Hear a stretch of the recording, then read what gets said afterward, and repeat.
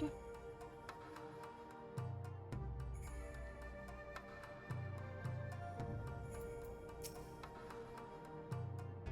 We should pay a visit to Gosetsu and reassure him about Tsuyu's fate. He'll want to know that the Empire has finally relinquished its claim on her.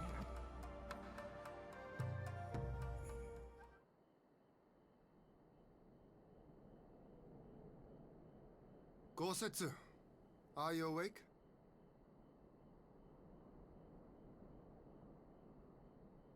My lord, come in, come in.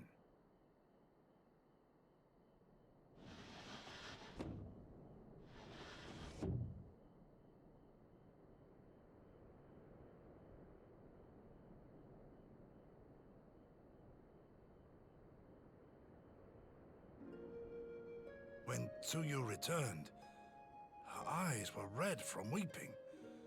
She spoke not a word, simply sat and peeled some fruit she'd brought for me.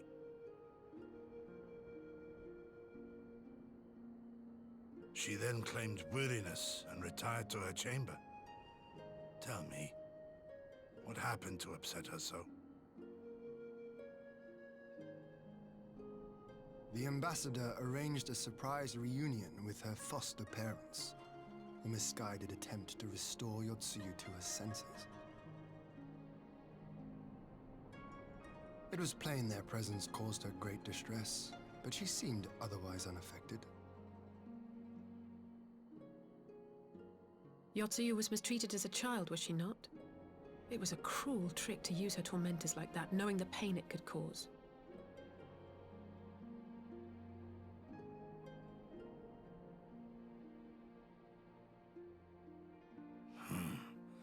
I like this Asahi less and less.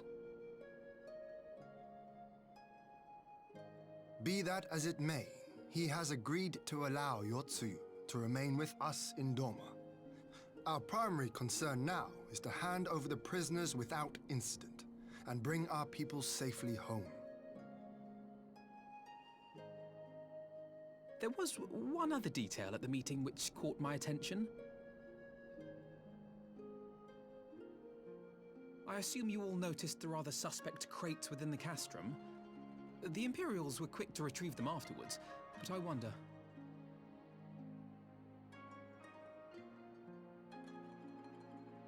Out with it, brother. You fear they might contain bombs or war machines?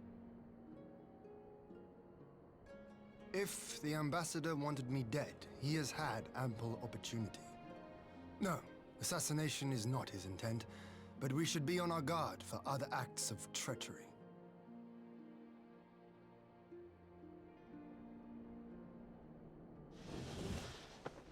My lord! Forgive me, but the Lady Yotsuyu, she's gone! Gone? I beg your pardons, my lords. I was certain she'd fallen asleep. No, the responsibility is mine. 'Twas I who gave her a room instead of a cell. She may simply have wandered outside. We will organize search parties. Might I call upon your assistance?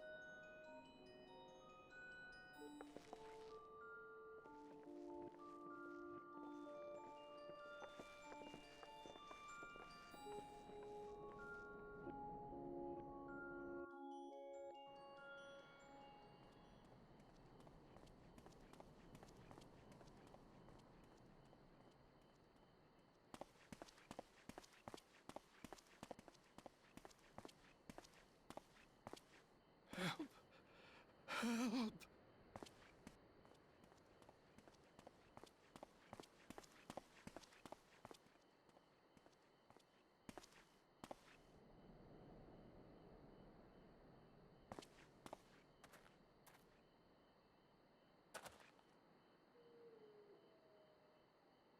Help! Help me!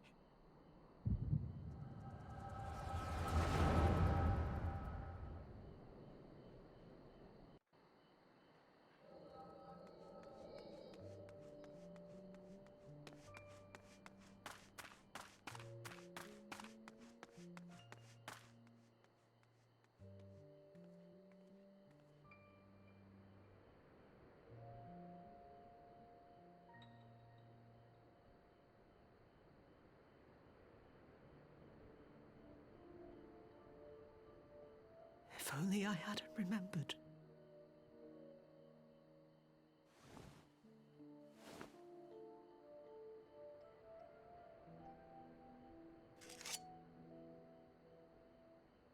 He should hate me.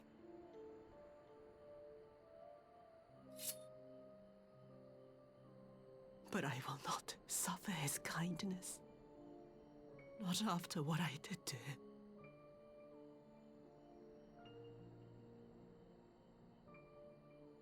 Who's there?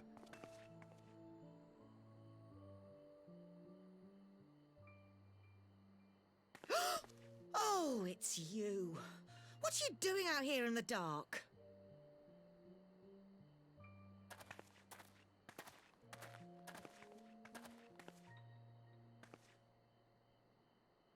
This is the Enclave, is it? When the soldiers dragged us back to Doma, you were the last person I expected to see. You're the bane of our existence, Yotsuyu! A font of misery! You couldn't even do us the simple courtesy of dying, could you? Oh, no. You had to live and taint us with the shame of your failure. We had a perfect life in the capital, and now they're making us wallow in this muddy ruin like common swine! I don't deserve this! Now, dear, that'll do. There seems little point in berating the girl when she scarcely remembers her own name. Our time would be better spent contemplating how we're to survive this unhappy predicament.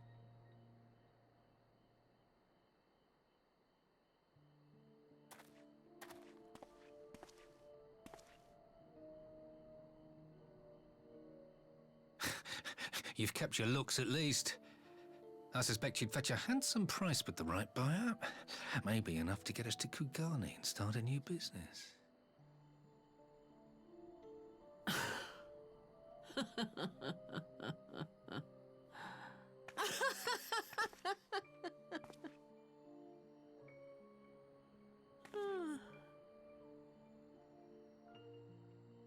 Ah, my beloved parents. No sooner do I wake from gentle slumber than the world returns in all its cruelty. Yes, this is how it always was. How it was meant to be.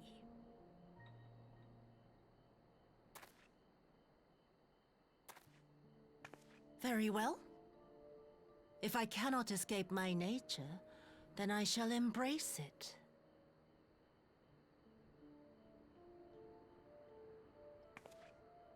To the very depths I have sunk, my soul steeped in spite and rotten to the core.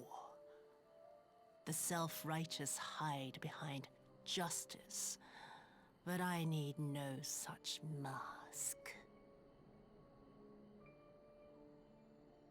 Father, Mother, was it not you who made me into this monster? Who taught me the truth of this miserable world? For years I knew naught but the taste of pain and humiliation. But the time has come to savor my vengeance against Doma. Against all my enemies. And it begins with you! Yotsuyu! What?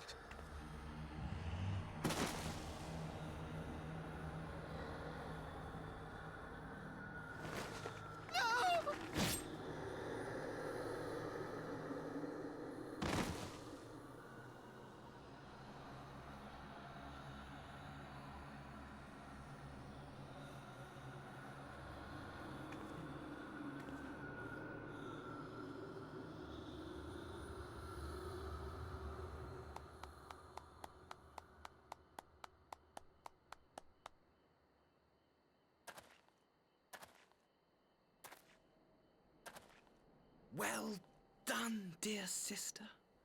Did I not say you would come back to us?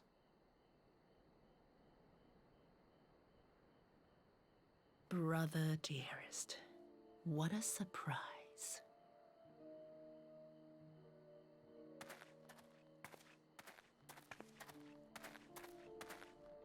You always were a cold-blooded little worm. I doubt you thought twice about sending our parents to their deaths.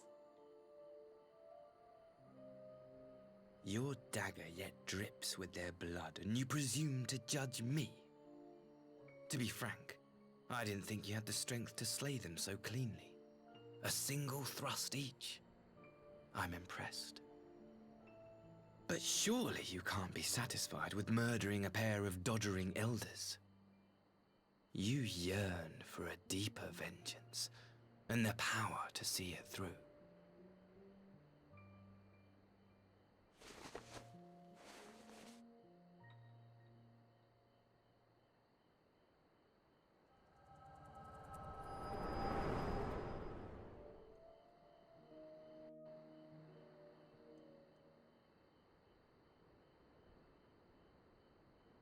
Please.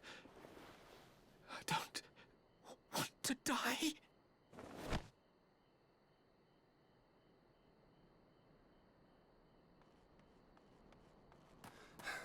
Any sign of her? What happened here?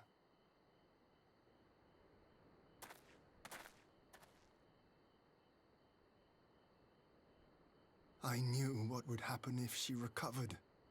And still, I did nothing. You say she left with her brother? Whatever he wants with her, he was willing to pay for it with his parents' lives. But this is neither the time nor the place. We must gather the others.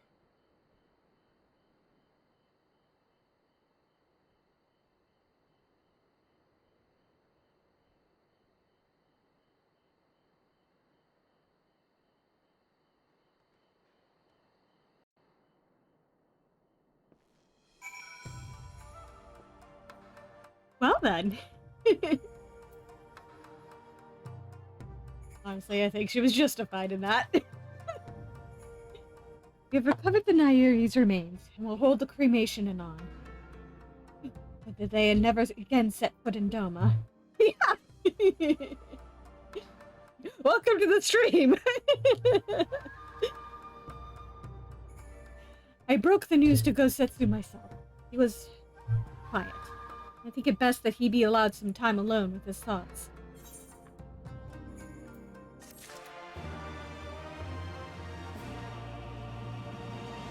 Everybody's going through it today!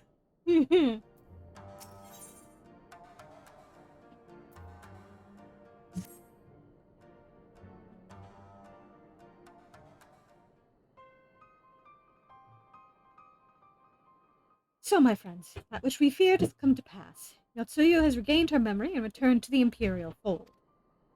It is, by any measure, a cruel twist, not least for Gosetsu, but one which does not invalidate our agreement.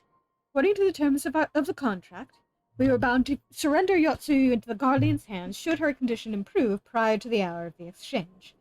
By that reckoning, all is, if not as it should be, then as it must be. This I can accept. But what I cannot accept are the unconscionable lengths to which Asahi went to achieve this outcome. Given his recent conduct and his apparent admiration for Zenos, it is plain he cannot be trusted, and that is to say nothing of the unexplained containers he insists on bringing to our meetings. Whatever the ambassador is planning, I think it unlikely our negotiations will end peacefully. In the event of hostilities, the safety of the conscripts must be our first concern. As such, I would have an escape route in place before the meeting begins. A wise precaution. If the main structure of Castrum Fluminus is to be the stage for the exchange, then I believe a thorough inspection is in order. The citadel has stood empty ever since the Imperial withdrawal. While we took steps to ensure that it could not be defended by an occupying force, it is entirely possible that the ambassador has arranged things there to his advantage. I will slip inside and make certain we have an unobstructed exit. Pray allow me to join you. I have some experience of Imperial facilities. and should matters take a turn for the worse, I would hope to be of at least some use. Very good. That should be enough to guarantee us a way out of the castrum. Beyond that, however, we will need a ship to ferry the conscripts back to the Enclave. Even with every skiff we have, it would take several ships to evacuate Everlon. A Confederate Sekibune, on the other hand, would require only a single run and leave us far less vulnerable on the water. Assuming, of course, Rasho can be convinced to part with one. Might I take the lead on this? I've had dealings with Rasho and his pirates before. But I won't be alone, will I, Svarn? You can count on me.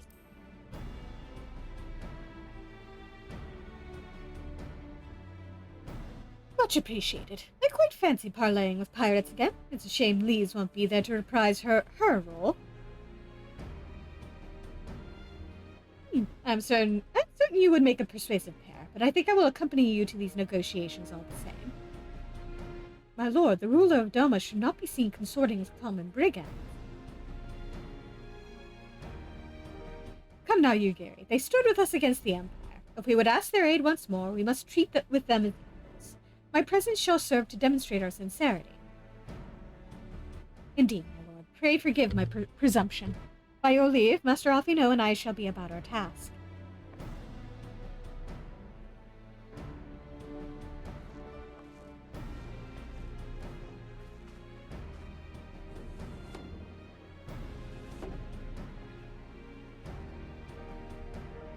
And we should be on our way to Onokor. Time is short, and Rasho may take some convincing.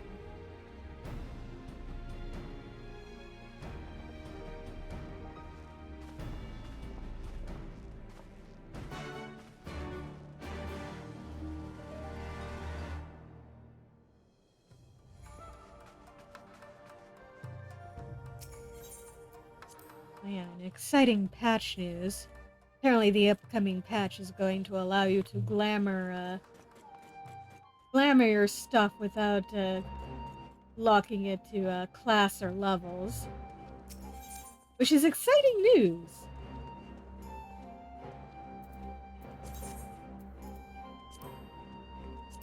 Finally, I'll be able to wear some of my outfits without having to worry about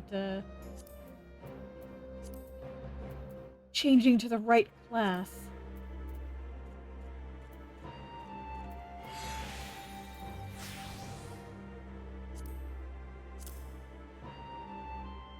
Just quickly do some donating.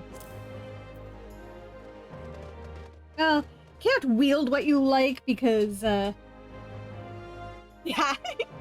can't wield what you like because of animations and not wanting things to end up looking either looking weird or glitching the fuck out, but yeah,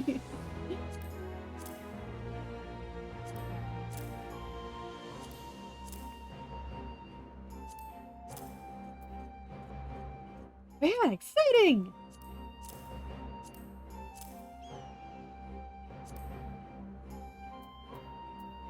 Okay. That shit.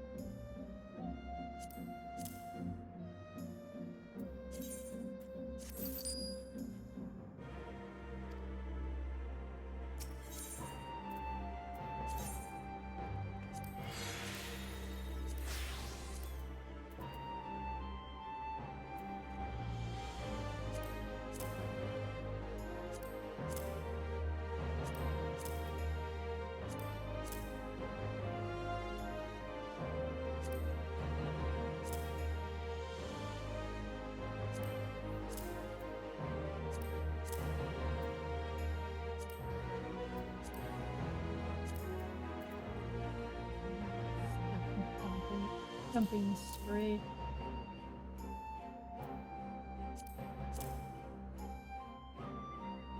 Clear out my inventory a bit. And also advance this side quest while I'm at it.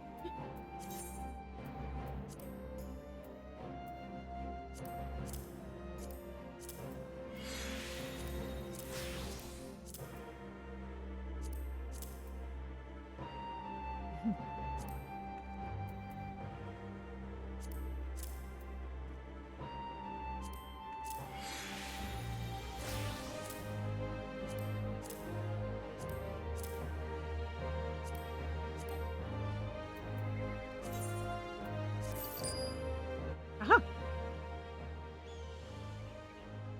On behalf of the Shazenkai Svarn, I thank you for your support. As you may recall, several Budogan tribesmen offered to provide introductions to Zayla traders in Reunion. Subsequent negotiations went well, and we have at last begun to receive shipments of foodstuffs and other goods from the steppe.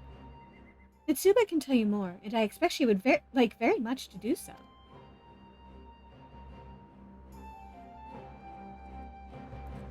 Alright, let's go talk to Mitsuba.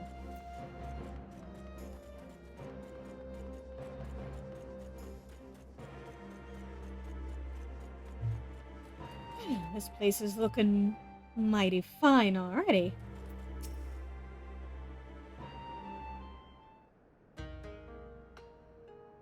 What do you think, Svar? We've come a long way from a pile of sticks, wouldn't you say? Care for a steamed bun? We have a selection from which you may choose, from meat-filled ones prepared in the Zayla fashion, to more traditional Doman ones packed full of vegetables, to others with a sweet bean paste filling. Or if you'd rather have a heaping helping of rice with a bowl of soup, my man on the right can sort you out. It's got plenty of radish, just the way rich folks like it. By the kami, the smell alone is enough to feed the soul, and it's all thanks to you, my friend. We couldn't have come this far without your help. Yep, dumplings! So many tasty dumplings. Begging your pardon, but are you Mistress Mitsuba, the one in charge of the sauls? I'm here on behalf of the village of Asahi. I am Mitsuba. You've business with me then? Let's hear it. Dumplings are good. Well, we were hoping you might consider entering an agreement, whereby we would supply you with local goods. Not just for fish, mind. Shellfish, seaweed, if it's in the Ruby Sea, we can deliver to your doorstep. As much as you're willing to pay for. That's quite the offer, and one I've little reason to refuse. But it's quite sudden and surprising. I wasn't aware of any seasonal surplus. Oh, there's no surplus. Our catch is the same as always. Rather, we've got more, helping hands? A certain collective, you might say. It's the Confederacy, Mistress. They're eager to trade the bounty of the sea for that of the land. Vegetables, meat, spirits. Mostly spirits, I'd wager. Ah, so that's the way of it. Even a pirate grows tired of the usual fare, especially when the usual fare is kelp or something wrapped in it. I see no reason to refuse you and your partners. After all, they were indispensable in the liberation of our homeland. Giving them a taste of Yangsha's the very least we can do to repay them. The bounty of the sea, you said? We can't stop thinking about what we could serve. Boiled or blackened, or served raw even if we get it fresh enough.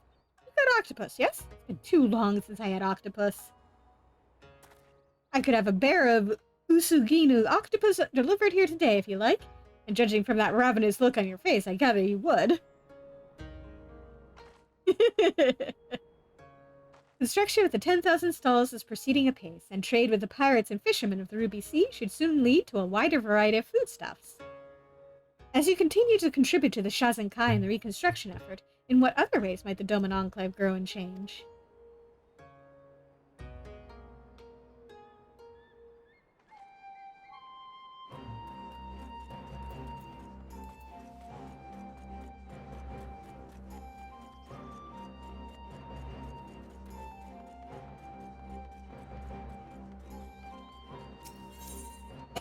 And back to donating stuff.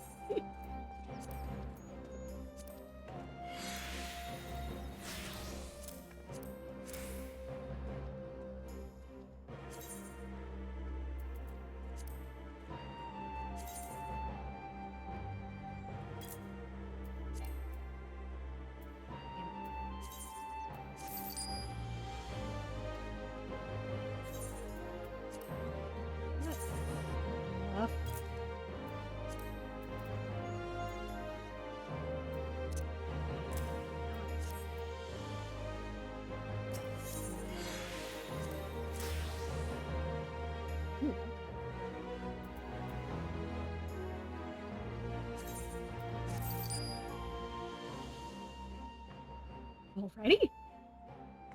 On behalf of the Shazenkai, Svarn, I thank you for your support. I am pleased to inform you that we have made great strides in our efforts to rebuild the Enclave.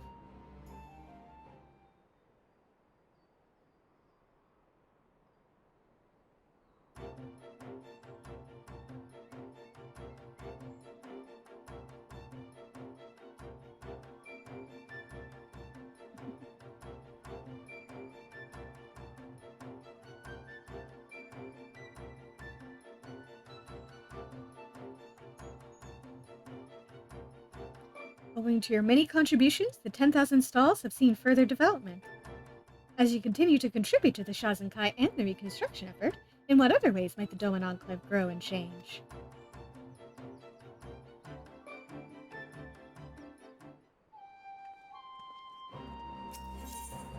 What should I have left?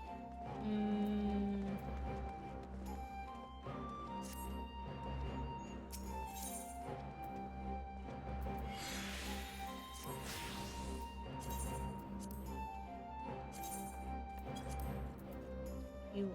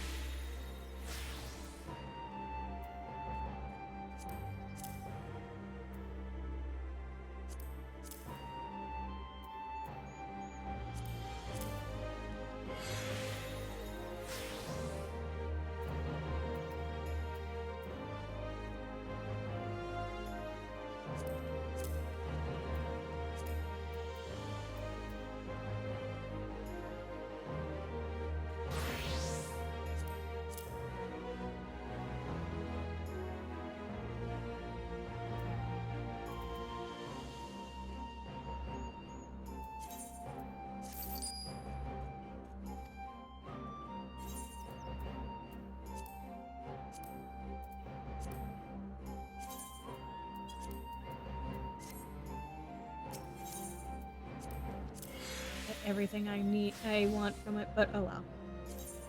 I'll get more next week.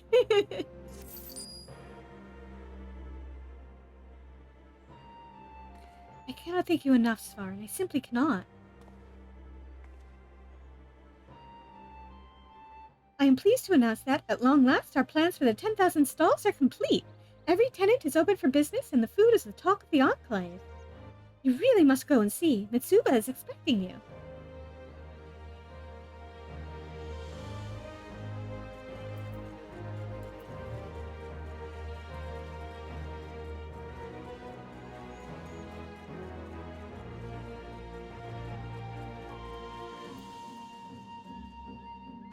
Look at how nice it is here.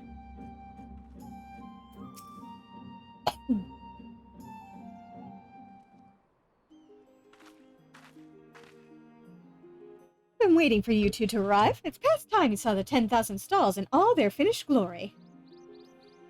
Look around, take it all in. See what our hard work has built, and smell what we've got cooking.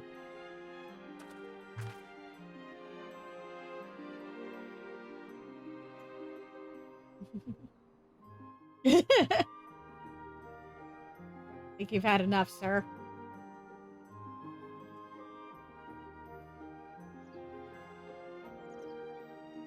We had plans and diagrams, but this, I hardly recognize it. It's wonderful, Mitsuba. Never in my wildest dreams could I have pictured it better. This is your accomplishment too, Svarn. On behalf of the Shazenkai, I cannot thank you enough for your generous contributions. Stop. I'll not hear another word of praise from you until you've at least sampled some of our humble fare. The cook can't trust a customer's compliments if they haven't touched the food, can she? And quite frankly, if the sights and smells of this place aren't making your mouths water, then I've already failed.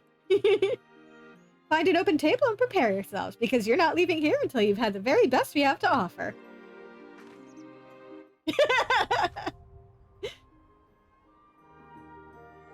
Svar's like, fuck yeah! She's like, oh no. Exactly! That was quite possibly the most delicious meal I have ever had. Is this what a koja feels like, I wonder?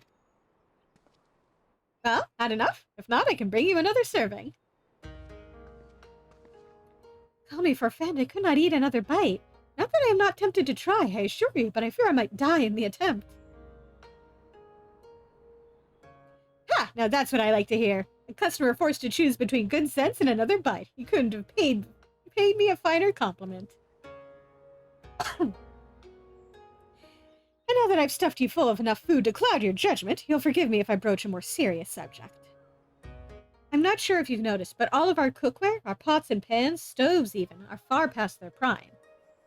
Most were cheap imports from other provinces. It was easier to replace everything instead of trying to maintain goods that weren't made to last. You're not the first to bring this issue to our attention. Others have had difficulty obtaining tools to go about their work more effectively. At the moment, the Shazankai is considering 2 proposals. The first is that we concentrate our efforts on rebuilding our industry. We give to our people the means to craft that which they require, thereby addressing domestic demands first and foremost. The second is that we concentrate our efforts on producing wares for foreign consumption. We bring foreign wealth to Doma and trade for that which we lack. Both approaches have their advantages and disadvantages, to be fair, but pursuing both simultaneously isn't really feasible. Why do you fret over such nonsense, girl? This is no dilemma. Doma shall stand proud and tall and alone. We will make what we need. Well met, warrior of the West. Too long has it been since you convinced an old fool to fashion armor for young ones. Right? I don't think anyone in this world is using enough fabric softener. In search of a stiff drink did I come to these stalls, only to overhear a tale I could not ignore, and to cross paths with a bitter foe. Bitter foe? Hardly. Not that I would expect an imbecile with an iron head to know friend from enemy, or his own reflection for that matter. Svarin, allow me to introduce you to Master Araragi. Like Master Suranuki, he is an artisan without peer, who once managed the paper mills of the Enclave. I should thank you not to compare me to this dotard of a smith, child. More importantly, I should caution you against his advice. Your second proposal, that of favoring foreign trade, has far greater merit. Despite our best efforts, Doma is still a far cry from what it once was, and we have not the capacity to rebuild it ourselves. We must first look elsewhere to secure that which we lack. All talk and no guts, all the strength of a paper tiger. Or is that your clever plan? Convince these people to help you sell paper for iron. You mad, blustering oaf, how dare you?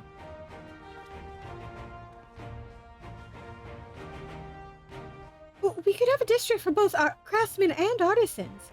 One where we create both tools for everyday use and goods to sell in foreign markets. The yard, let's call it. Then everyone would be happy, yes? At least, in theory, right?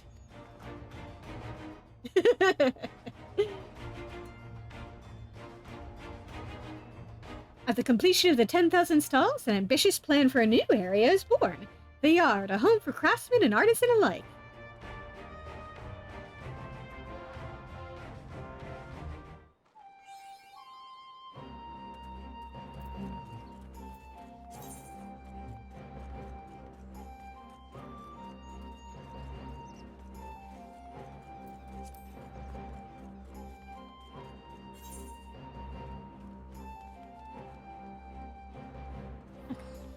Just right behind her.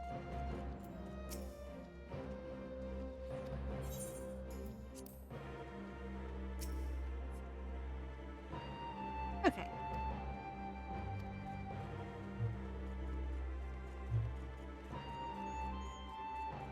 So the next area we're going to be working on is this area back here behind Kozakura.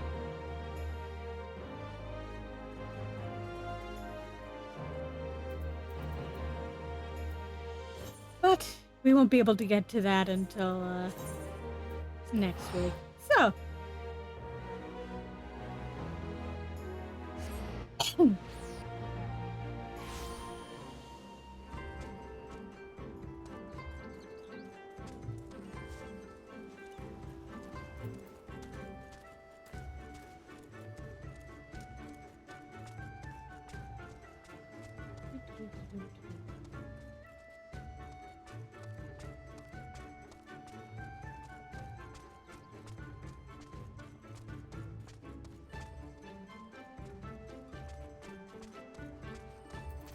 Hey, Rasha.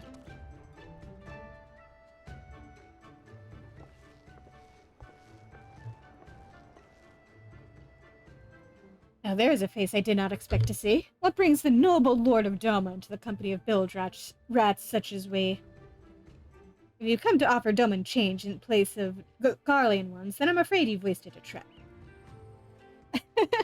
What fine subjects you would make! With your fleet at our disposal, our restoration efforts would be hastened tenfold. But let us speak seriously. I stand before you not to demand your fealty, but to request your aid once more. Let me explain the situation to you.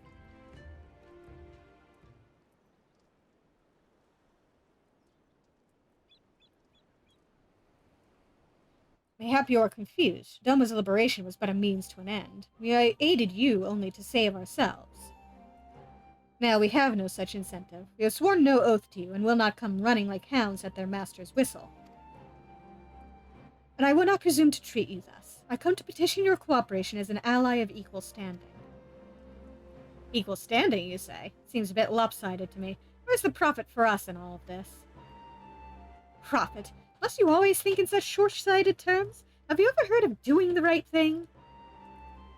Have you ever heard of pirates, little miss? You'll find we're simple souls. You pay our tithe, you sail in peace. Deny us our due, we take it by force. We'll put you out of the water if we see you drowning, but we are not in the business of doing something for nothing.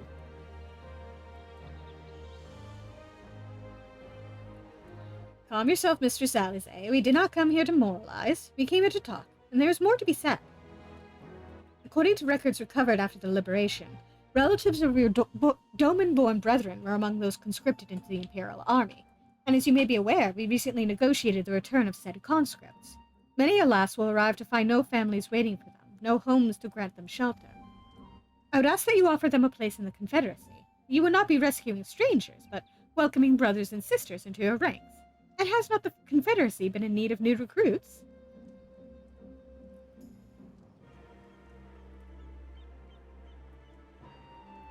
You seem well informed of our affairs, Lord Hien.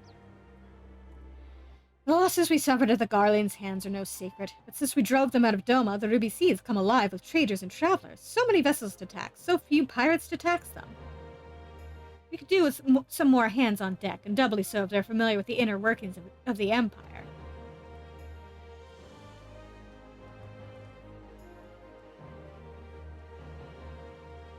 Very well. The Confederacy agrees to your request. You will have your ship. But before that, you must do something for me.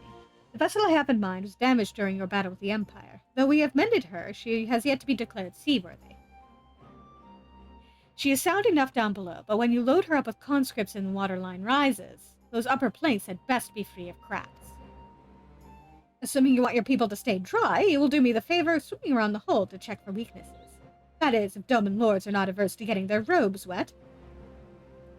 Not this, Doman lord. If we each inspect a third of the ship, it shall be done in a trice. That's the spirit. The ship is moored at Quickscape Pier. Our apprentice shipwright will be on deck to hear your report. Look for a lad named Ihanashi. And I thought I had a knack for parleying with pirates. For the record, my previous attempt was an unmitigated success, and yes, I should have quit while I was ahead.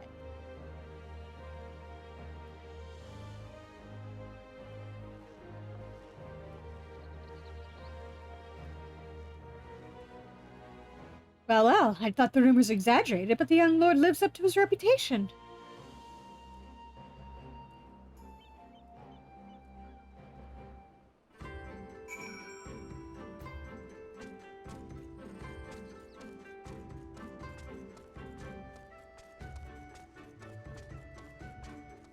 I'm taking the shortcut. Ouch. Don't attack me, please.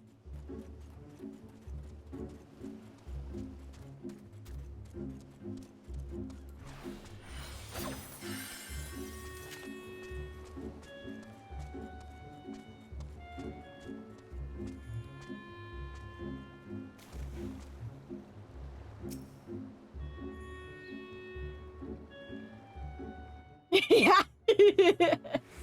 You see no signs of damage here.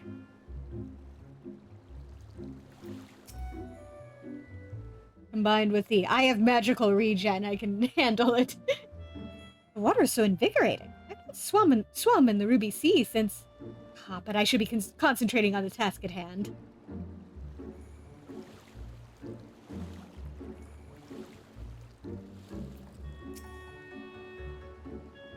For once, I'm actually glad Yukiri isn't here. I doubt she would have taken kindly to a pirate inviting Hien to inspect this hull. Yeah.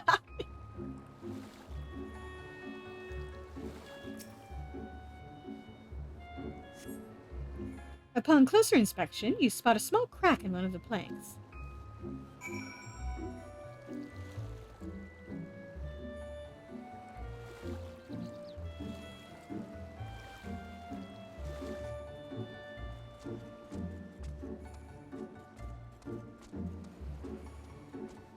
Hey there, Ianashi.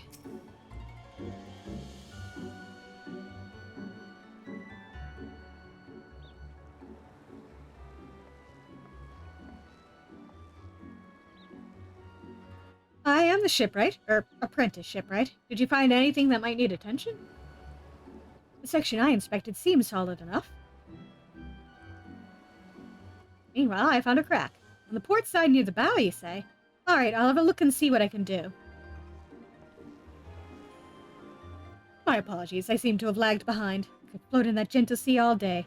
Otherwise, I am happy to report no visible cracking or holes in my section of the hull. You're Lord Hien! The captain sends you to inspect the hull? God be of mercy. Forgive us this discourtesy, my lord. It is quite all right. In fact, I rather enjoyed it. I take it you are of Doma?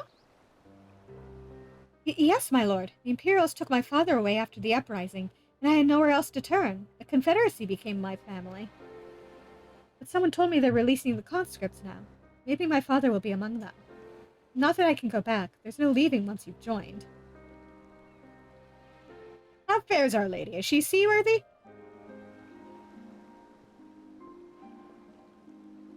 Captain, we found a small crack in the port side, but I'll have it fixed before you know it.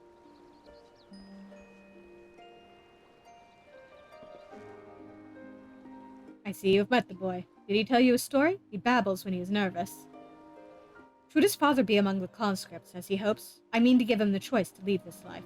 If he so chooses, I expect you to see they are provided for.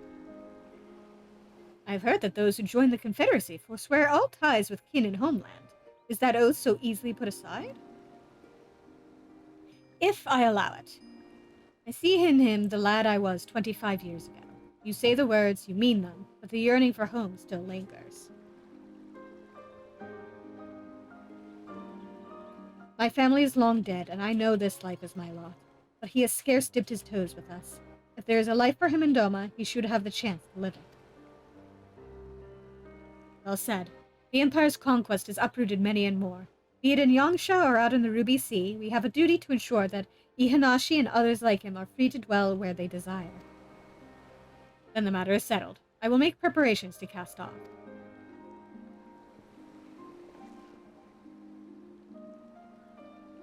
Well, my friends, it seems we have our ship. Let us return to the Enclave.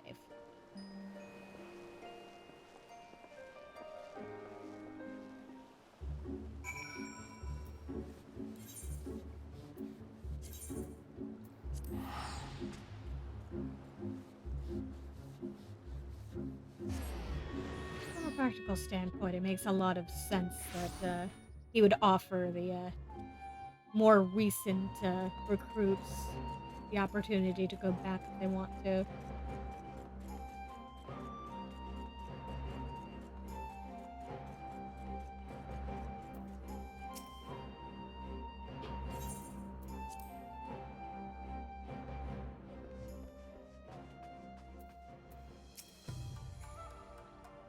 It seems Yugiri and Alphinaud completed their test before us. They have been waiting.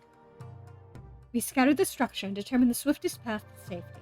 In the event of hostilities, we will lead the conscripts outside with all possible haste. From there, the Confederacy has pledged a ship to ferry us across the One River. Now we have but to attend the exchange and pray to the kami these precautions were unnecessary. I'm sure everything will go off without a hitch and will be perfectly fine.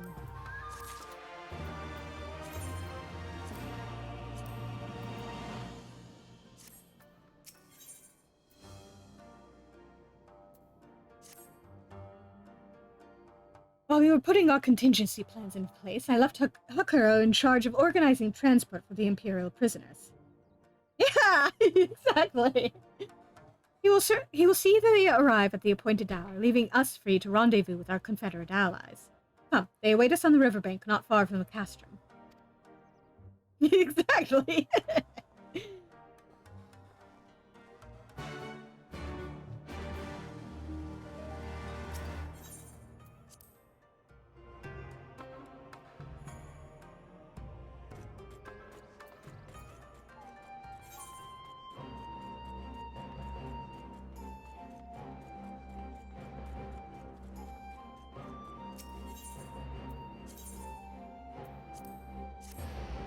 Outside. Hang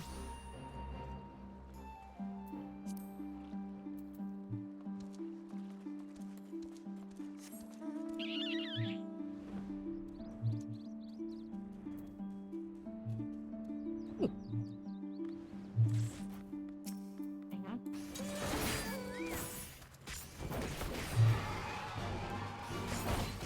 Shit to beat up.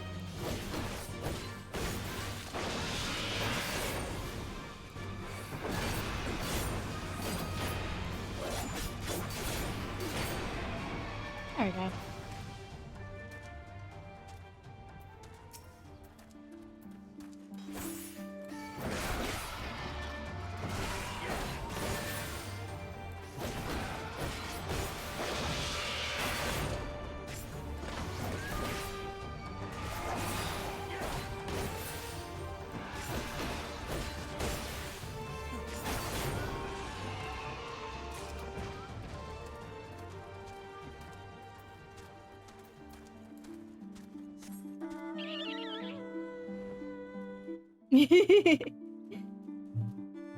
Well, yeah, it was from the Halloween event. And we got him for as a reward for well, this is technically a who's this? A puppet that we can pal around with. Well, we got him as thanks for helping the imp that he was modeled off of. Your party is assembled then? Aye, and ready for what lies ahead, I trust. Lest there be any confusion, though. The tower across the water is to be the scene of the exchange. That and whatever else Asahi has planned.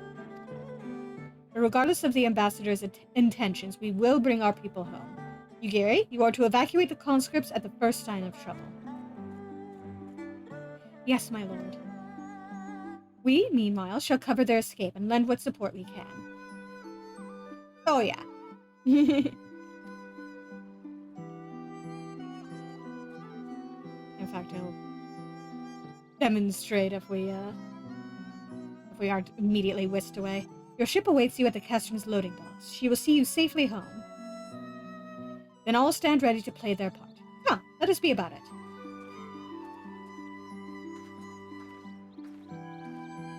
Yep. Show off later.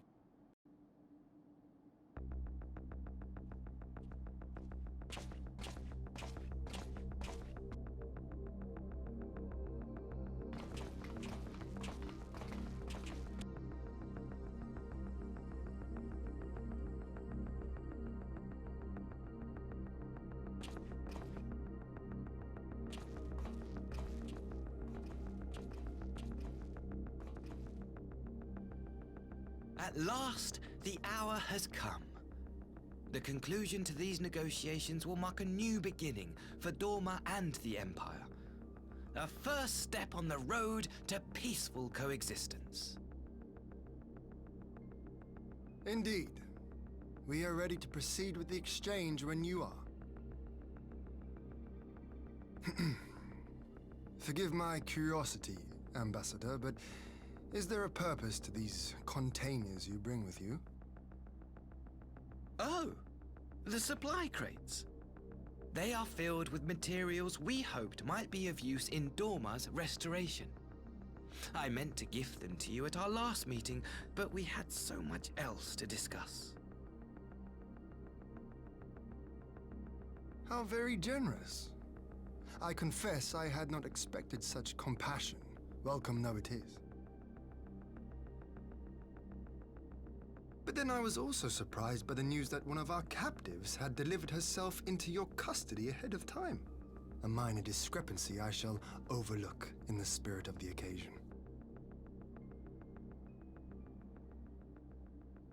Are you perhaps referring to me, Lord Hien?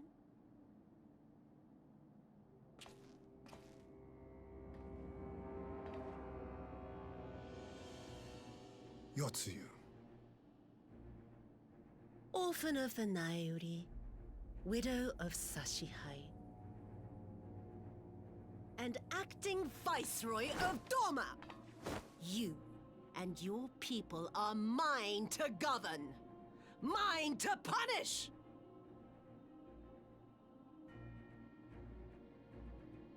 Well, well.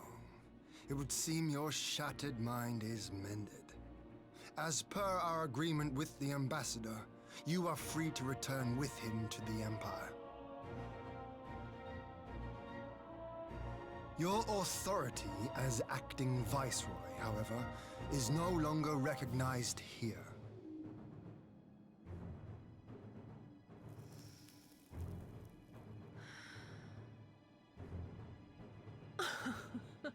My position is not for you to decide, little lordling. All who resist the rule of the Empire must be purged. Such was the order given to me by Lord Zenos himself.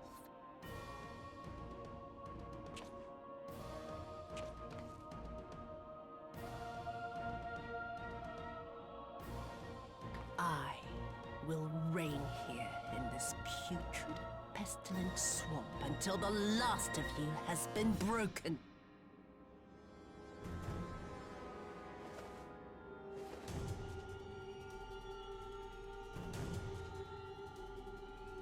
This land shall know no dawn. I will spew forth darkness and drown all in eternal night. And high above you I shall shine, uncaring, cold and distant as the moon!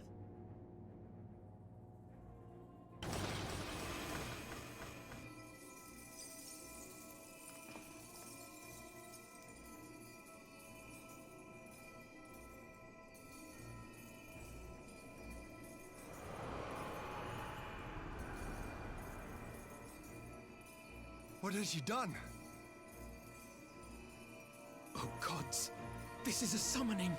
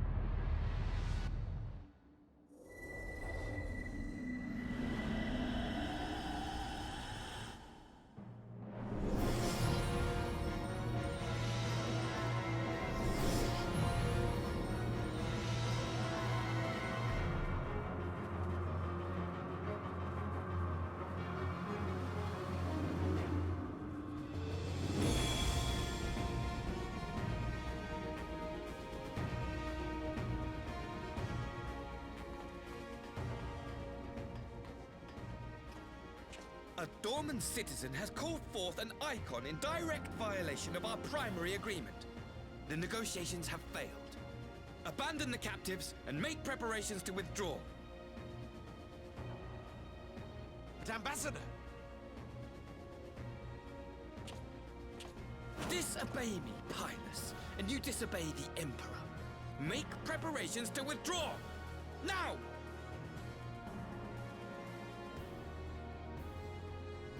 As you command.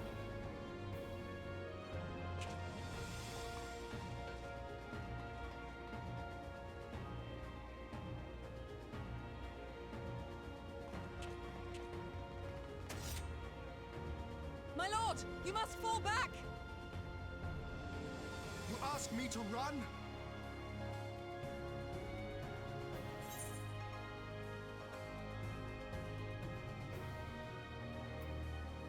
Leave this to me.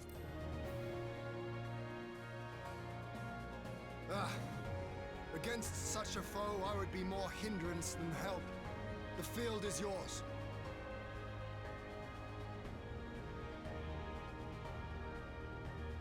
We will withdraw, but not without our countrymen. I want every soul accounted for. Every soul! My lord.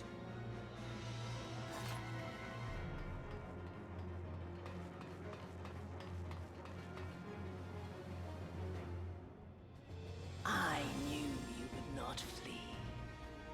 I see now the strength which flows from that baleful light of yours.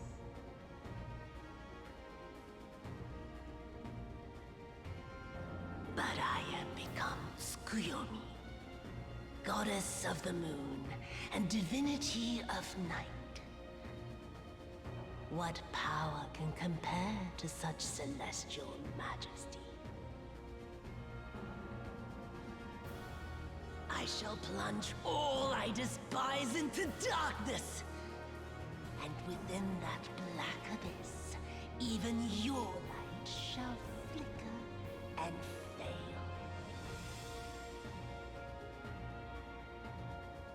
Come, let us cast the stalks and look upon the fate of Dorma. I see a future in which the sun sets on this wretched land. Once and for all!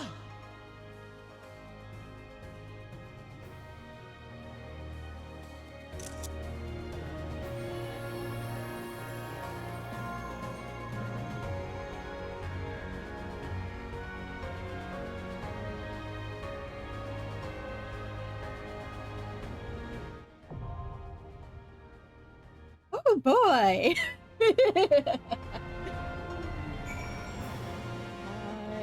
Never taken this before. I don't think I have. So this is going to be a brand new experience for me.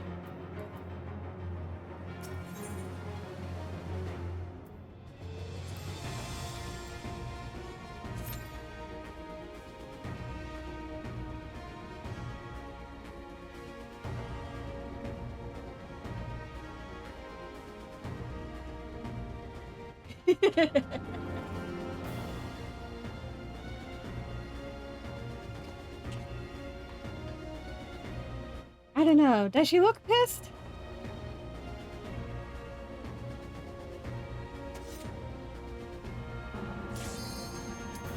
Nope.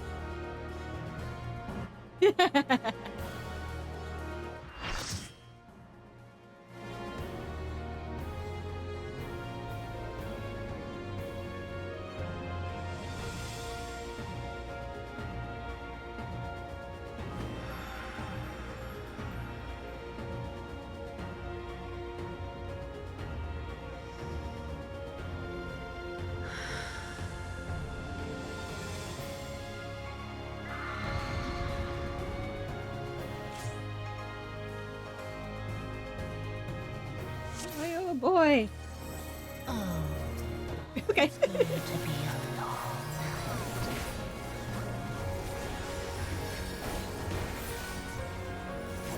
Position's right here.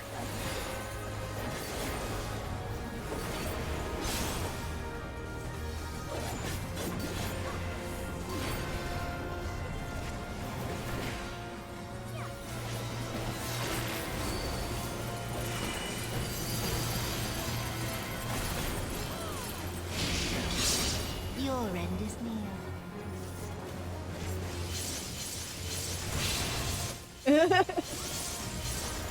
Not fast enough to get up there. Oh well. I'm a tank. I can eat a couple, bones back.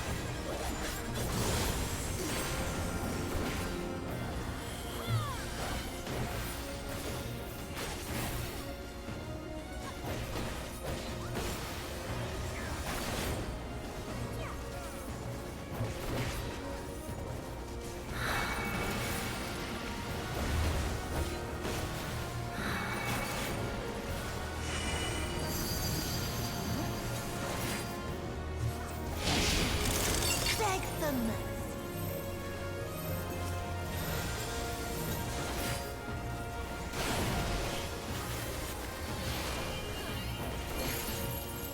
Your death will be all the sweeter.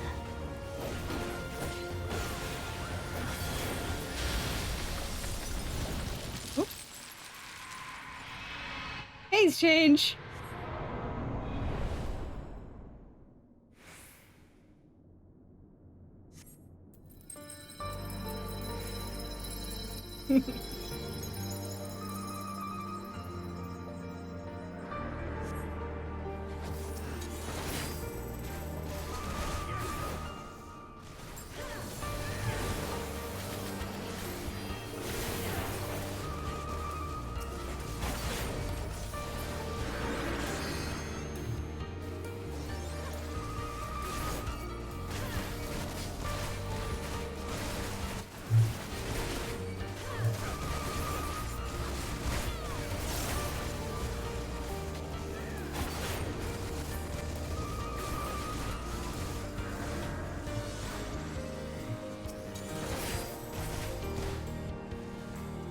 Sit still.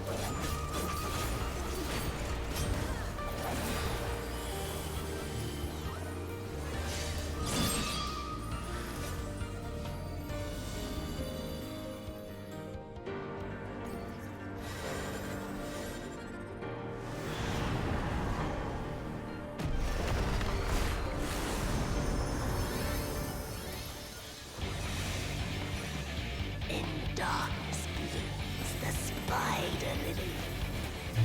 From mortal height, I rise anew. Diffused with night, I shall prevail.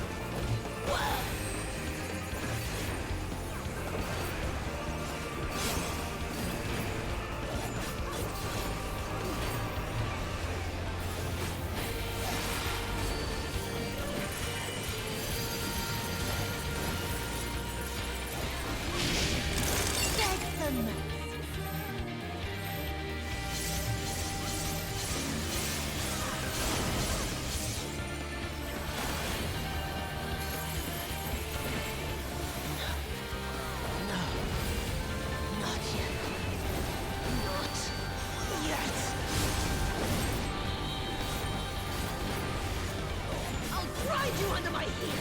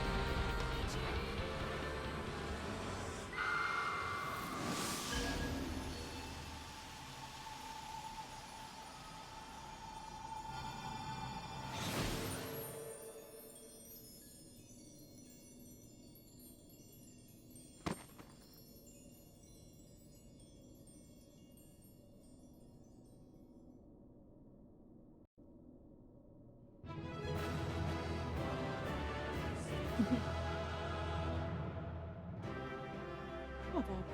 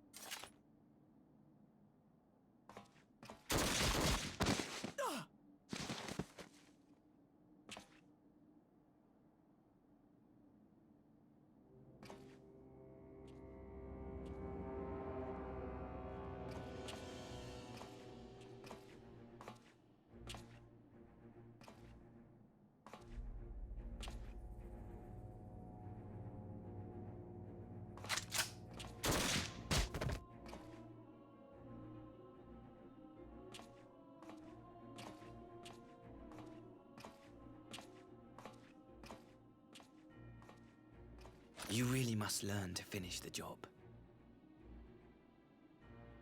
'Tis true that a gaudy mirror and a handful of crystals make for a feeble summoning. But even the weakest icon is a god of sorts. A threat that must be put down.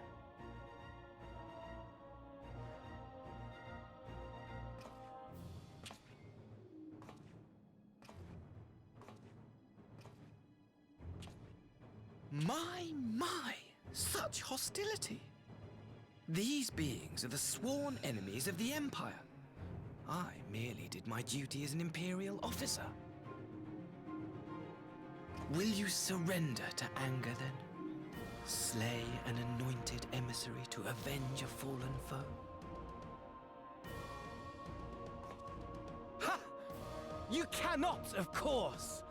To do so would burn the bridges we have labored so hard to build.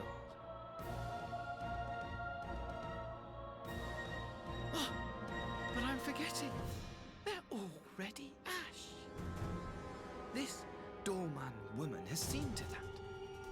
The Empire cannot ally itself with any nation that refuses to renounce summoning. I believe I was most clear on that point.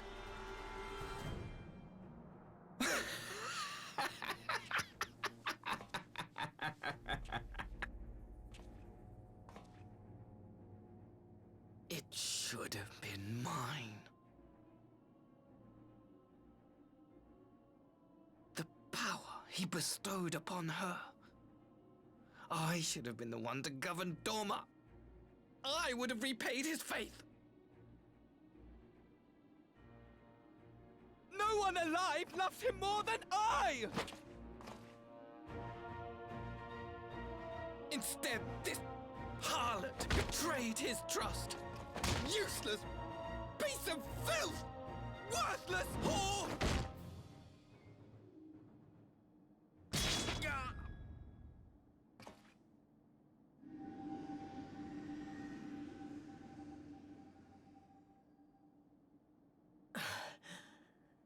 Thank you, dear brother, for this precious gift. Vengeance.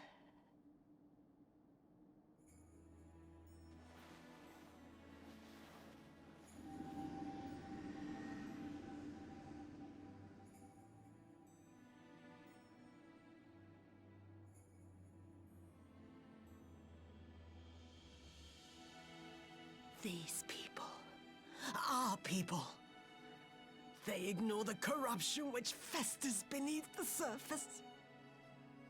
Cast aside that which is dirty and broken. Speak not of things which would disrupt their dreary little lives.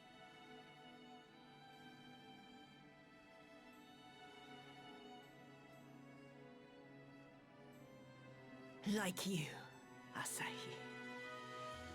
Always pretending not to see. You were the first. The first I swore to kill.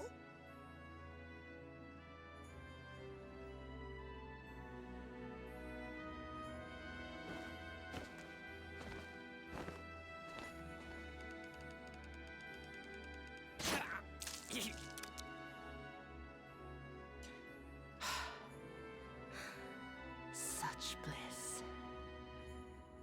had thought my hunger insatiable. But now I am satisfied.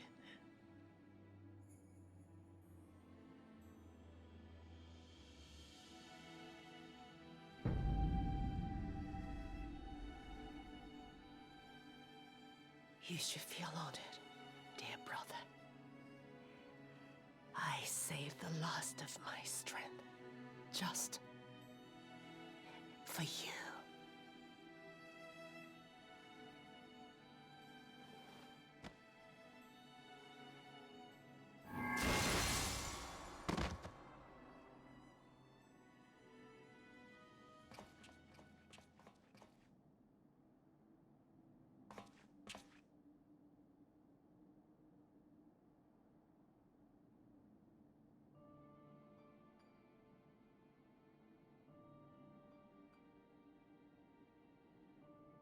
What's the matter? The Witch of Doma will soon be dead.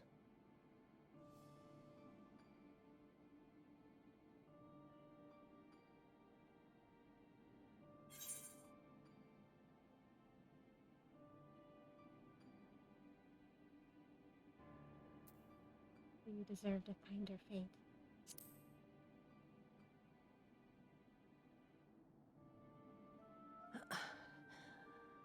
Her happiness was never to be. Not in this world.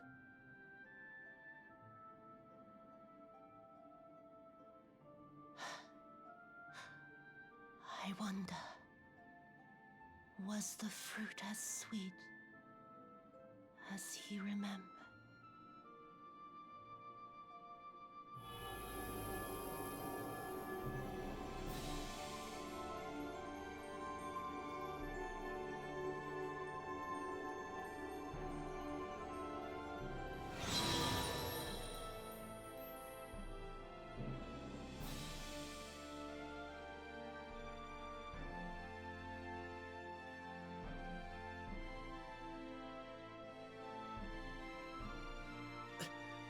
Lord Zenos!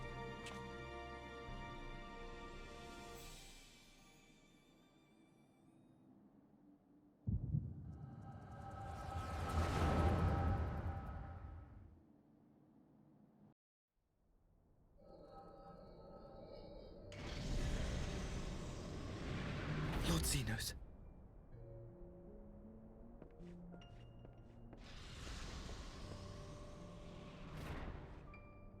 I am at your disposal.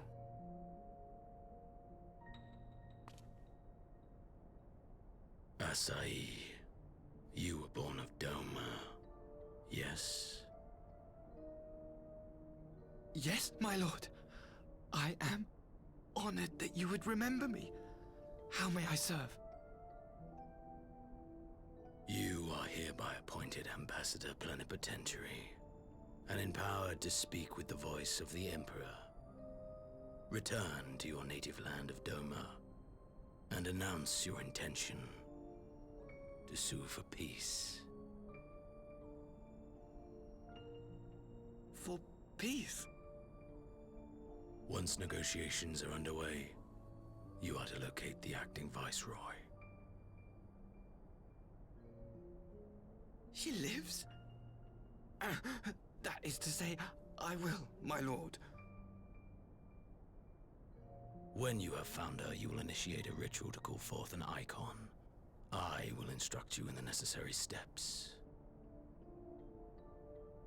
Yotsuyu's faith is unreliable, but as a child raised to believe in the Kami, she will serve as a vessel for one of the Kojin's gods. She need only wish it to be so.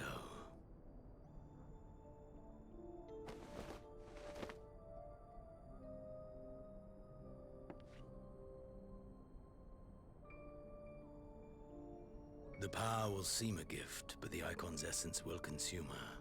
She will be no more than a husk, a slave to whim and desire.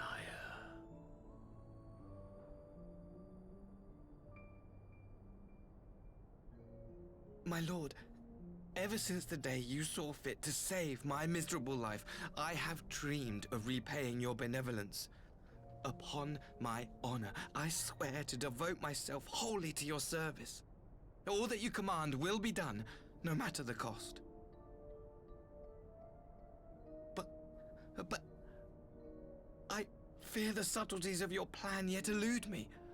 From the reports I have heard, the champion who aids the Doman resistance would make short work of a single icon.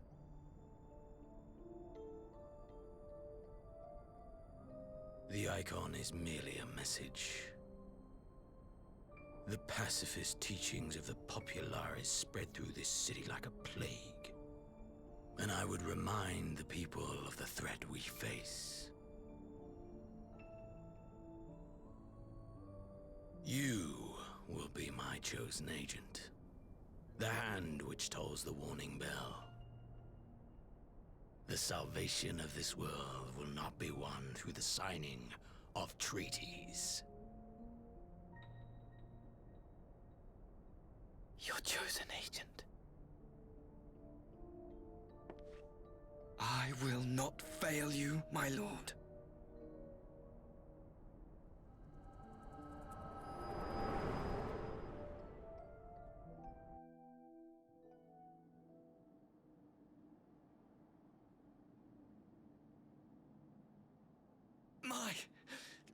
My master, Lord Zenos, he will come for you.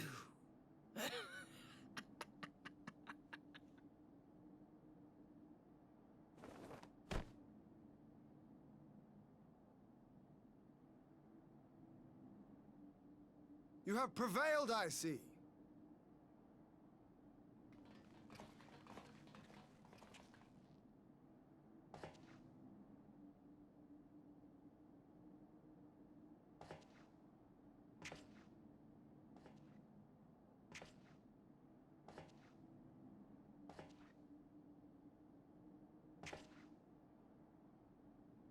She is gone? Wherefore did the Kami spare us, only to inflict this pain?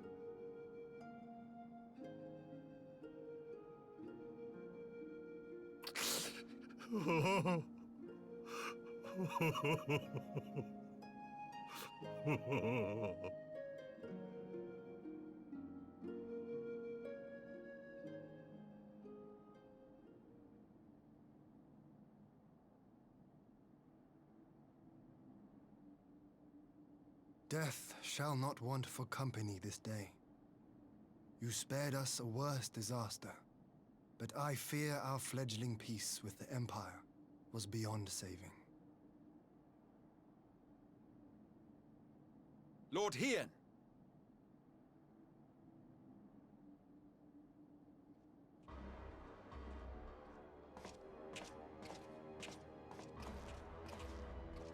Maxima, is it not?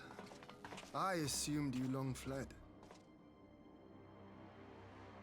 I entertain thoughts of escape even now, but our negotiations have yet to reach a satisfying conclusion.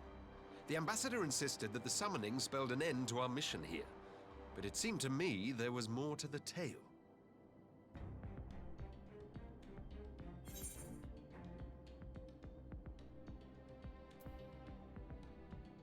Zenos was behind this plot. I have heard tell of this power you wield. And in your vision, you witnessed Lord Zenos giving these orders. And how can that be? Zenos is dead. He took his own life after the battle in Alamigo. I saw his body with my own eyes. Forgive me, but Lord Zenos is very much alive. He granted our party an audience prior to our departure.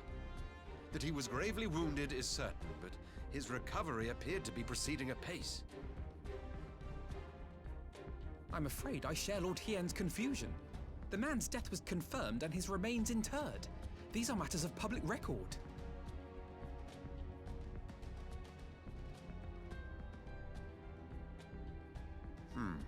I have no doubt you believe what you say. But what then is the explanation?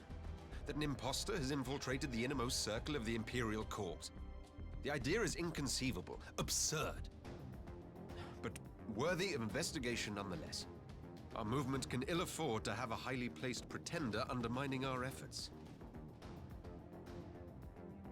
Your efforts may yet bear fruit. Tell me, what is to become of our prisoner exchange? Though we have already taken custody of our conscripts, we have yet to release your Imperial comrades. Do you still intend to collect them? Yes. As the late Ambassador's second-in-command, it falls to me to speak on the Empire's behalf. And I'm happy to confirm our intent to proceed according to the original agreement. Then let us be about it. 'Twould be a pity to abandon such a promising beginning. Indeed. You have my thanks, Lord Hien. As soon as our people are secure aboard our airship, we shall depart straightways for Garlemald. Tread lightly, Pilus. I sense treachery awaits you there.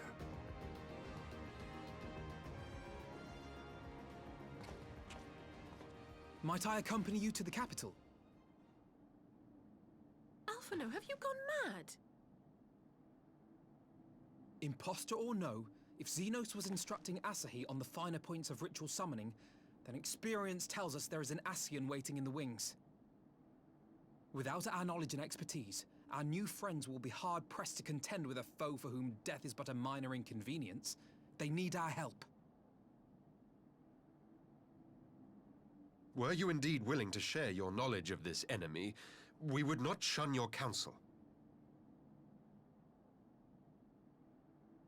You truly mean to do this? In full knowledge of the danger? I have seen the Warrior of Light risk his life on countless occasions. Next to him, I'm scarce more than a distraction on the battlefield.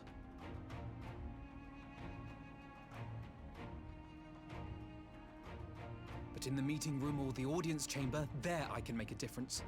I can strike bargains, forge ties, and change minds. And where better to do these things than in the home of our old enemy?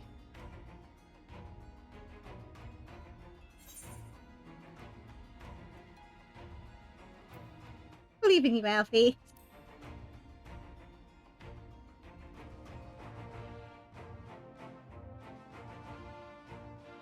Tis not for me to stop you, but I would have you consider an alternative arrangement. Rather than braving the Empire as a simple traveler, go forth as an emissary of Doma. Such a position should offer you some measure of protection.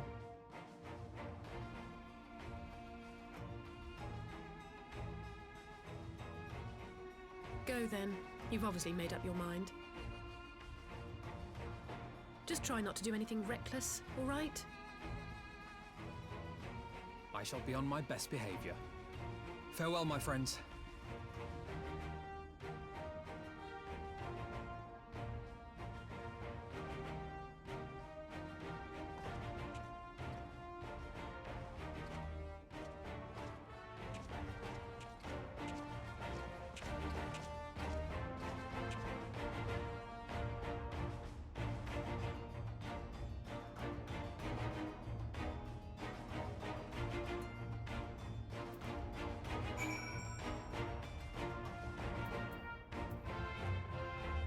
Oh, good luck, Alphinaud.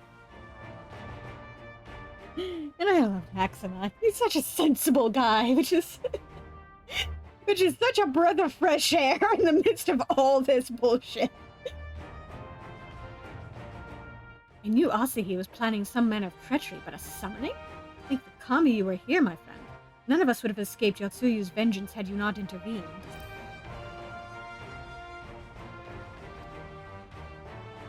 She was a pawn, aye, but she still had a choice, and she chose to submit to the ambassador's plan.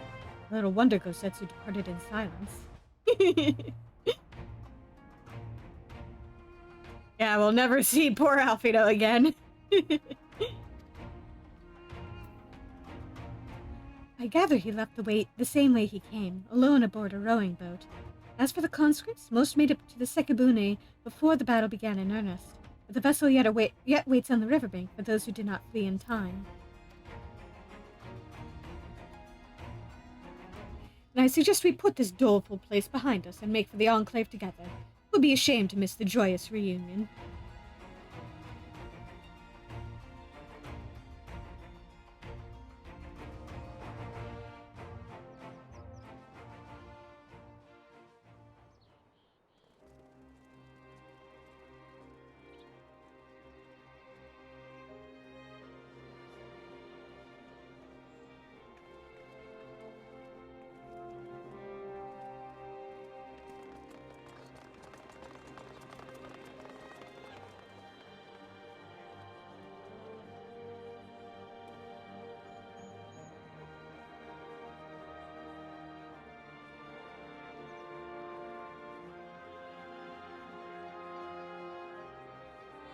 How often have I imagined this moment? Thank you for helping it come to pass.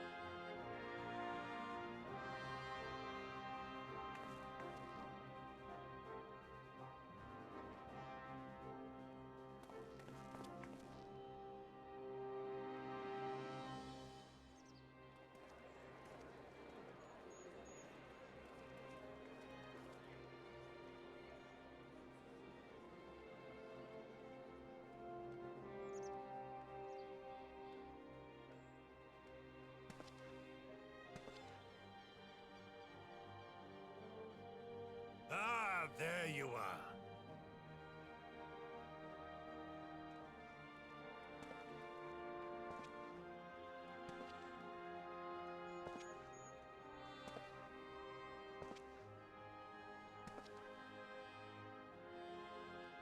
Gosetsu, your hair. My friend, what have you done?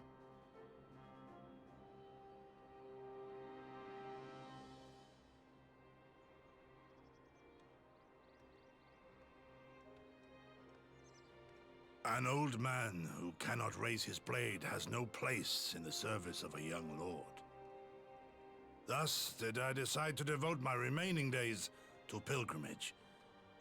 I will walk this land, offering prayers of repose for all the souls who left this life in suffering.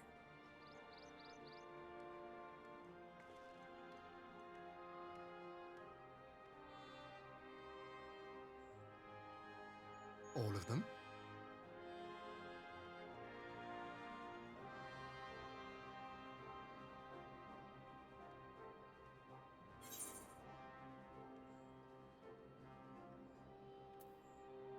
Safe travels, Gosetsu. I wish I could join you.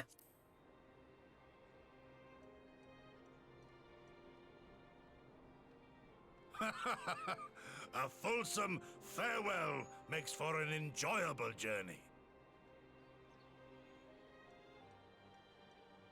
Scarcely have we said our goodbyes to Alphinaud, and you leave us too. But 'tis well that my companions find their own way forward. I must endeavor to do the same. I have faith that you will find the best path for Dorma without me, my lord. Pray forgive me this last act of selfishness, and grant me your blessing. You have earned it 1,000 times over. Go in peace, my friend. I shall make of Dorma a land where children laugh and none need live in fear. There is no better way to honor those who went before.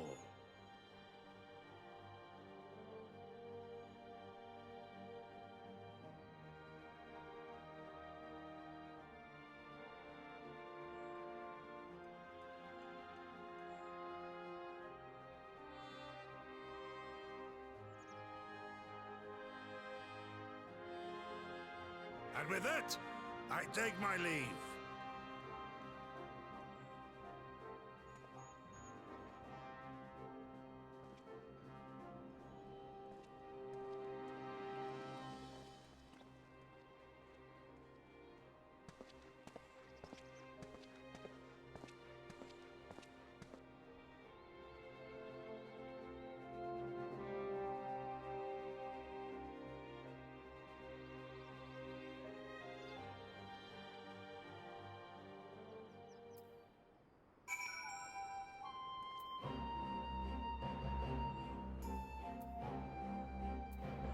Hey, Hanashi. I think the kami spotted that cracked plank. That ship ended up bringing my father home. And the captain said, oh, let's just say I'm not a pirate anymore. I'm going to live in Doma with my father. We're free.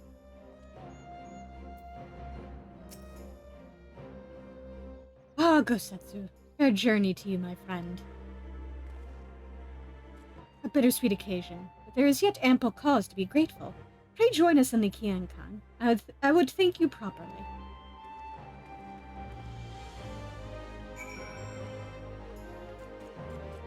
We'll see Gosetsu again someday.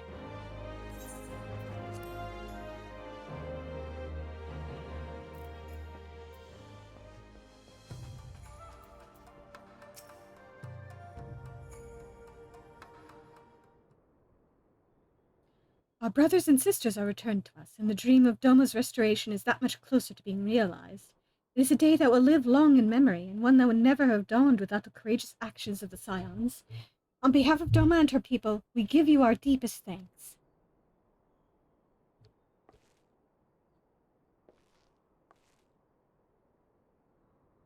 Lest you think me complacent, I assure you I have not forgotten the dark cloud on the horizon. That Zenos lives is a source of grave concern, mayhap the gravest, yet there is little to be done but wait for Alphinaud to send word. Until then, I plan to devote myself to fulfilling the promise I made to Gosetsu, by building a nation in which none need live in fear. I confess, I miss him already, but the thought that he has at last found peace goes some way to softening the blow. I wonder, did you ever stop to ask yourself why he showed Yotsuyu such kindness? I believe the answer lies in past tragedy, specifically the death of his wife and daughter during the invasion. Though he hid it well, they were never far from his thoughts, and in Yotsuyu's childlike mien, I believe he saw not a fallen tyrant, but the little girl who was lost to him. After the loss of his family, Gosetsu devoted himself wholly to the service of his country. He suffered any hardship, strove beyond the limits of endurance without hesitation or complaint. Yotsuyu could never truly replace his daughter. I had hoped that with her at his side, he might live out the remainder of his days in relative contentment. Would that the kami had been so minded. Even now I labor to discern any meaning in Yotsuyu's fate, to deliver her from certain death with no memory of her sins, only to leave her at the mercy of her stepbrother. Can that truly have been their will?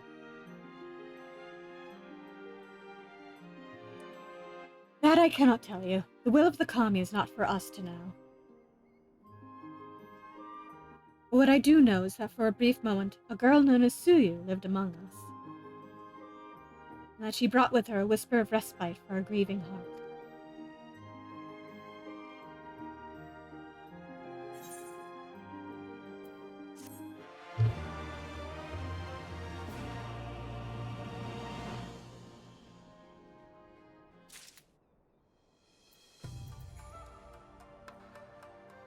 And to be fair, I feel like that respite went both ways.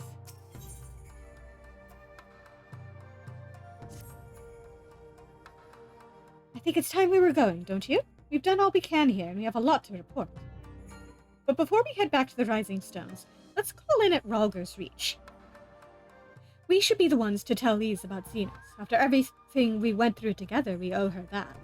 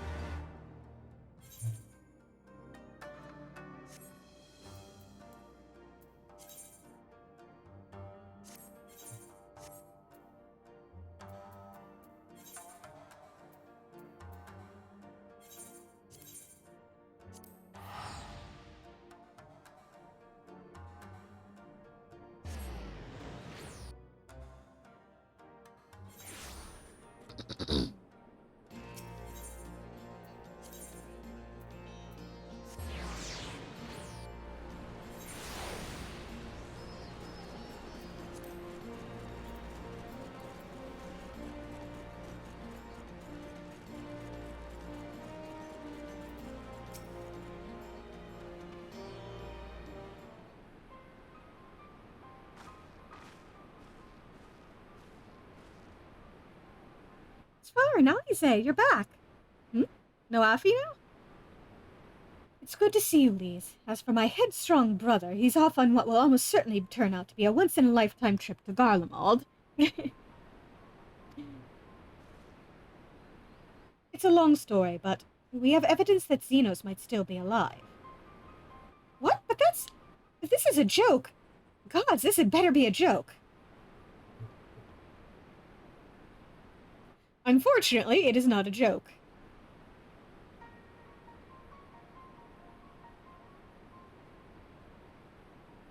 Look, I know what I saw, all right? We all thought. And here you are, saying he's alive and well and living the high life back in Garlemald?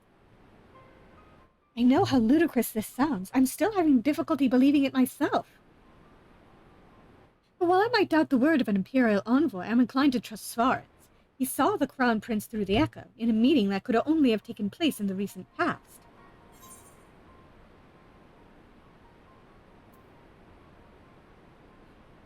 Zenos is alive. I don't know fucking how.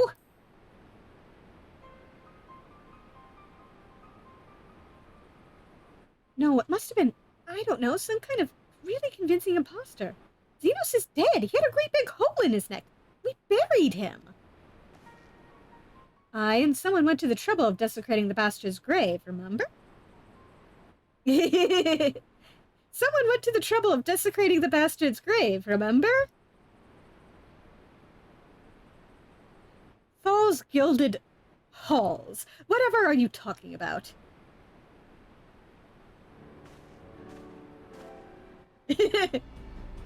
Yep. Gotta make sure it sticks. Sacred, what brings you to the Reach? Alphinaud had me lending a hand at the Saltery, keeping an eye on the rebuilding work and so on, just until operations were up and running. And now that they are, I thought I might look in on you before wending my weary way back to headquarters. Forgive me if I misheard, but is there some suggestion the late Crown Prince could have gotten better? If so, might I suggest a quick look inside his coffin as our first order of business? As much as I hated the man, it doesn't feel right defiling his grave. But if it will put this rumor to rest, I suppose we have to. And when there are no curious eyes about, if we can manage it. Zenos was buried up at Bloodhow in the Locks. His grave was set apart from the others and left unmarked so as not to upset the locals. And it shouldn't be too hard to find. Naga, you're in charge until I get back.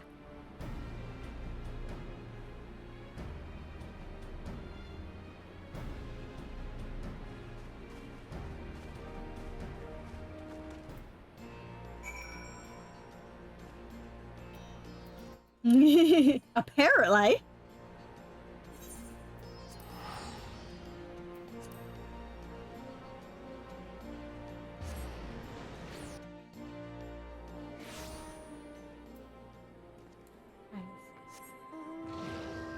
See, still got my wolf buddy.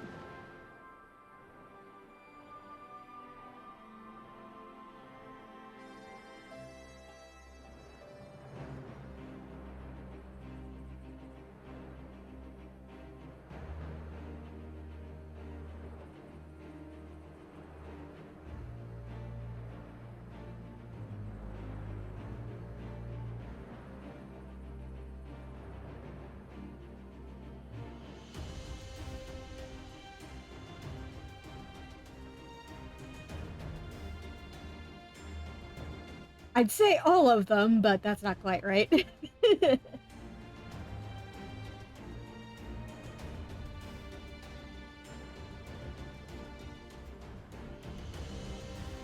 our...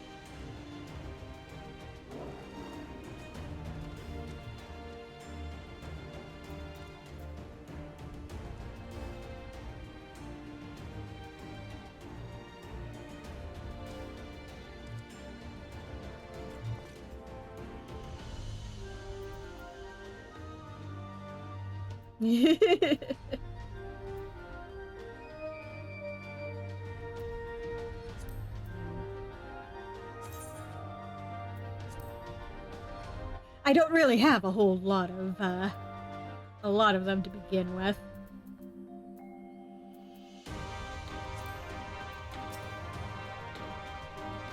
This is it. Gods, he'd better be in there. Someone scrawled all over the stone a while ago, but I had it scrubbed off and thought no more about it. So no one thought to check if the coffin was still occupied?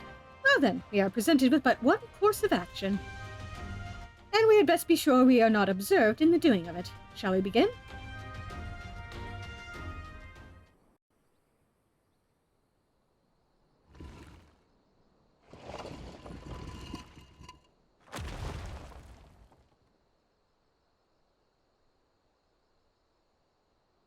Oh dear. We seem to be missing a corpse.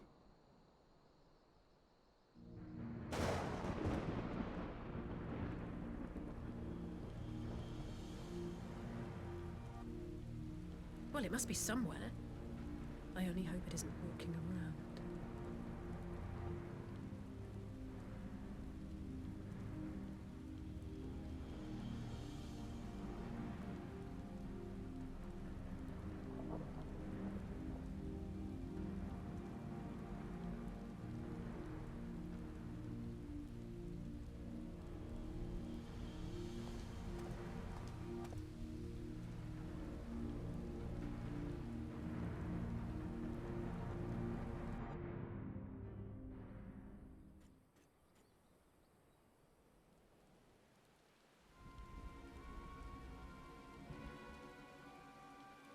If there's no corpse, then are we to conclude the rumors are true? Not necessarily. We might still be dealing with a doppelganger of some kind. An agent could have been sent to dispose of the body in a bid to lend credence to the tale of Zenos' resurrection. Yeah, this is totally above board. Not at all weird. More and more, however, I find myself siding with Alphinaud's theory of Asian possession. Speaking from experience, I can tell you they have no qualms about taking a living host, let alone a dead one. You're saying an Asian is walking around in Zenos' body? Seems a distinct possibility. Once I have put this grave back the way we found it, I shall pay a visit to the people responsible for interring the Crown Prince. Before leaping to any conclusions, I want to know for sure if a body was ever buried here, and how certain we are that Zenos was properly dead. I mean, I watched him almost cut his damn head off. If he wasn't, that was some trick. And he as good as cut his own head off. Exactly. Anyway, Raubon needs to hear about this. If you find anything out, send word to me at Ralger's Reach.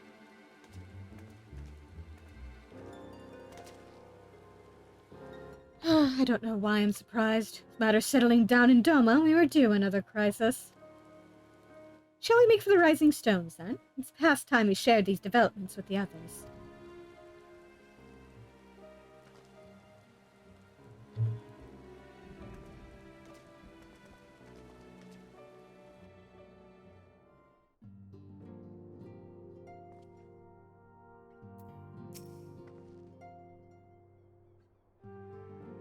While I was waiting for you to arrive, I spoke with Urianger over Link Pearl and gave him a full report. Yashola's on her way and should be here any... Ah.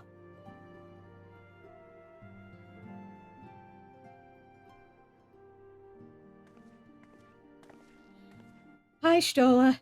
Alize, Svarin. 'Tis good to see you safe and well. What news have you from the east? Yeah, seriously.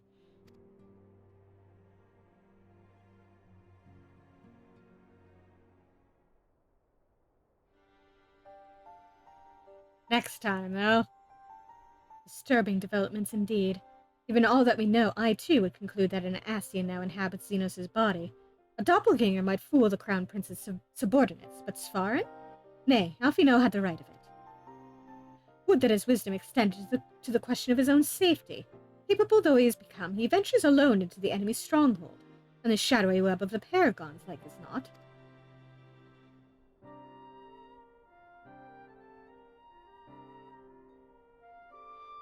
When it comes to making rash decisions, I'm hardly in a position to criticize, but... yeah, seriously, Alize.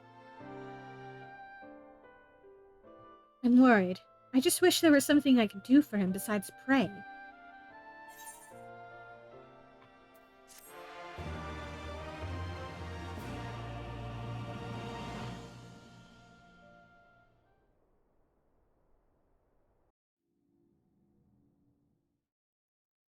Meanwhile, in the Imperial Palace...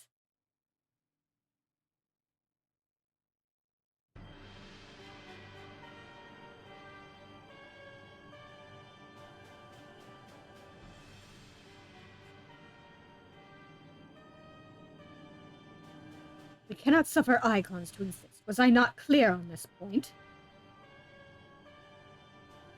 More than clear. The icon in question was summarily dispatched by the Warrior of Light. The summoner is dead, and the rite beyond repeating. Everything proceeded according to plan, every party behaving exactly as required.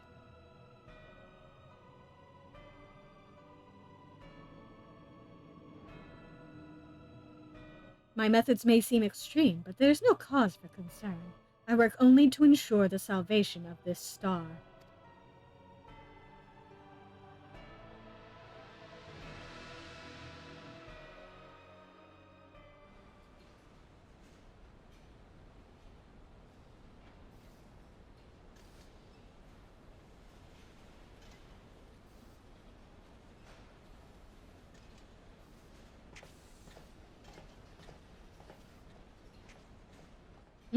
What are you doing fiddling with that thing?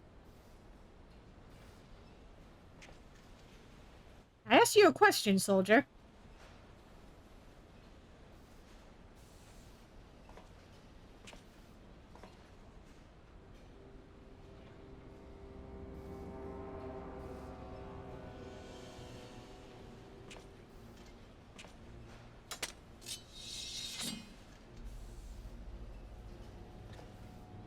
What are you... Have you lost your mind?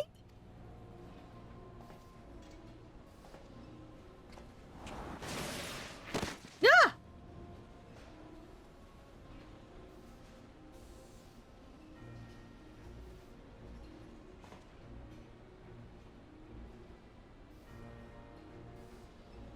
I have lost many things, but my mind is yet my own. There upon the stage I stood, prepared to take my final bow, only to find that the finale was but an intermission.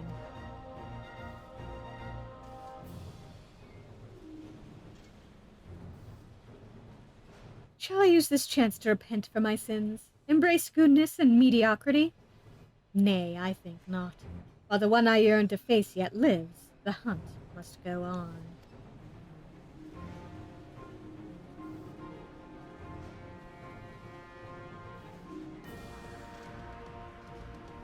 Yeah, we should have finished cutting his head all the way off.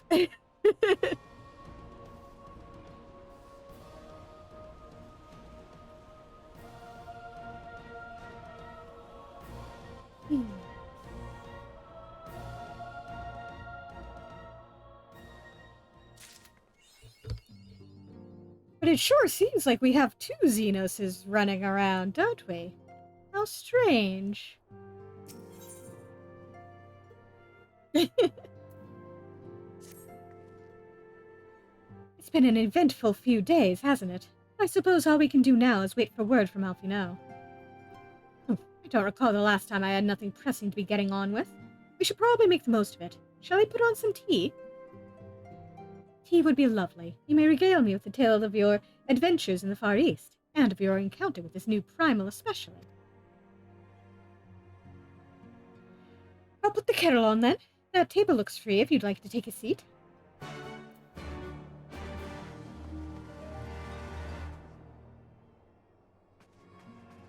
Ariel. We gathered what scraps of intelligence we could. Myself from within Eorzea, and Alphinaud from his far eastern sources. But there's a limit to what a bloke can learn about the Empire from outside its borders. Still, I never think to invite myself aboard an Imperial bloody airship. It was impulsive, reckless. You've got to admire the lad's style.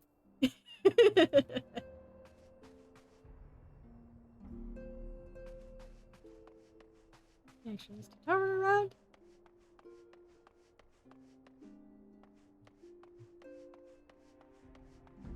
Nope. Yeah, she's probably still in Kugane. Upon sitting at the table, several cutscenes will play in sequence. It is recommended that you set aside sufficient time to view these scenes in their entirety. Oh boy. See you guys on the other side.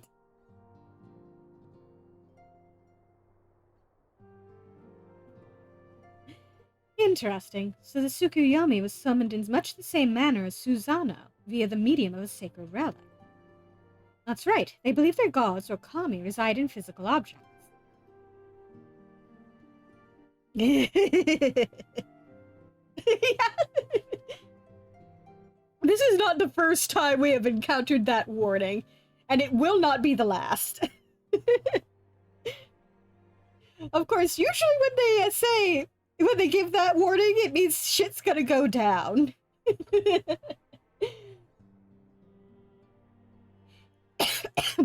Given the danger they represent, it may behoove us to begin a catalogue of such relics. But if we are to contain the threat, we will require a better understanding of the summoning method itself. I believe I shall pay a visit to Doma and learn what I can on the subject. Yeah. A fine idea, and I know for a fact that our friends in Doma would be grateful for any information which could help to prevent further summoning in the region. I will pin you a letter of introduction. Lord Hien will wish to welcome our resident expert on aetherology. Greetings. Could it be that I'm in time for tea? It certainly looks that way. Come on, sit down and tell us how your investigations went.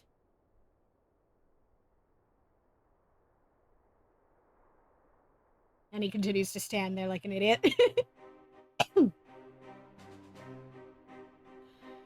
After you left, I went about questioning Bloodhouse gravekeepers. They all told much the same story. Once Lise and her officers had confirmed Zenos dead, his corpse was interred under strict supervision.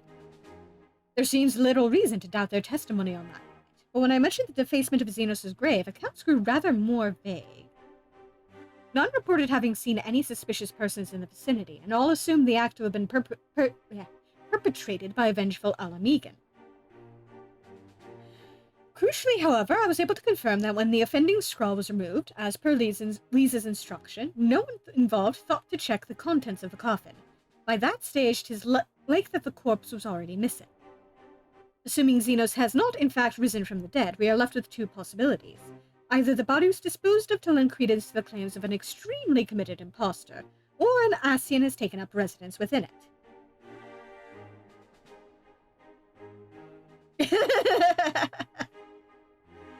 Yeah, I think it might be, to be quite honest.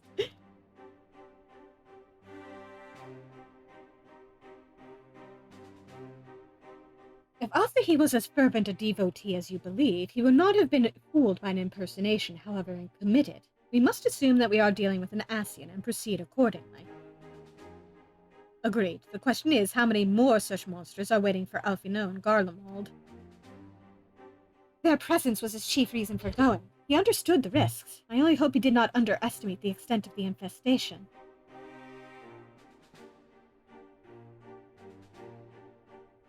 Oh boy, we're gonna check on Alphinaud! Meanwhile, on the Imperial Hypersonic Assault Craft LXXV,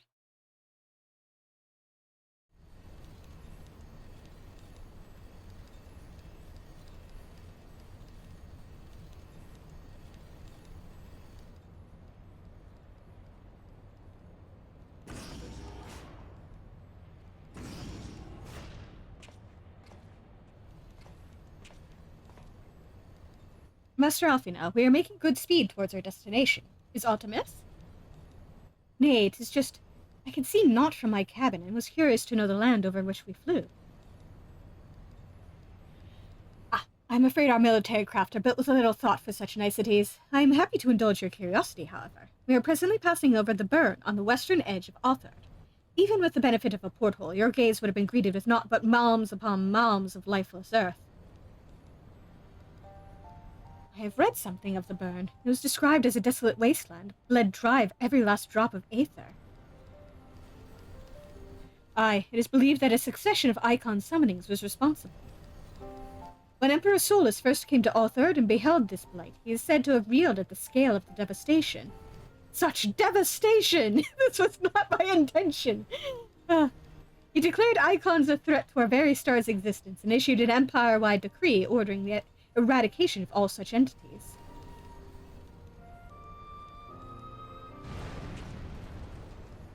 Uh-oh. Report! We're under attack, sir. Magitech armor, no visible designation. Magitech? But who? Ah! All cannons, return fire. Damage report.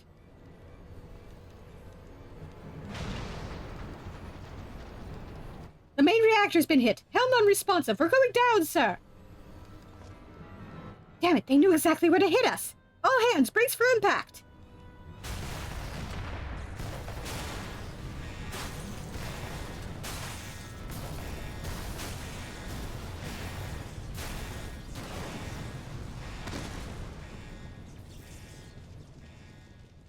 We're heading for something fun.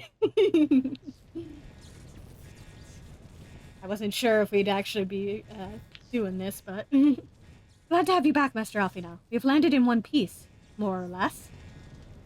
But the air filtration system is damaged and the ship is filling with smoke.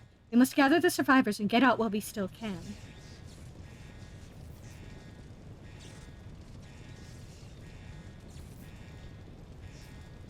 I mean, either the reactor was doing a fucky-wucky, or they got hit, or else they got hit in the front after the reactor got hit. Probably specifically to damage the controls. Because as Maxima pointed out, they seem to know exactly where to hit to disable them. Aye. Aye.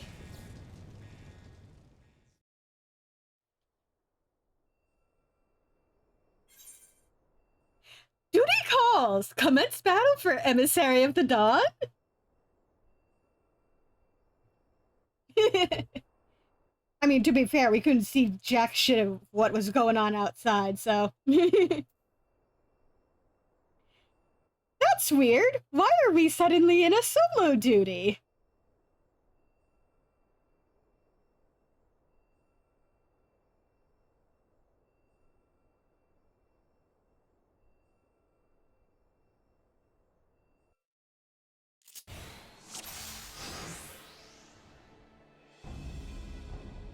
In the coming battle, you will fight as Alphinaud. Master Alphinaud, might I ask you to search for survivors? I will see to our injured helmsman. So look, we're Alfie! Okay, what does he... I'm gonna erase myself real quick. Ruin Physic. Try Shackle. Oh. He gets a fun limit break. Okay.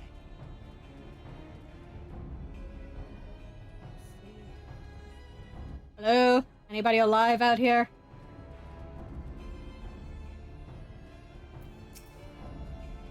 Okay. Destroy the airship range.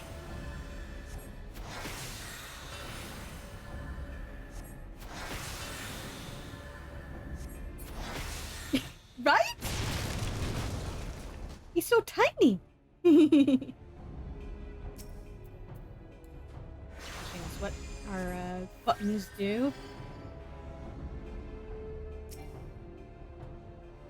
So Alphinaud is kind of a mix of scholar and summoner. That's how he plays as. My thanks. I don't think I would have made it. Yes, you very likely saved his life. The question of who would try to take it remains. Put these last few out of their misery. The prince wishes none left alive. The prince? They've not come to parley, I fear. Ready your weapons.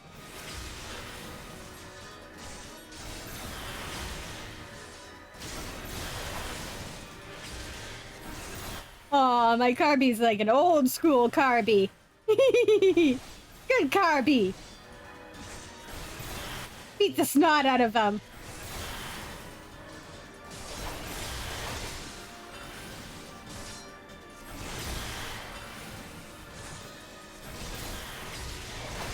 Kill myself.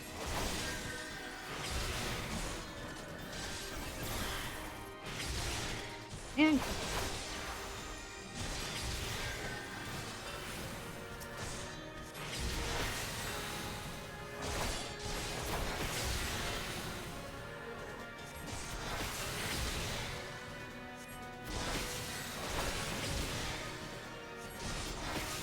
Alfie, you need more MP, my guy.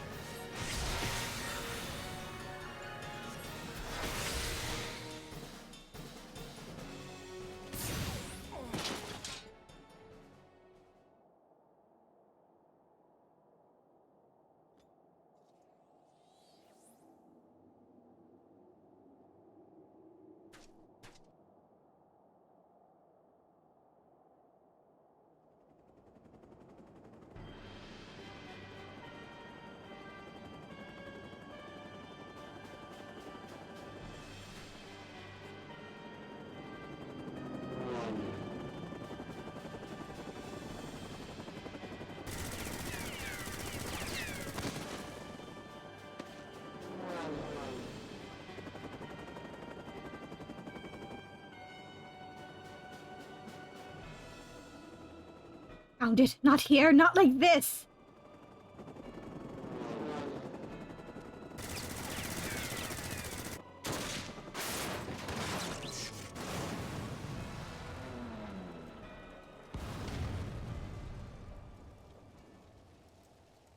Hello there. What? Who in the Emperor's name? Enemies of our enemies. Introductions can wait. You will come in a crisis, Master Alphinaud. Let us finish this then.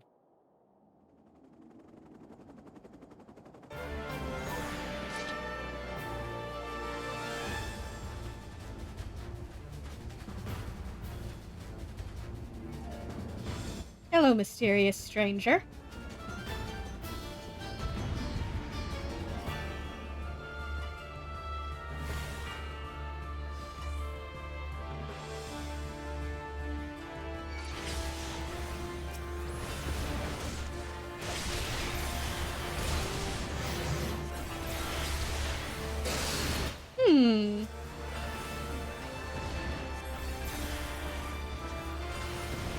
Where have I seen that move before?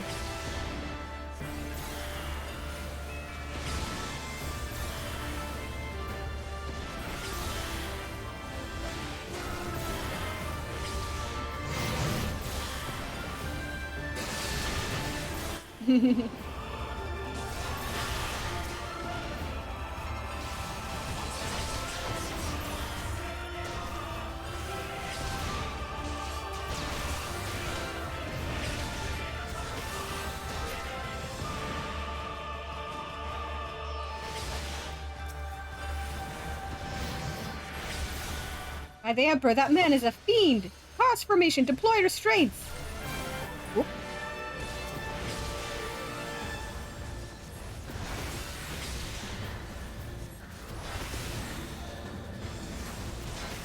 Ooh, ooh.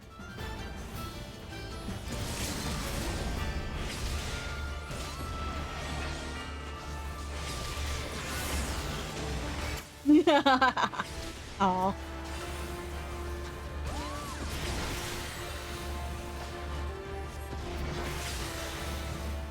You're welcome, mysterious stranger.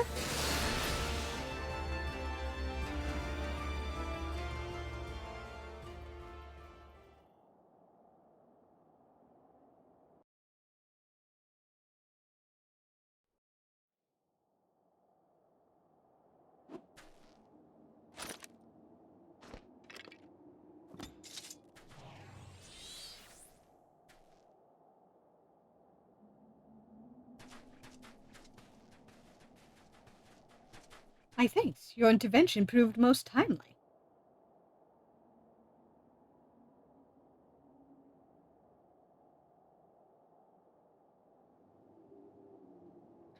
Well, well. I did not think to meet an Eorzean in this place, let alone a Scion.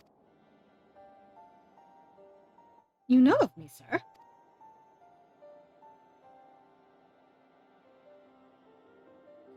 I have some small history with your order.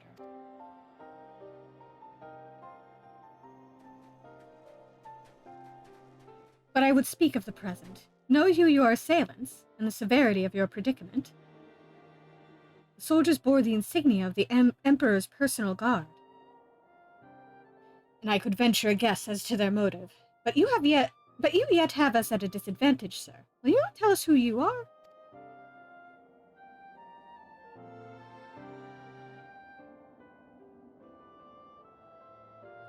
Our names are not yours for the asking, and as for our purpose, let this be your answer.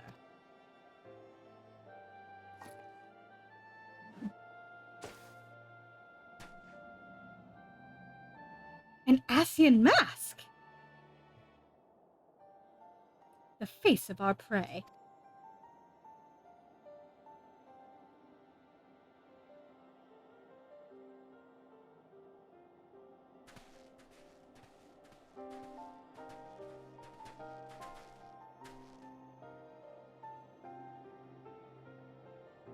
We must away before more arrive. Come with us or stay, but make your choice now. Even should we manage the long trek out of the burn and secure passage to the capital, we will no doubt be greeted by the Emperor's guard. Indeed, we accept your gracious offer,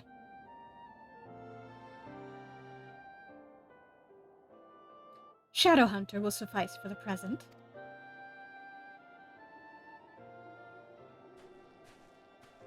Come.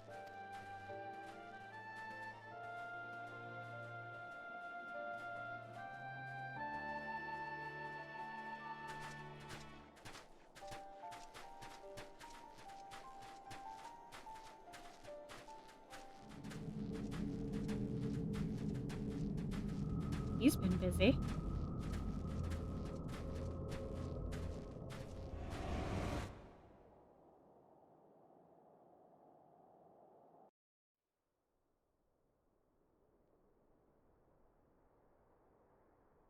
I wonder if there wasn't a specific reason why that cutscene's not voiced. Ugh, this is intolerable. But as much as I wish it were otherwise, there's nothing we can do for Alphinaud now but pray for his success. Well, that's not entirely true. While your brother journeys to Garlemald from the east, I could make my way there from Alamigo and find out what there is to be learned in the Empire's western provinces. Then I'm coming with you. I can't very well sit here sipping tea if there's action to be taken.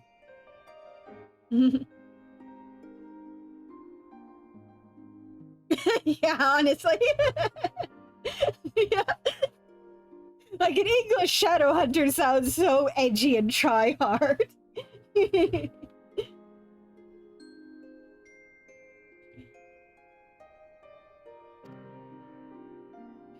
Forgive me, Alice, but the provinces are hostile territory, and stealth is all important. It is safer that I go alone. Yeah, probably a good idea to send in the expert spy on his own. I can sneak well enough when the situation demands it. Don't patronize me. Alice, he literally has a degree in espionage.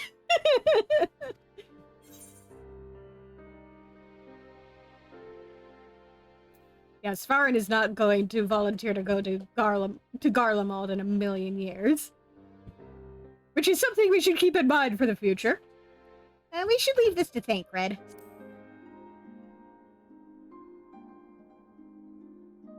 Not you too. I understand your frustration, Alize, but Sarn has the right of it. We must defer to Thancred's expertise in this matter. I love how all three of us are acting as the adults Alize right now. Fine, just promise you'll be careful.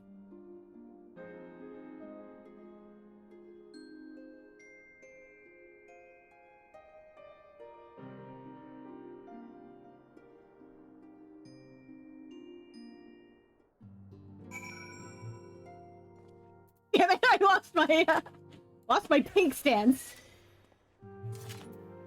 Alphinaud ganked my tank stance. It seems that praying is to be the extent of my contribution after all. But I will stay behind, as I have been bid. We all have our talents. Mine just happened to involve a silver tongue and soft souls. I promise to send word the moment I learn aught of consequence. See that you notify me too. I mean to depart for Doma as soon as I find a suitable East Aldenard vessel to bear me thither, but I shall return if I am needed. Be sure to drop in whenever you're next in the area, Svarn. With any luck, I'll have a painfully detailed report from Alphinaud to share.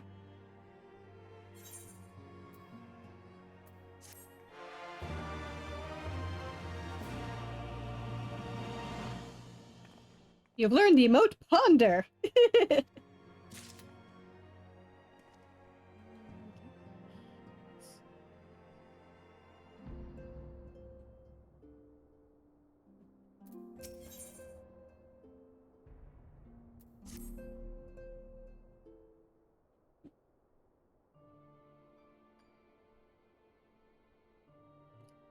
Oh, Svarn, if you've come here hoping for news, I'm afraid there isn't any.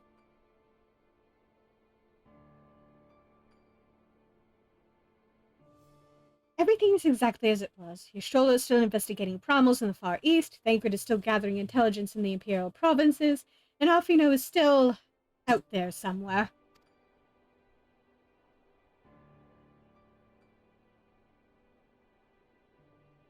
There's been no word since his first scheduled report, nor does he respond to calls. And all the while, I'm just meant to sit around here waiting. It's driving me mad.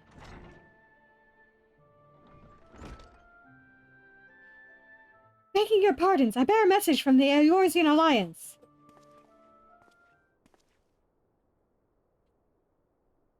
Thank the gods for that. We have a visitor.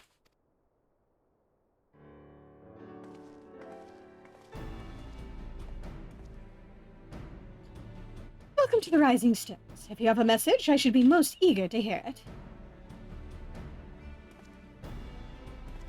My lady, the Alliance leadership will soon convene to discuss the matter of Ascian interference, and they humbly request the presence of the Scions of the Seventh Dawn.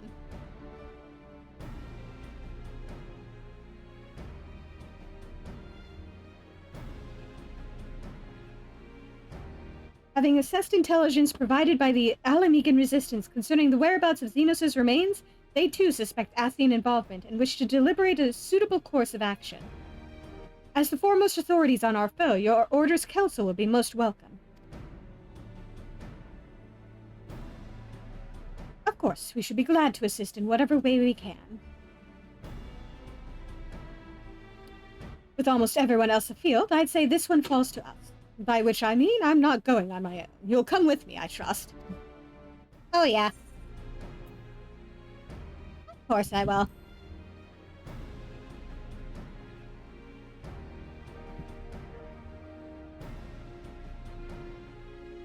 There you have it. We accept the invitation. Thank you. The time and date of the meeting will be shared in due course, but I can confirm that the council will take place in Alamigo. By your leave...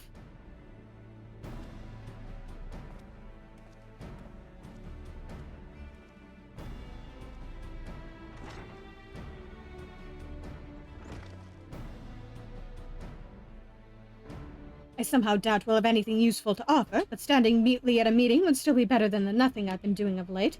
Let's make ready to depart, shall we? Thancred, what's going on, man?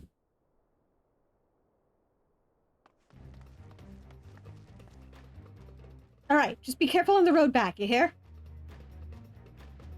Did I hear right, Riol? Is Thancred coming back? Aye, that he is. It says he's acquired some important intelligence.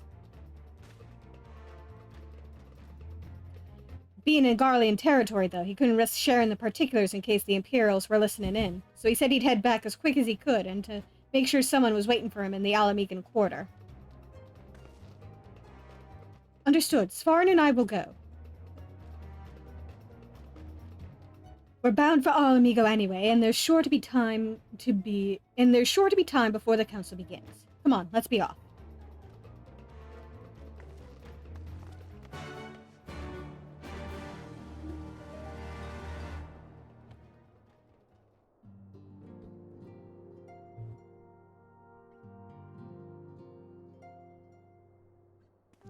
as an aside,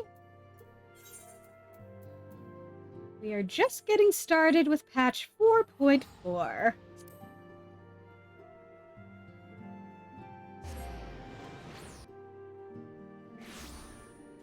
Let's see, how many quests do we have on this one?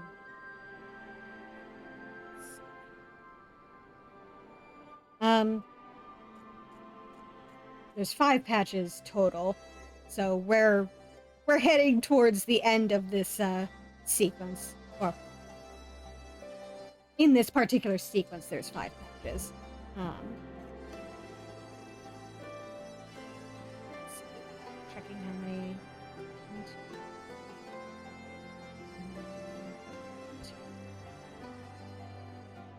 So we've got 6 quests in this patch, including the one we're currently on. And things are going to get very fun. Very, very soon.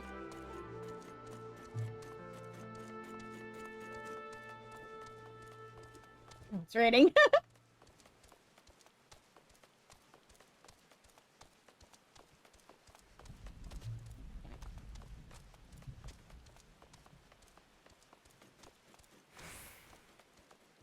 There you are.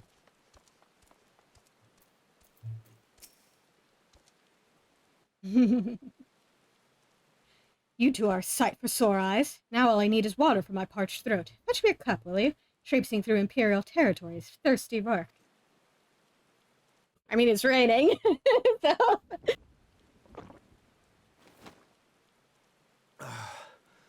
God, I needed that. I won't bother telling you to catch your breath. Whatever brought you galloping back to us, I assume it's urgent. Quite. Without further ado, then. After the successful uprisings in Doma and Alamigo, rebels in several other provinces were inspired to follow suit. Unfortunately, they did not fare quite so well. The Dalmascans paid the heaviest price. For their defiance, the Emperor made a show of razing their capital to the ground, prompting many of their neighbors to abandon thoughts of resistance.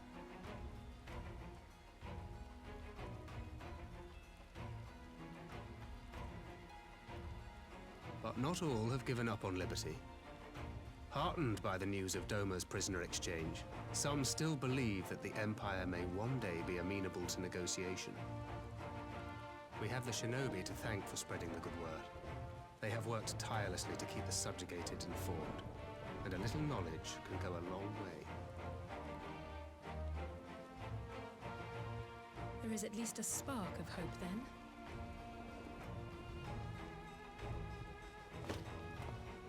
A spark in want of kindling, yes. The Alliance has already begun supplying materiel to resistance movements abroad, many of whom would otherwise struggle to continue the fight. The support effort has been led by the Sultana and the Elder Seedseer, who have both seen enough Alamegan refugees to know the consequences of oppression. And for their troubles, they have quickly earned a reputation as folk heroes in certain corners of the Empire. That is all for the provinces. As for the Garlean motherland itself, our friends the Populares have suffered something of a setback, I regret to say. Talk is rife that Doma has summoned a primal, and the Empire's more liberal voices are being drowned out in the fearful clamor for retribution. And who did they think orchestrated this summoning?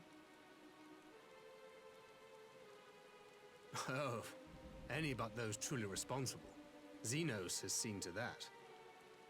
Speaking of whom, the Crown Prince is recovering remarkably well. Well enough, in fact, to enable him to personally tour the provinces, putting the fear of the Emperor into the hearts of any would-be dissidents. He walks in plain sight, and none suspect him. Then it's as we feared. Yes. An Ascian wears his skin.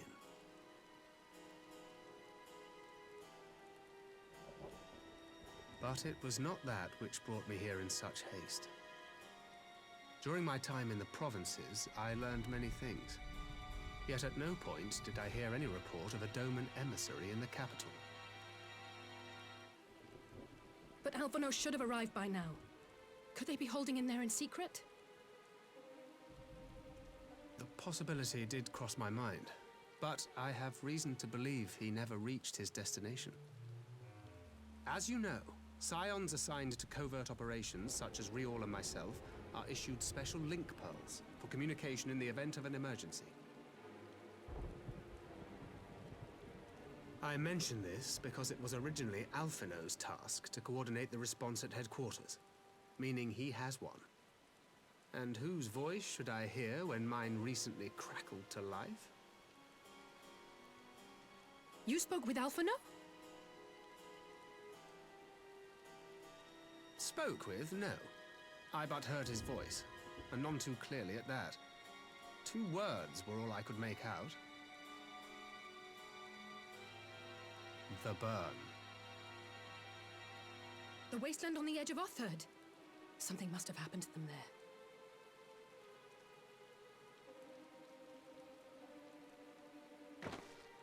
There's no time to waste. We must make for the burn at once. I had a feeling you might say that. And? I can't very well sit around here drinking tea if Alphinaud's in trouble. You said yourself that this link pill was only to be used in emergencies. So I'm going, and that's the end of it.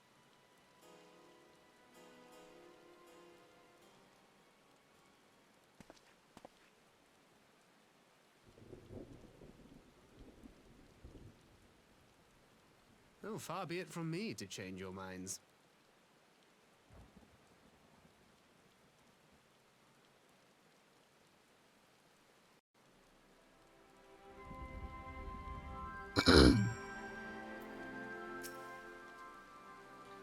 Loath though I am to neglect making preparations for the council, we must act swiftly before Alphinaud's trail goes cold. I propose we first pay Ian a visit. He's sure to want to hear about these developments, and he may well be able to advise us on how best to reach the burn. A sound plan. And Yashola's in Doma, is she not? I dare say she'd join you in the search if you asked her nicely. While you see to all that, I shall go and report my findings to the Alliance. You may leave any preparations for the council to me. Thank you, Thancred. Right, to Doma then. We have much and more to share with Yashola.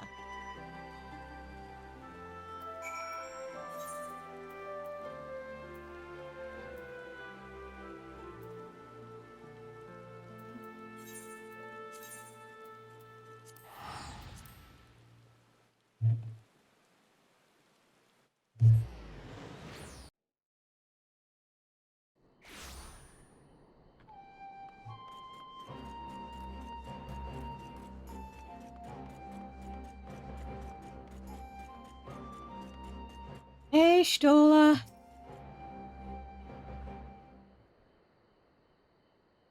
We're getting people together for a rescue mission.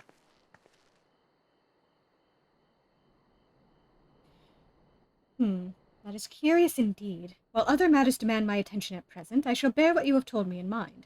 Should you notice any change, do not hesitate to seek me out. Thank you, my lady. You are most kind.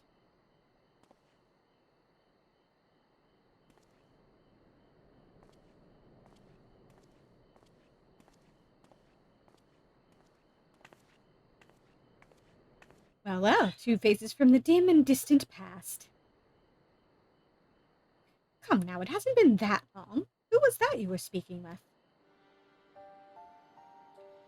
A local miner who supplies crystals for the rebuilding effort. Of late, he claims to have struggled to find a crystal with so much as a trace of elemental energy. Upon learning that I had some knowledge of Aether, he came seeking my counsel. Just now he brought me one of his recent finds. It was precisely as he described, devoid of elemental energy, and eerily reminiscent of the de-aspected crystals that manifested in Eorzea in the days prior to the calamity. We would be wise to investigate this phenomenon more closely. Indeed, But on a more positive note, the locals seem to have taken a liking to you. More an interest in than a liking to, I think. The sight of a Mikote with a peculiar contraption upon her head has a certain novelty value in these parts. Any actual regard they may have for me I owe wholly to you and the others who came before. Everyone here has been exceedingly cooperative, and I am pleased to report that I have all but concluded my investigation. Simply put, by focusing one's will upon an aether-infused object of worship, it is possible to conduct a summoning. So, the fact that they are objects of worship is the key. They are themselves suffused with the requisite belief. Correct. Such sacred relics as the Kujin collect obviate the need for religious fervor in the summoner, Yotsuyu being the most obvious example. She had but to associate the artifact given to her by Asahi with the divine, and it served to amplify her desires and give them form. A form nourished through the power of crystals, also provided by her brother, and thus was Tsukuyomi brought into being. Which brings me to the question of preventative measures, to which I have yet to find a satisfactory answer. At present I know of naught that will avail us, save to keep watch over the movement of relics and crystals, as if we did not have enough to keep watch over already.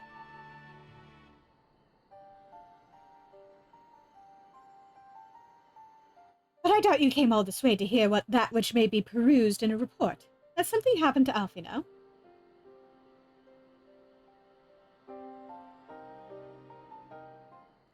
Catch her up to speed. I shall join you in the search, of course.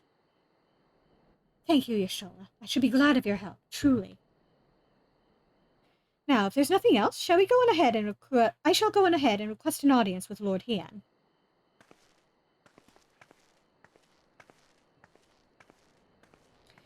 Alize puts on a brave face, but she has little talent for concealment. You should join her at the Kiankan.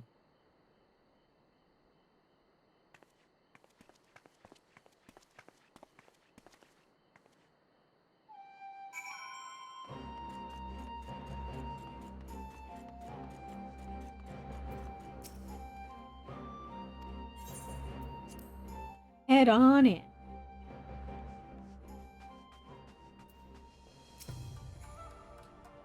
Greetings, my friend. Alize has explained all to me.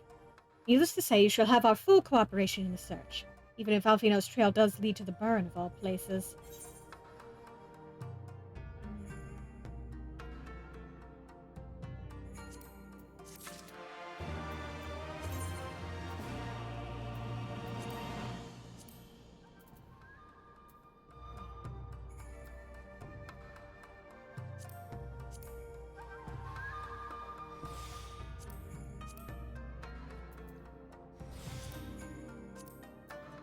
Done that earlier, but eat my snackies. The region known as the Burn occupies a special place in Garlean history. Every child in the Empire is familiar with the tale. In the distant past, it was a verdant land teeming with life, but successive summonings saw it bled dry of aether and reduced to a desert. It was upon beholding the devastation that Primals had wrought that Emperor Solus was spurred to embark upon his crusade against their kind. The burn offers a glimpse of the future we seek to prevent. Know you of any reason why Alphinaud might have gone there? Aye, mischance. Though it lies on the route to Garlemald, it is no place to make a stop. I guess as they encountered some manner of trouble there. In any event, I am of the same mind as Alize. We have no choice but to take our search to the burn. Given the considerable distances involved, 'tis best we went by bird. Svarn and I have our yoles. Yugiri, will you ready falcons for the others? I shall gather our swiftest birds. Near the House of the Fierce there is an overlook. Pray join us there once you have seen to your preparations.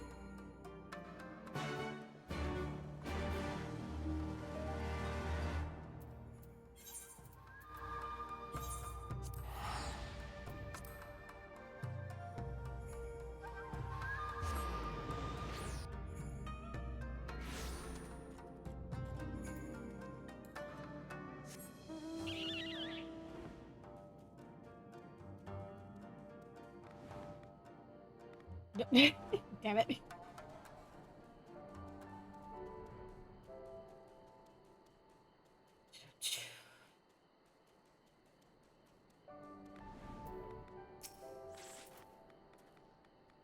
If everyone is here and possessed of a bird, let us away.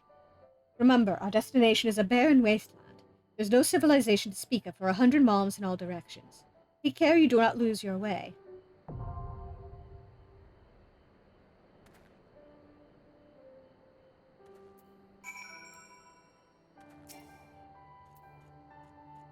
Yeah, very pretty bird. And as Hian mentioned, I have one as well, actually.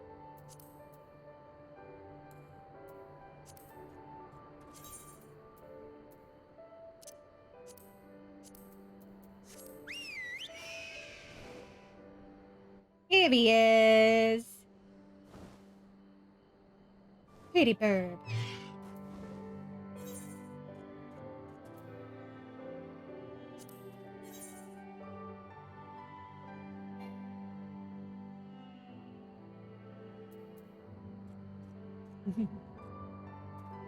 All right. We got a dungeon. So,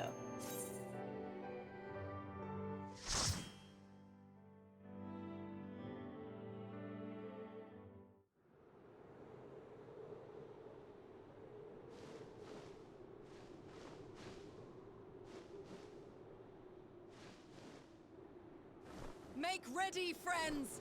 We are come to the burn.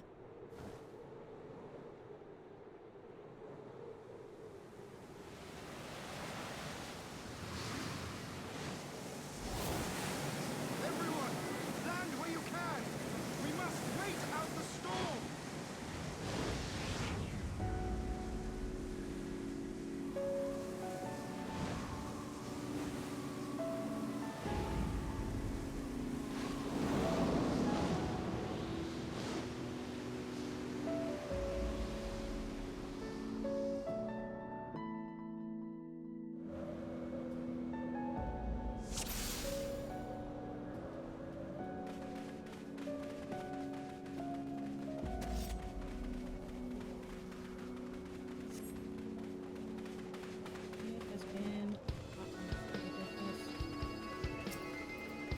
actually, somewhat recently.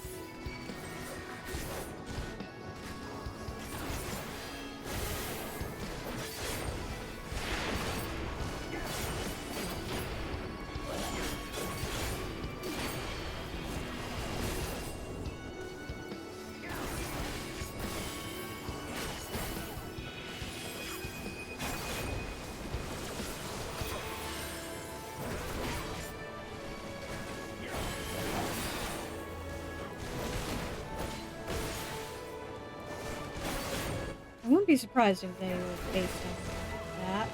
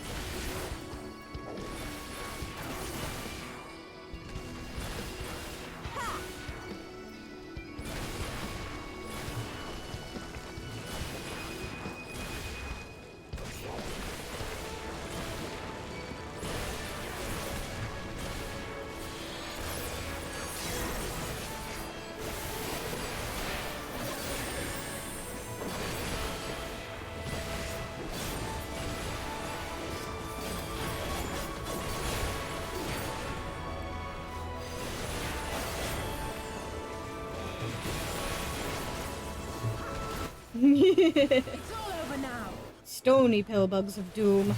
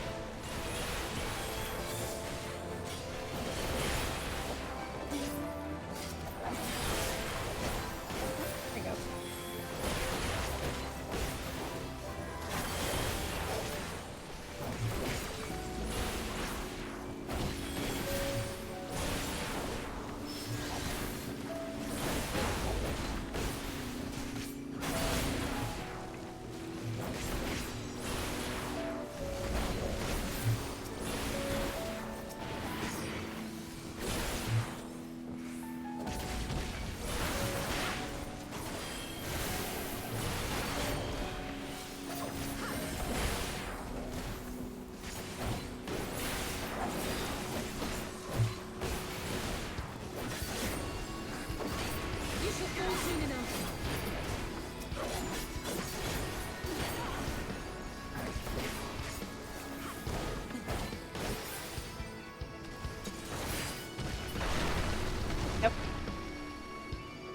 Yeah. Living on the edge.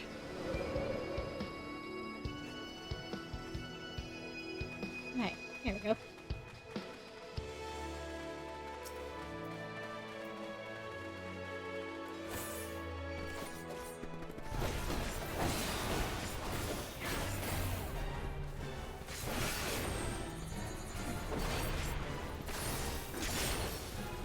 Ouch!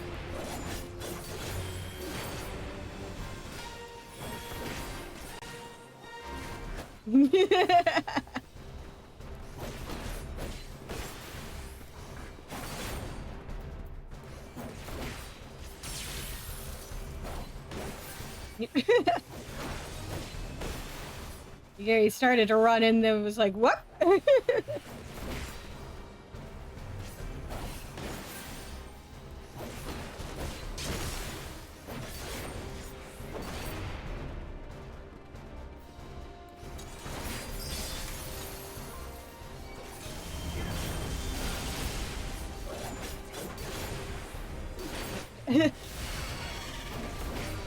I'm an idiot.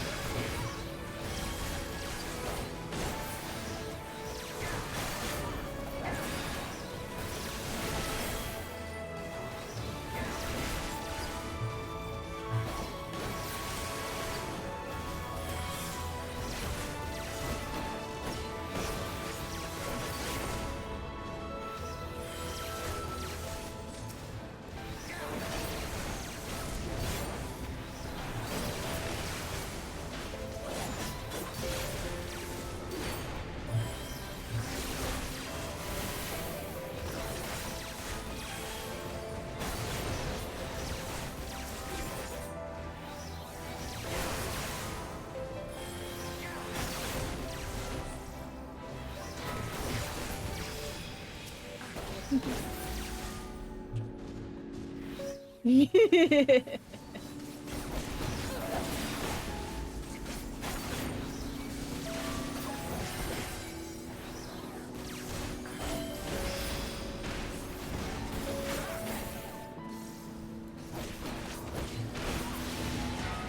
we go, we found the off button.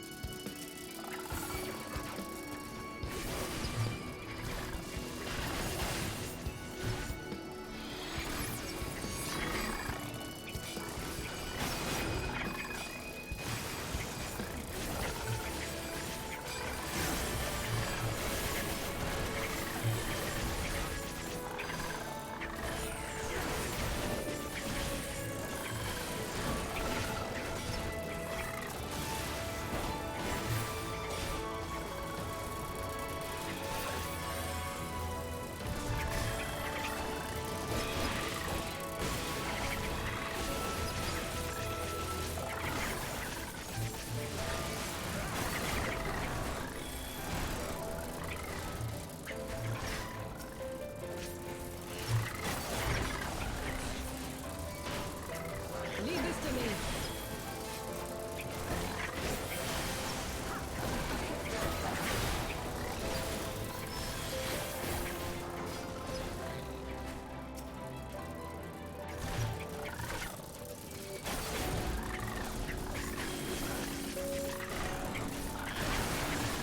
You shall fall soon enough.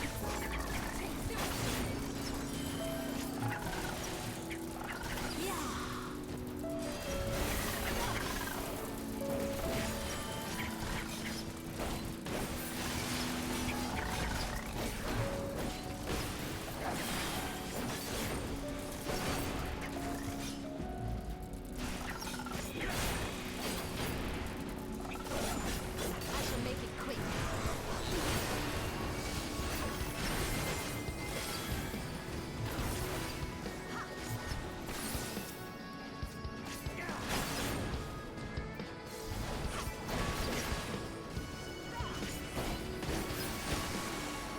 You shall fall soon enough.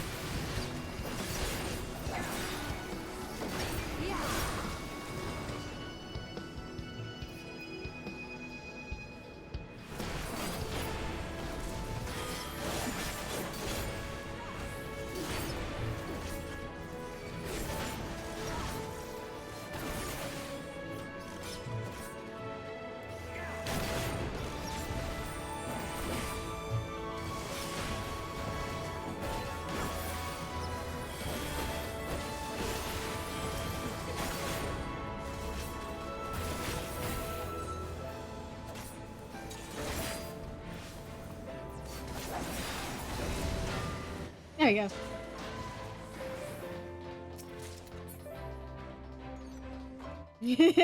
Right?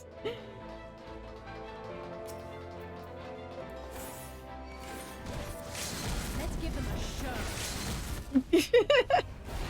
Alize, come on.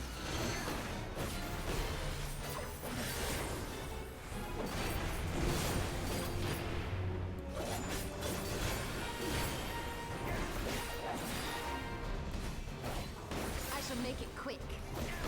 Wasn't me!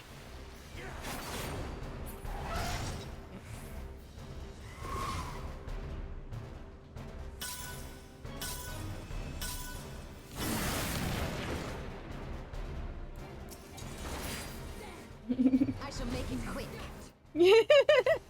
I swear it wasn't me! Even as Farin kinda hates Machina anyway, so...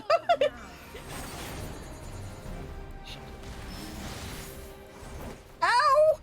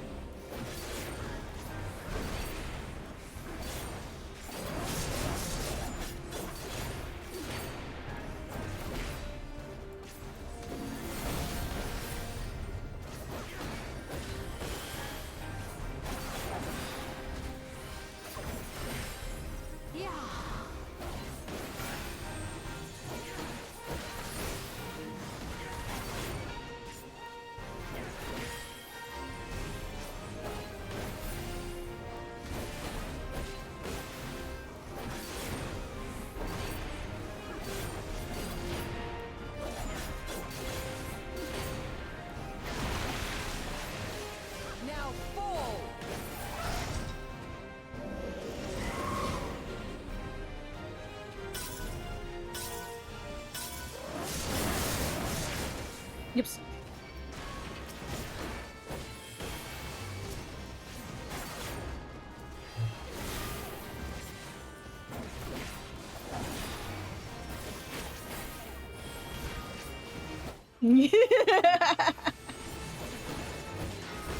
I mean, yeah. That sounds about right.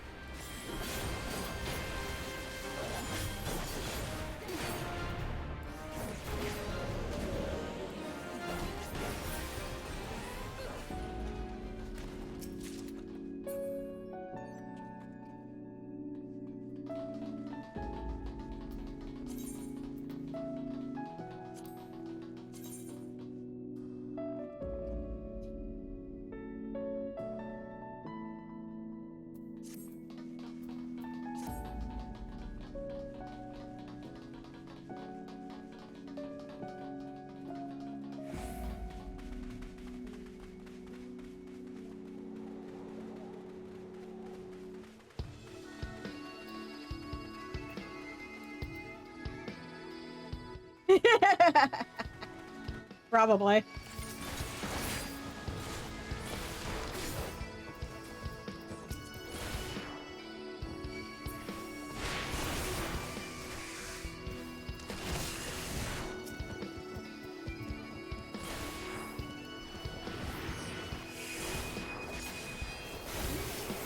I need this.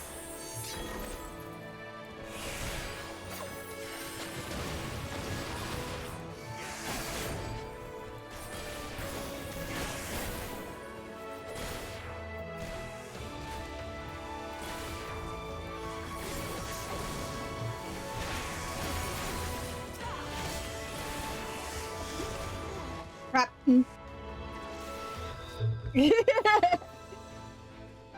Something killing me, that's what it is.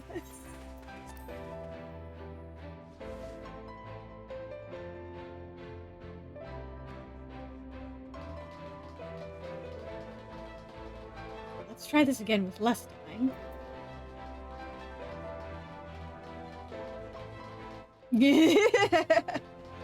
Hell if I know.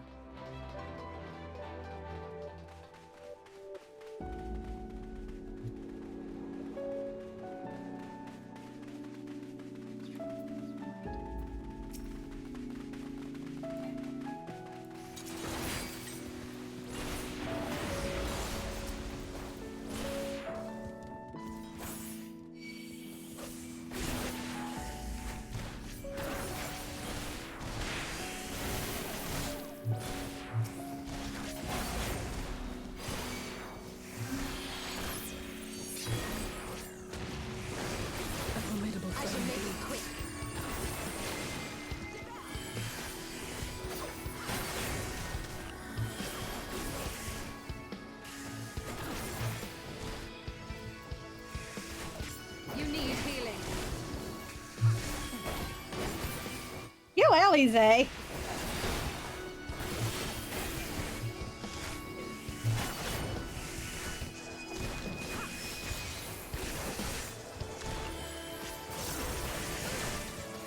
Fucker. I'm not getting out of that unscathed.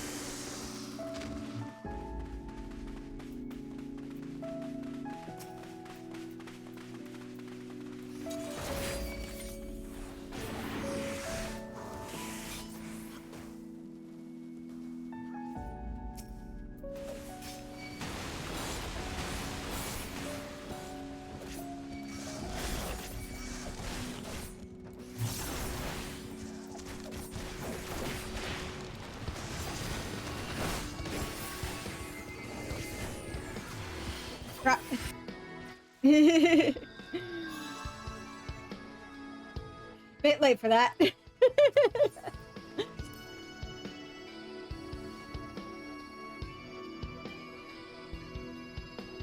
Figuring out what my limits are the hard way.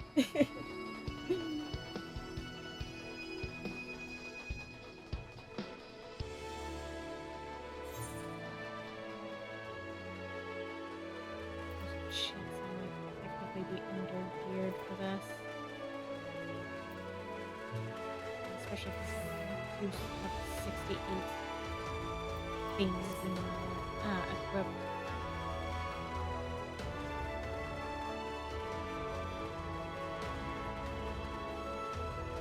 Storm.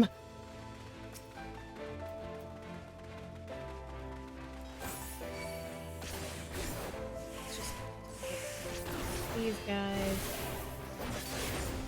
Get the shit out of them.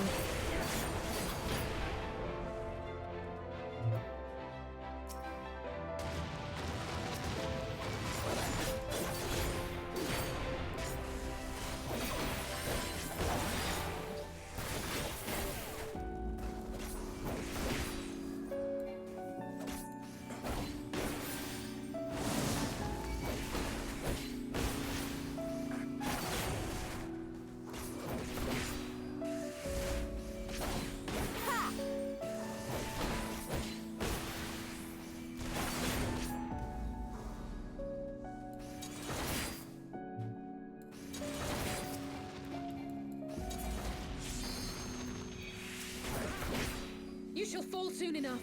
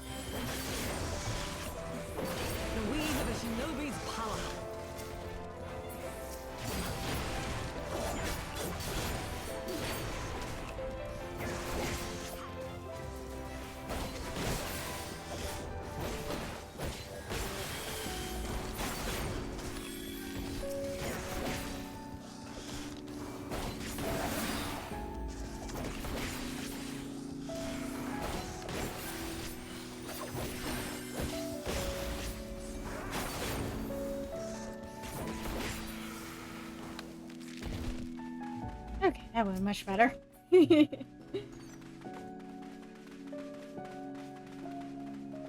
Come to the final boss of this area.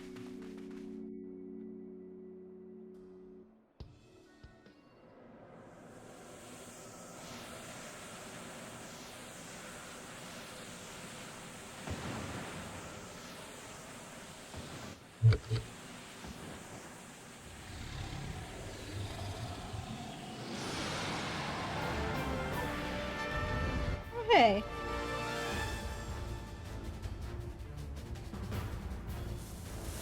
Yay! A mist dragon.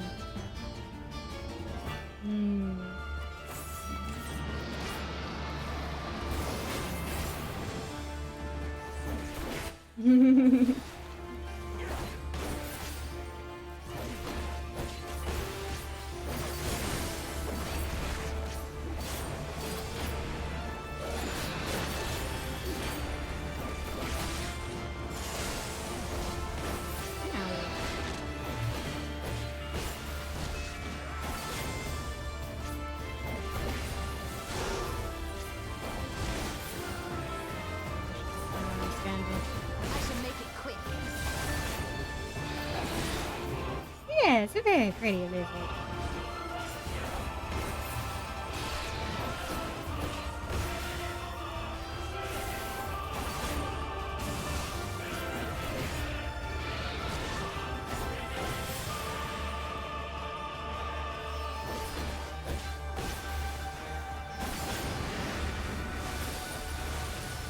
Yep. Disappeared.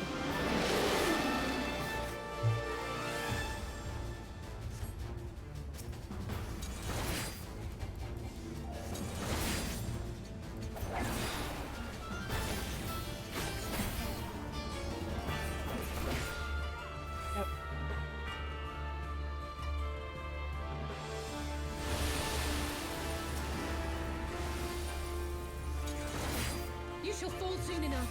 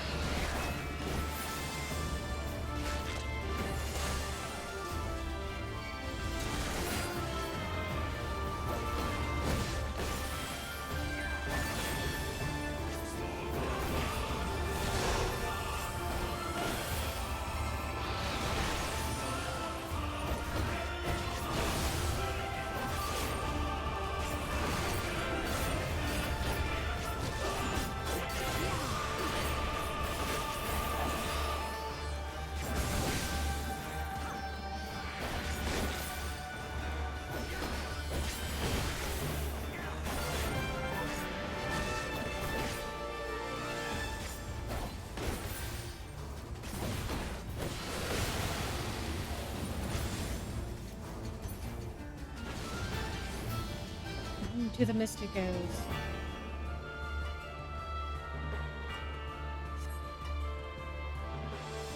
Oh, hi! Where are you? Oh. Good, you sure? Yep. Yep. Yeah, almost got everybody. Alize! Get out of Narnia! I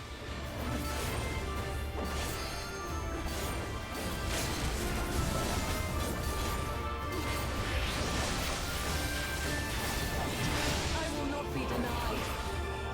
I shall make it quick.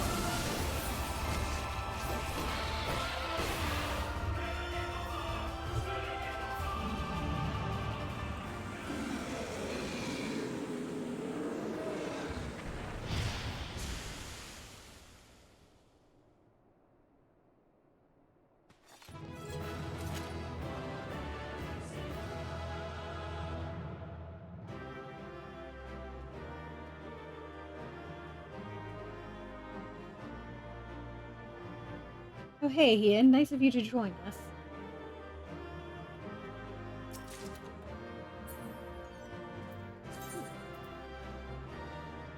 It's worse than we have. Ooh.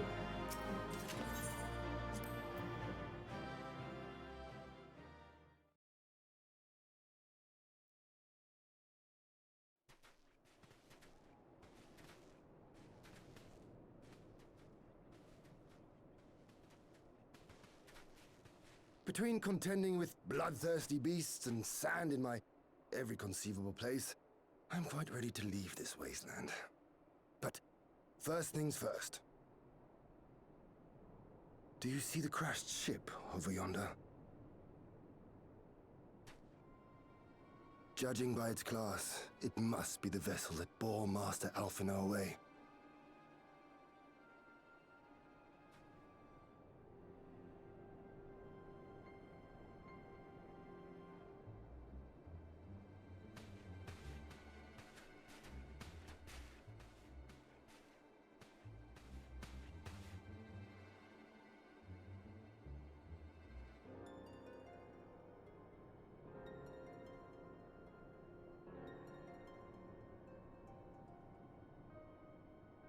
War Machina.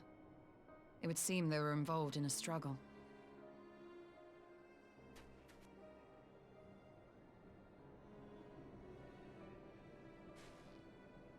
There may be clues. We should split up and search the area.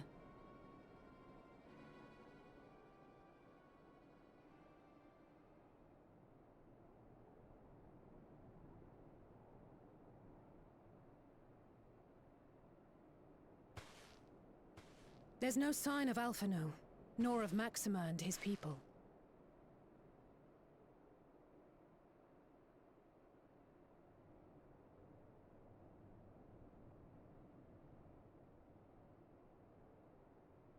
These were no ordinary soldiers. Over here!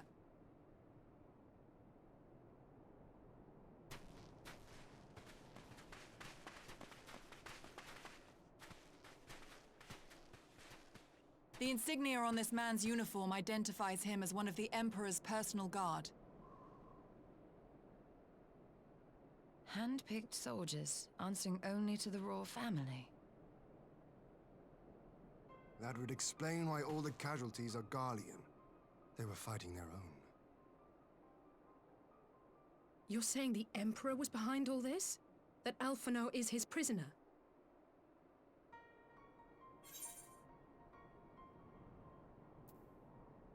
Don't know that yet.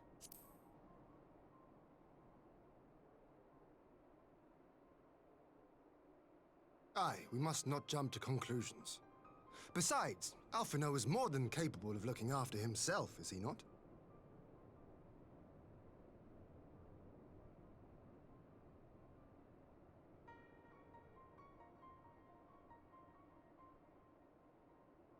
I suggest we return to Doma to consider our options. Whatever happened here, Master Alphinaud is long gone, and any subsequent search may safely be left in the hands of the shinobi.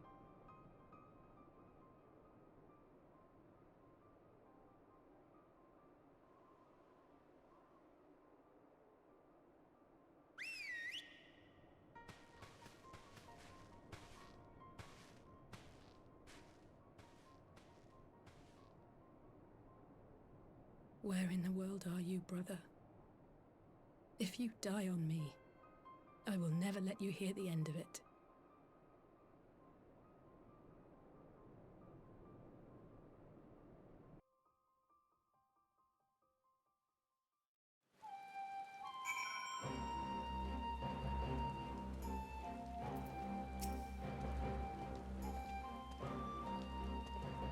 Exactly. Well, that was a decidedly uneventful journey. I almost found myself hoping for a sandstorm. Joking aside, I'd say our birds would do a good brush down in a treat or two, wouldn't you? That they are. They deserve a good treat. They were very good birds. I had hoped to steal a moment's rest after our little outing, but it would seem duty calls. A foreign emissary arrived in my absence. Do not let us keep you, then. Actually, I was wondering if you might join me. I cannot think of a guest who could fail to be impressed by the presence of the Scions. At least none I should be happy to receive. Of course, if you think it will be useful. Thank you. Let us return to my manor, then.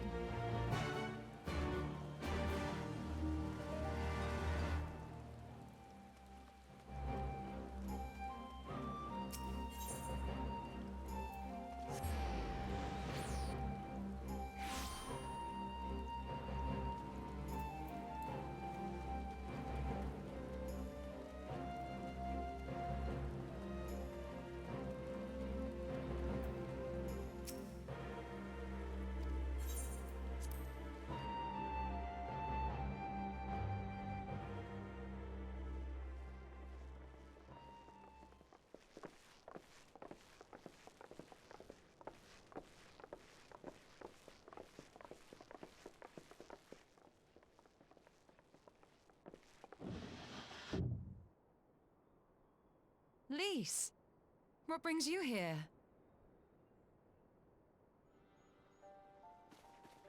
Oh, Alliance business. We have a request for Doma. Well, Hien. But that can wait.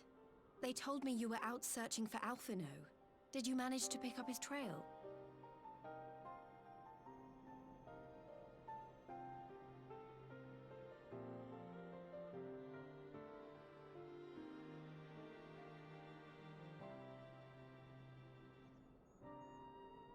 Well, if he wasn't at the crash site, he might still have escaped. We have to keep searching. And we will. Alphinaud embarked on this journey as an emissary of Dorma, and I hold myself responsible for his safe return. I will have our shinobi in the provinces search for him as a matter of urgency. Chin up, Alize. You'll get to admonish your brother for his recklessness yet.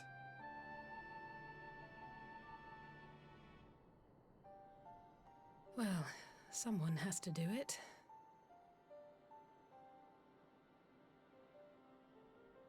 I'm sure he's going to be fine. There is one thing I'm not sure about, though. You said it was the Emperor's personal guard that attacked Alphinaud's airship. But the Popularis would never have been able to arrange the prisoner exchange without Varus's blessing. So why would he sabotage his own mission? They may not have been acting on Varus's orders. The guard answer not only to him, but to his family, the Crown Prince included. When Yotsuyu summoned Tsukuyomi, Asahi was quick to proclaim that a dormant citizen had violated the terms of our agreement, that the negotiations had failed. And it is this version of events that is now being repeated across Garlemald. To hear the tale, one would think the prisoner exchange never took place. Plainly, someone is manipulating matters from the shadows. Most likely Zenos, or whoever it is that wears his face. Whichever Ascian you mean. We all know the nature of our adversary. The servants of chaos are true to their name. Their meddling has cost Dorma a chance at peace. Whoever it was that loosed his personal guard, the Emperor cannot be ignorant of these developments. We must proceed on the assumption that our treaty is indeed in tatters.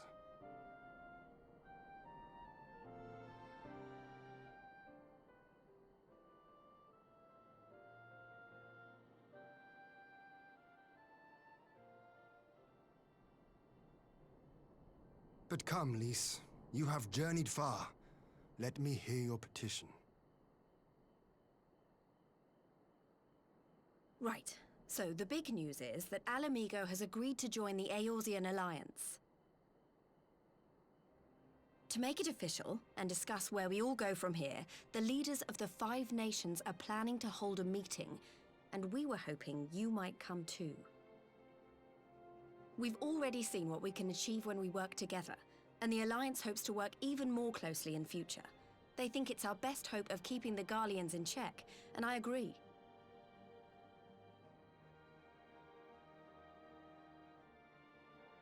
As do I. By coordinating our efforts in the east and west, we may be able to discourage them from committing their forces to a single front. I accept your invitation. I must, however, ask for time to attend to some pressing matters here. In light of recent events, the risk of Imperial reprisals is greater than ever, and I would not leave Dorma unguarded. Ere I depart, I must shore up her defenses. Understood. I'll let the Alliance know. We'll wait to hear from you before setting a date. The meeting's to be held at the Royal Palace in Alamigo, incidentally. Do you remember the way? Well enough. Please assure my hosts that I will not keep them waiting any longer than I have to. Consider it done. And thank you for agreeing to come. If we all put our heads together, we're sure to find the best way forward. For everyone.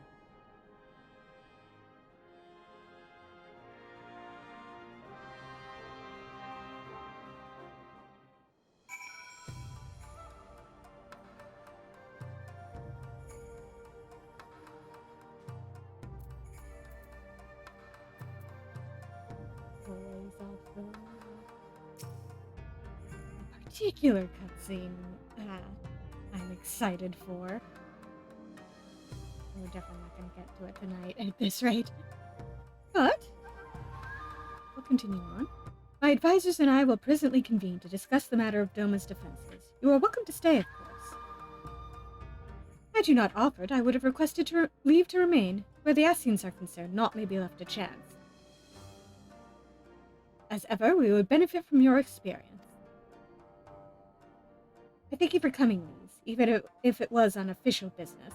I'd hoped there might be time to show you the land you helped to save, but I will settle for a fleeting visit if needs must. There never does seem to be enough time for anything, does there? But I did get to see a little of the Enclave. You've made excellent progress, I must say. And soon you'll have the chance to see how we're getting on, too. Till the meeting, then. Svar? I was wondering if I might have a word with you before I go. In private. Go on, my friend. I will send for Hakuro and the others in the meantime. Great. I'll wait for you at the docks.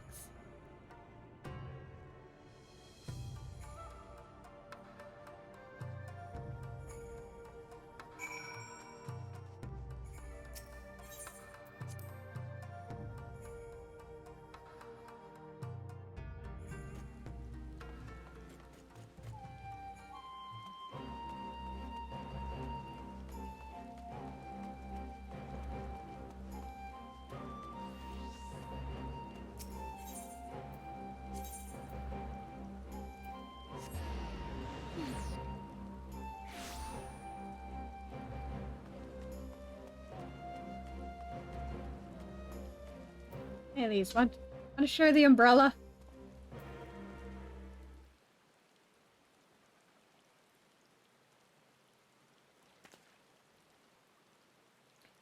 Thanks for coming. Knowing you, you've probably guessed what I wanted to talk about. Alize. She's acting as if everything's alright, but it's clear she's barely coping. The Alize I know is overbearing, willful, and reckless, and that's fine. It's how she deals with feeling weak. She has to keep moving, or she's afraid she'll fall apart. A lot like me. But the thing about people like us is that we need someone to keep an eye on us. I had Papalimo, and now I have my friends in the Resistance. And Alize has you and the Scions. Before you start, I'm not saying you're neglecting her. I'm sure you aren't, and I'm sure you won't. But she's a good friend, and when I see her like this, I can't help worrying. So please, make sure you give her all the support she needs, alright?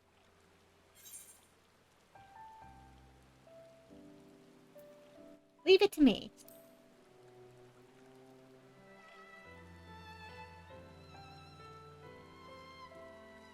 Thank you, Svarn. It goes without saying, but if there's anything I can do, you only need to ask. Well, I'd best be off. See you in Alamiga.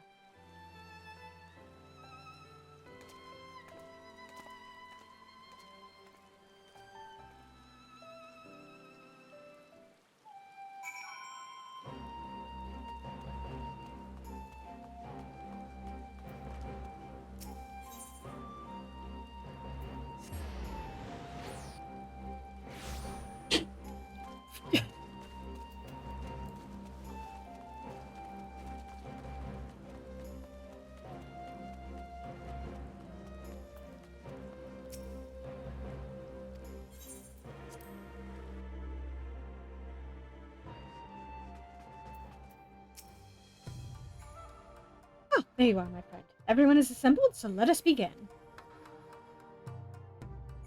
Oh boy, more pop.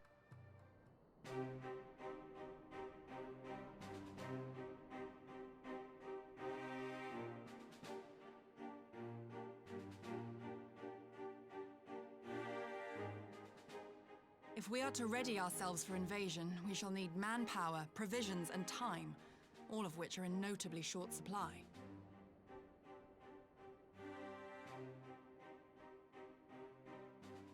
Candid as ever, Yugiri, and correct, I concede.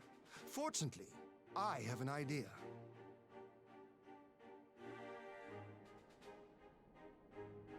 "'Tis plain no single nation can stand against the might of the Empire.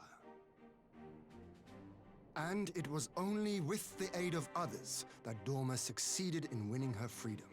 So, I mean to take a leaf out of our Eorzean friend's book and form an alliance of our own.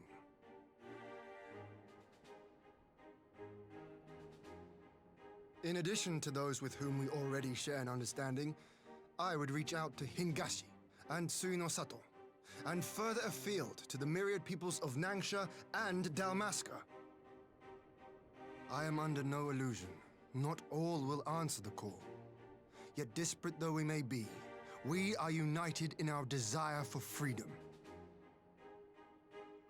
If our neighbors could be made to see what is at stake, Asian machinations and all, cooperation need not be so far-fetched a notion. It may even seem practical. Under the guidance of our former leader, Master Louis Soir, we once strove to unite the fractious city-states of Eorzea. I dare say that experience shall be of use in your endeavor. We should be glad of your wisdom. For the record, I would have been in favor of this plan even if it hadn't been my grandfather's, but I have to ask, how will we secure the time to carry it out? Not that anyone has forgotten, but the Garleans have airships. Lots and lots of airships. Should they catch wind of our plan, they could send an armada to overwhelm us before our alliance had even begun to take shape. Not if we deny them access to the skies.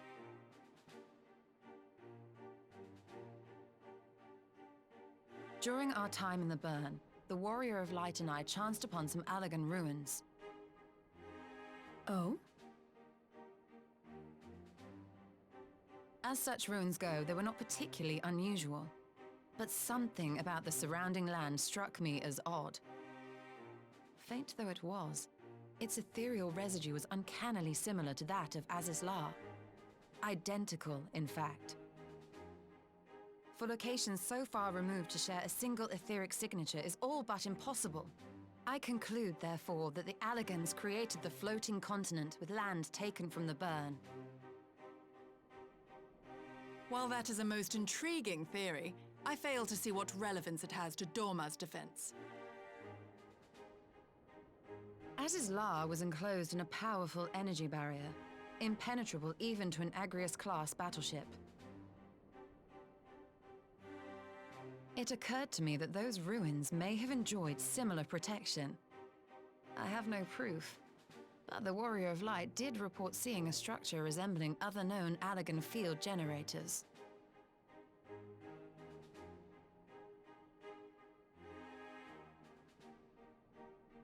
All right. But even if we could put up such an energy barrier, it surely wouldn't extend beyond the limits of the Burn. So what's to stop the Garleans flying around it?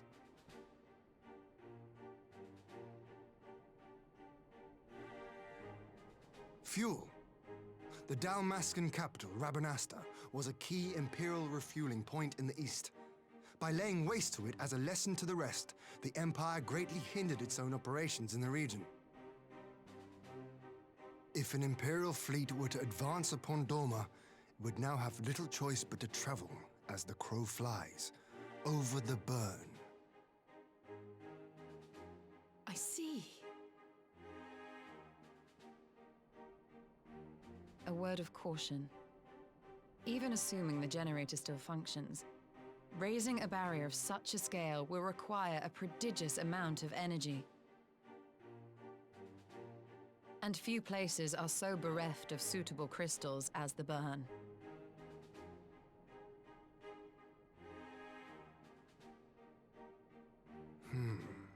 A source of energy.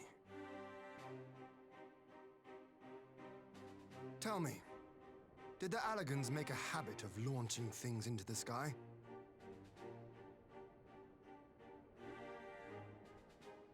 A curious question. Besides Azizlar, I know of only one other notable instance.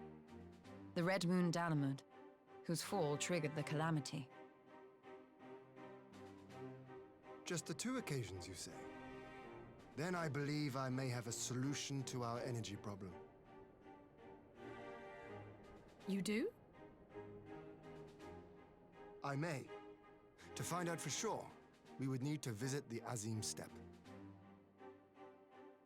Which would, I now see, present the perfect opportunity to discuss an alliance with the Zayla tribes. How very neat.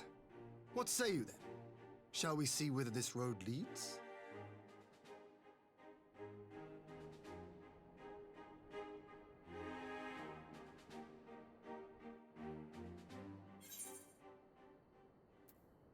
Oh yeah, everything's coming together.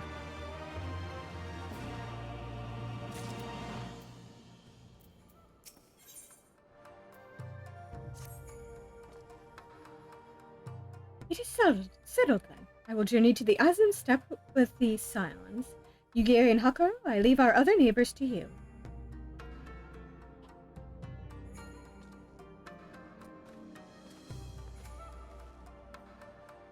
My apologies, but I won't be joining you. I am no aetherologist, and what skills I do possess are unlikely to be of any great use to the mission. But more importantly, it seems to me that the ruins in the burn warrant attention. And so, while you are away securing an energy source, I will engage our friends at Garland Ironworks to undertake a complete overhaul of the field generators. We'll need them in good working order if our plan is to succeed. I trust there are no objections?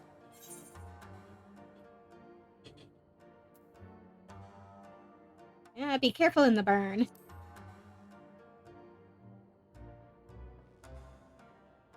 Have care on the steppe. From what I hear, the Zayla like fighting with friends almost as much as foes. Good luck.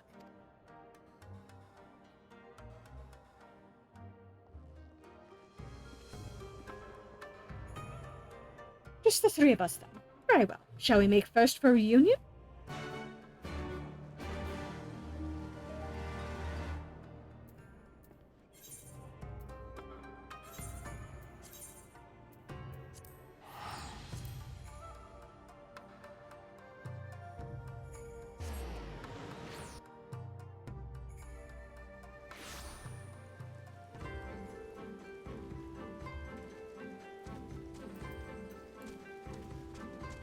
Yeah, it's just raining everywhere right now, isn't it?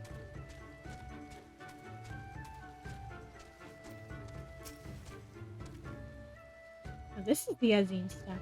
Tales do not do it justice. If you think the view is impressive here, wait until we reach higher ground. Actually, seeing as it's your first visit, permit me to show you my favorite spot. Bless you.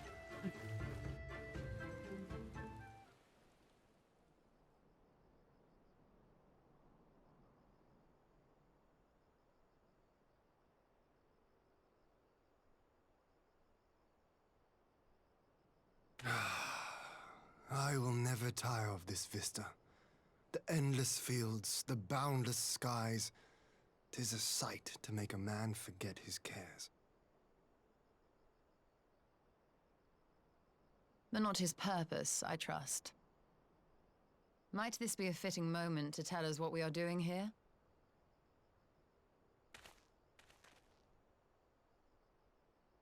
Of course. During my time with the Mole, I learned some few myths of this land. One goes thus. In the distant past, when all seemed doomed, a wayfaring soul came unto the steppe. Venturing into the northern crag, he received of Nama a sliver of her essence, a shard of the shining moon, and with it clove the tainted land from the earth. The end thus averted, to these fields did the wayfaring soul return, and venturing once more into the northern crag, he buried the shard, and made unto the heavens an offering of blood.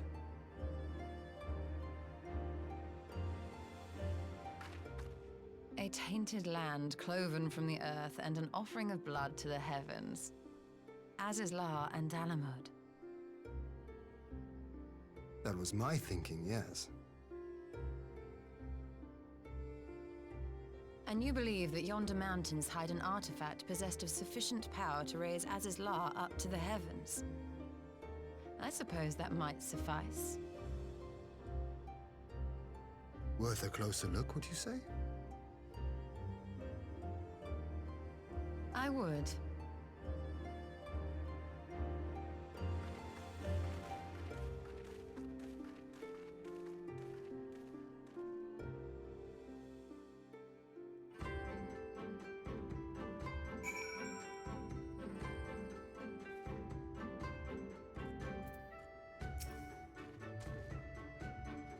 From here, we shall travel to Mole Isle. There we may ask Serena about the particulars of the myth, and raise the matter of an alliance with the rulers of the steppe.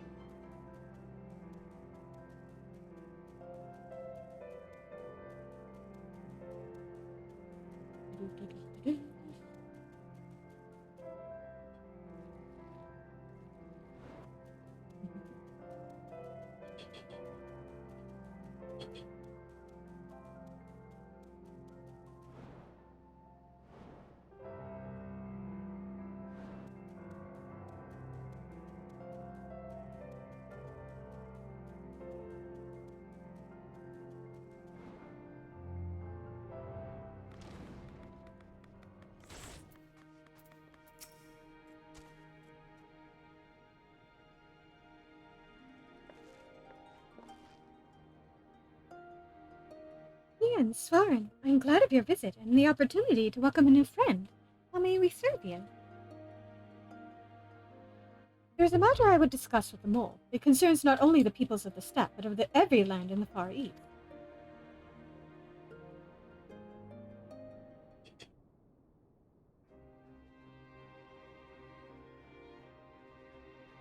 A shard of the shining moon left behind by a wayfaring soul.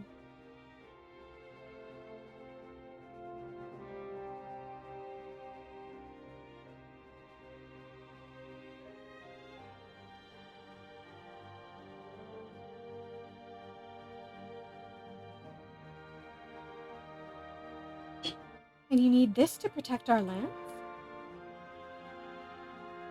I do. My friends and I wish to find the shard and ascertain the extent of its power. Will you tell me more of the place where it lies buried, this northern crag? If that is your wish. In the mountains to the north, there's a cavern called the House of the Crooked Coin. Inside this cavern are pillars of stone that legend holds to be the source of Nama's power. There, I believe, you will find what you seek. Ah, yes, I know the place. It is a brisk walk from here. And what are your thoughts on an alliance? Should the Empire return, our lands will be engulfed in a storm of conflict, whether we will it or no. If we do not stand together, we will fall apart. This I believe with all my heart. However...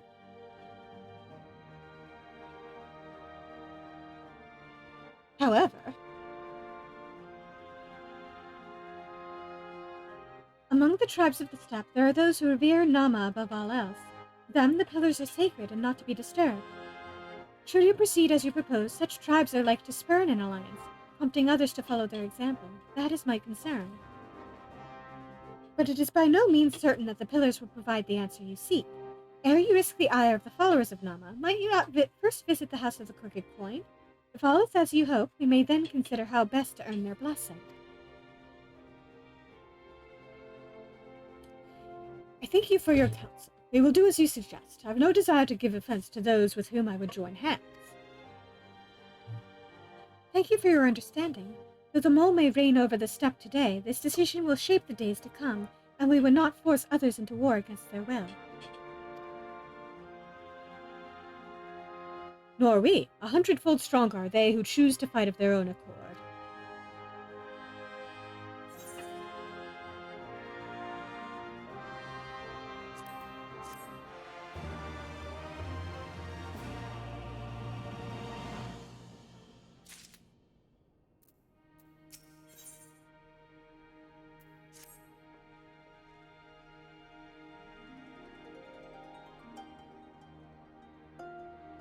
We are dangerously close. We're not gonna get as far as I'd like, but...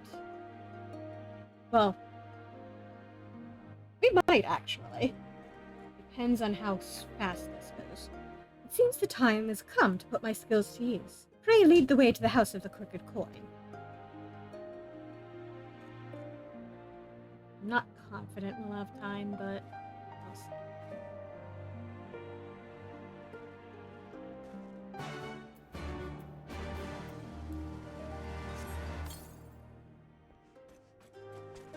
The event I'm excited for is literally the quest after this.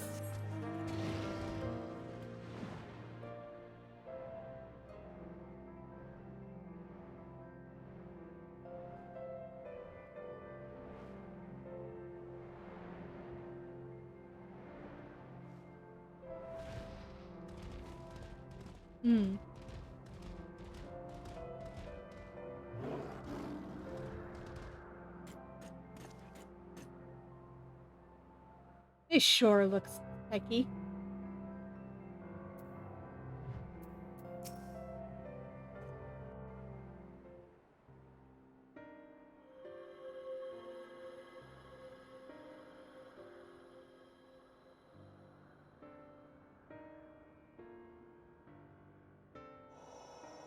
Such an abundance of ether. Are we in luck? We are. This is an Allegan artifact, most likely built to regulate the flow of ether. I strongly suspect the ancients used it to stem the flow from here to the burn. That would explain how they were able to untether what became Azys La from its surroundings.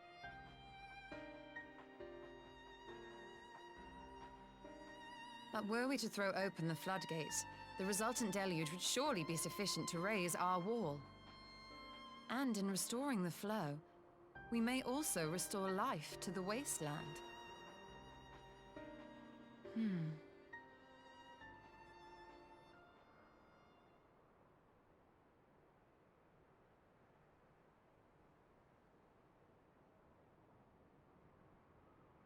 What is it? While the device itself harbors a surfeit of ether, the opposite is true of the surrounding area.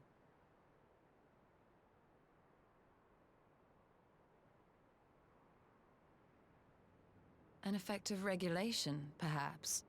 A similar phenomenon seemed to be occurring in Doma.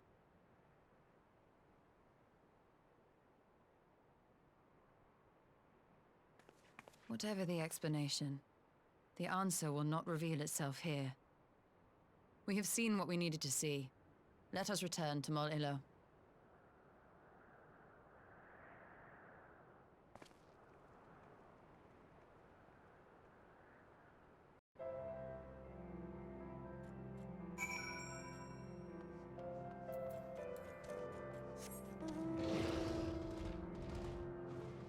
I wonder what the significance of this strange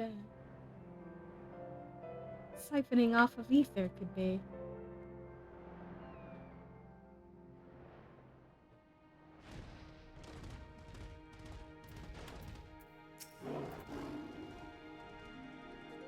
You found that which you seek, then? Great indeed is the Dusk Mother's power. If not, less will suffice to protect our lands. The blessing of the other tribes must now be sought.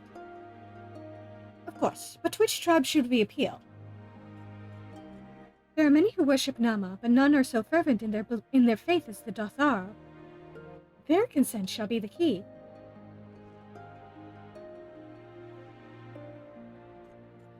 The Dotharo? We spoke of them, a warlike tribe possessed of unique customs and beliefs. I sense their cooperation will not be easily won. Nay, but it will be well worth the effort. The Dotharo fear nothing, death least of all, and our alliance would be greatly strengthened by their presence. Let us go to Dothar al-Ha and meet with their Hatun, Sadu.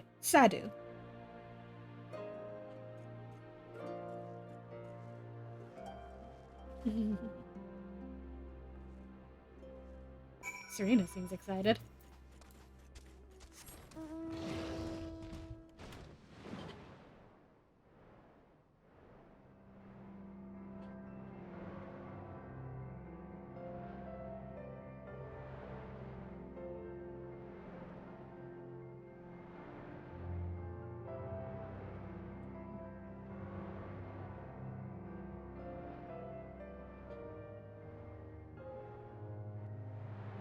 This fucking eyesore.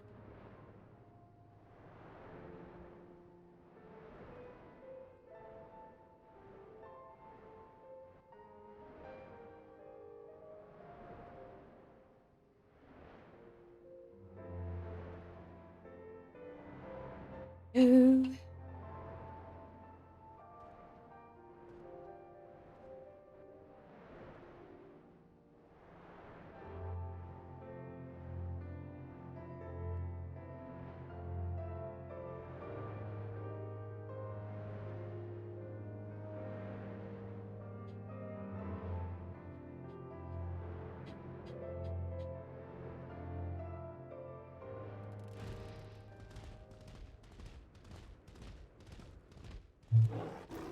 Hey, Sadu.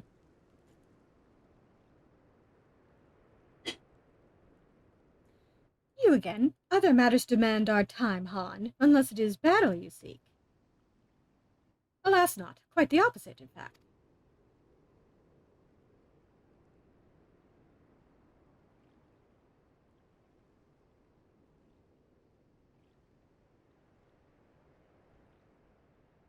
Talking, always talking. You say the pillars hold great power? Of course they do. They are the source of Nama's strength. To the Dathar, no place is more sacred, and we will make ash of any who would defile it. Though I see this is not your wish. You see the wisdom of our proposition, then. You will join hands with us?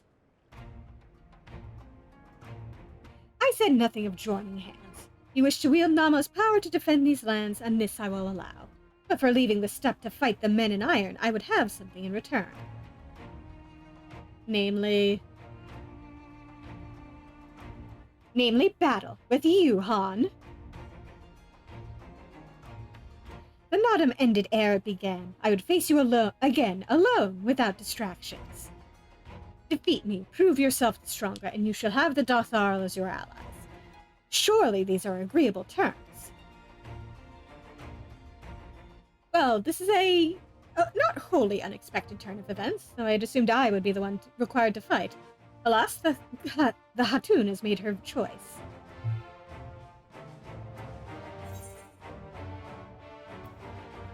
Shall we dance?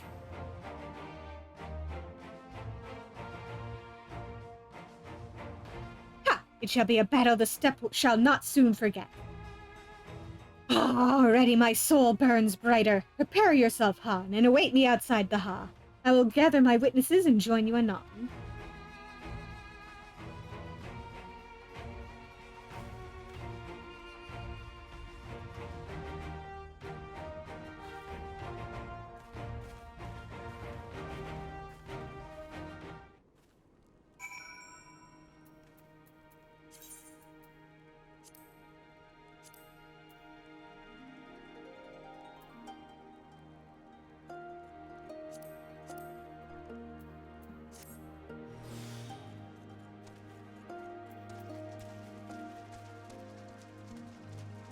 Alright. Catch her outside for a one-on-one.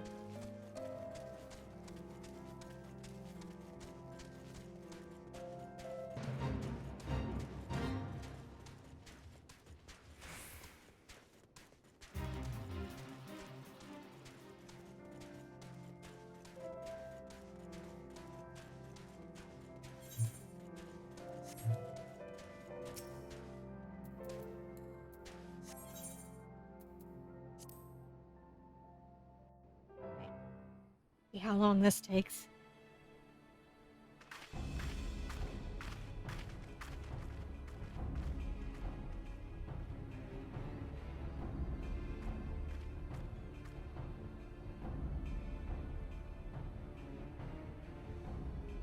Yes! This spot shall serve as well as any. I shall enjoy this, Han. Is this truly necessary? Have you no peaceable way of making decisions? Speak not of peace. You stand before proud warriors of the Dathal. In the heat of battle do our souls burn brightest. We lay low the strong that we may rise higher. That is our way. The way of might. There is no other. Oh, they do not want for conviction.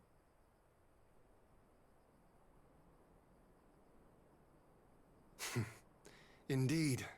It's what makes them such dangerous enemies, and such useful allies.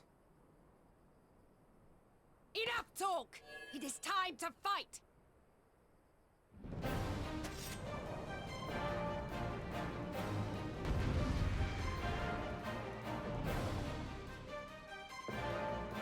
Fight, fight, fight. Alright, I'll come to you.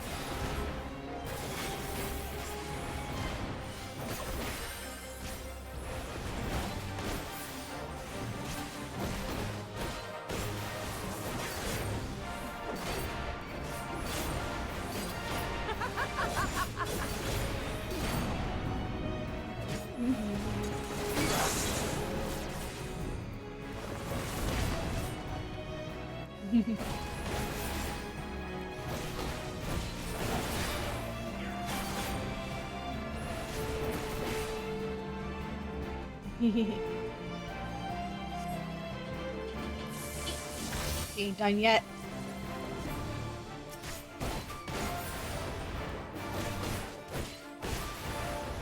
Just getting warmed up. In death do our souls sing!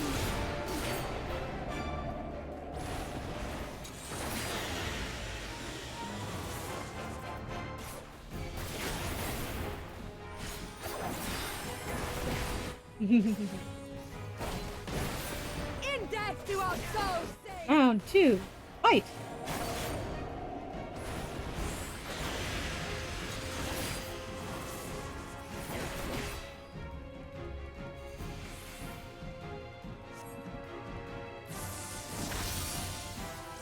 Round 3. Fight!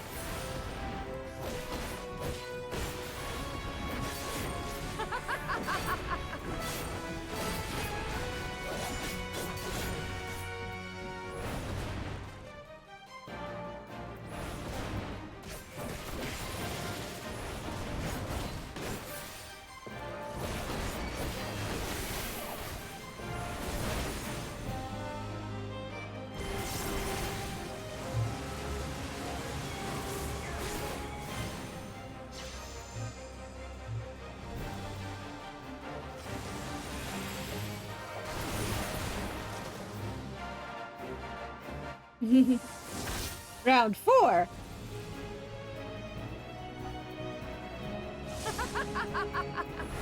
Fight.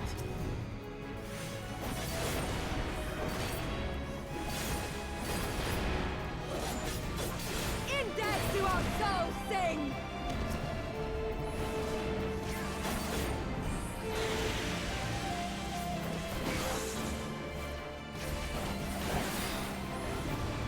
In death do our souls sing! Nah, she's having fun. She's not staying down. Staying down is for losers.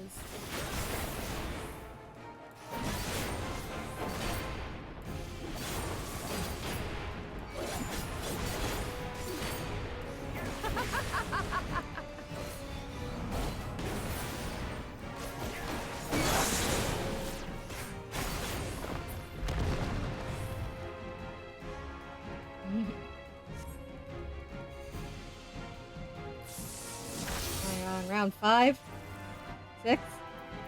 Tower burns!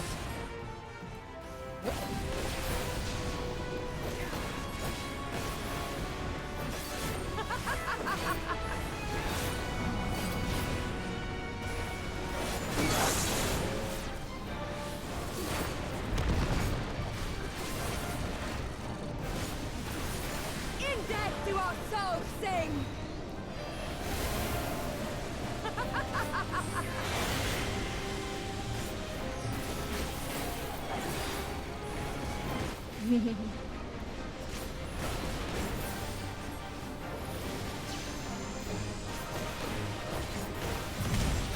There we go.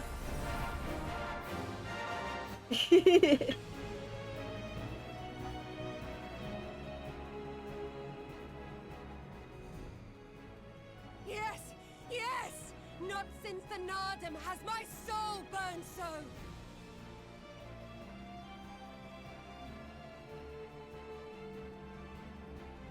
Come! We have only just begun!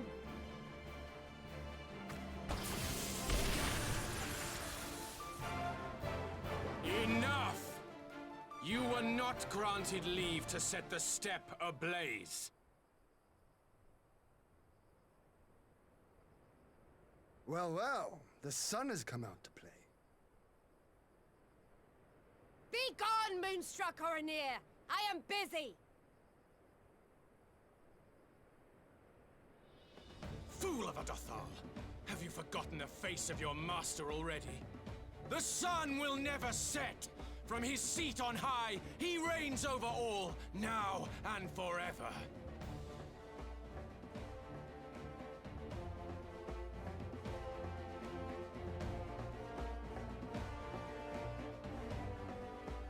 Yet what should he find here but a battle to determine the fate of the steppe? A battle waged without his blessing. This will not stand. You, Doman! You who come to petition the warriors of this land forget that all Nama's children are wards of the Orinir. As first among my brothers, your petition is mine alone to judge.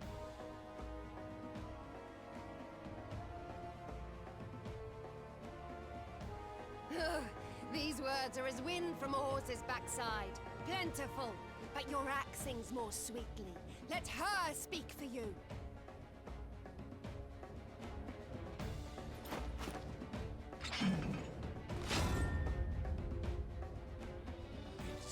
Child, you will learn your place!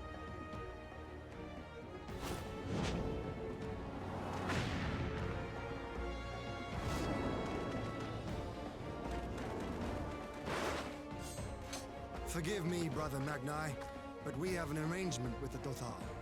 We will not abide any interruptions.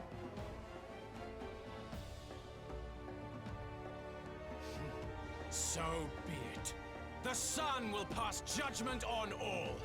Didakul, join me.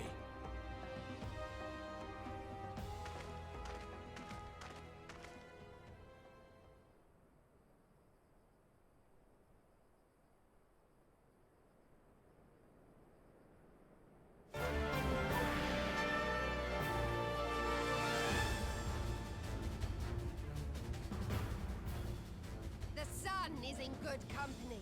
We may dance alone.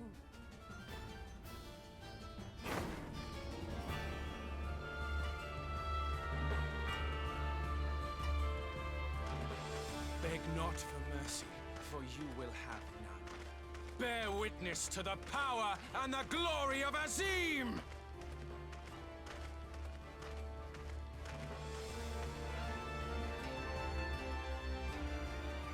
Constantly at each other's throats like rabid dogs. Gods, I'm turning into her. I have not the patience for this, but if we must fight, let us at least be brief. Come.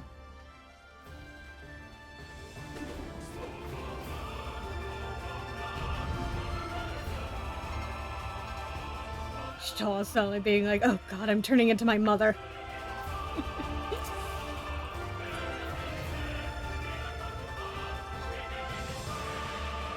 Oh hey! In the coming battle, you will fight as Y'shtola. Alright. Nope. Regen. Okay.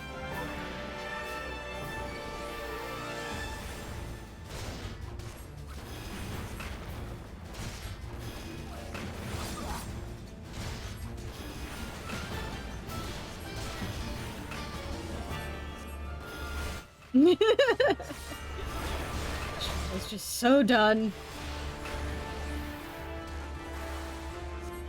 Bow down before me!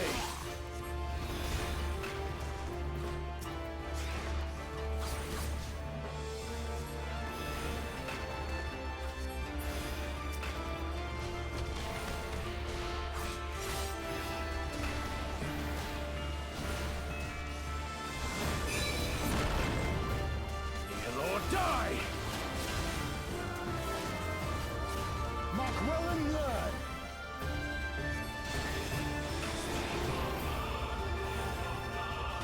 Concentrate. Yoder.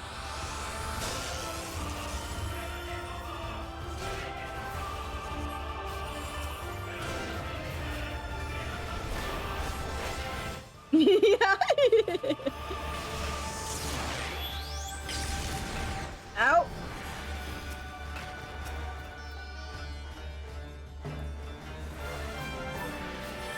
Bow down before me! Mark well and learn.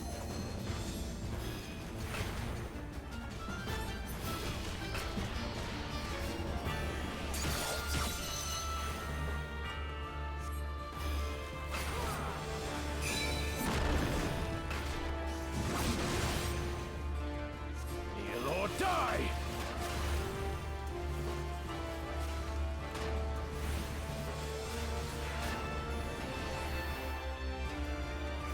Bow down before me!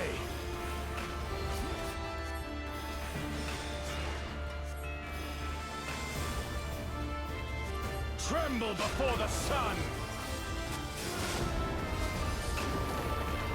Oh, you motherfucker.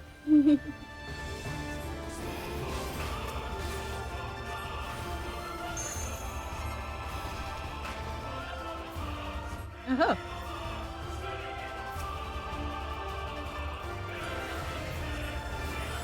Over it, Ian.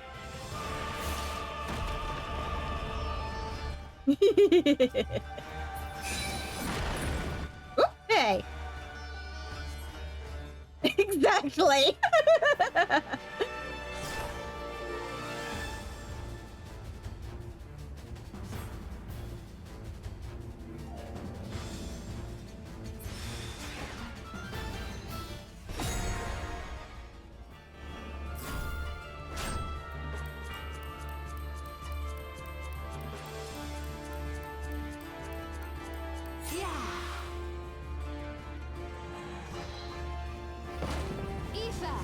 To me.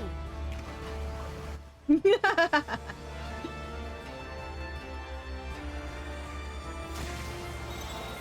about you?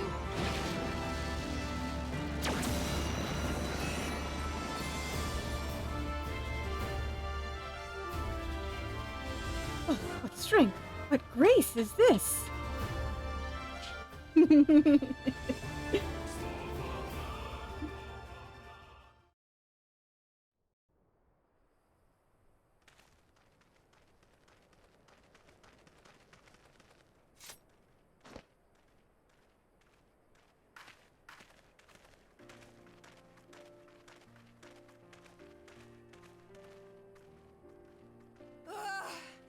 Never have I felt such bliss in defeat.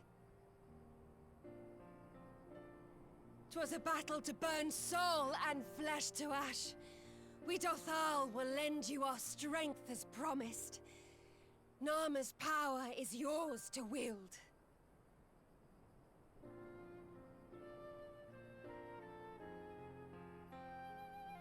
What does the sun say to that?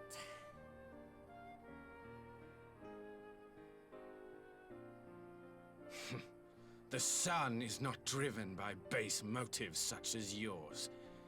But they have been judged and found worthy.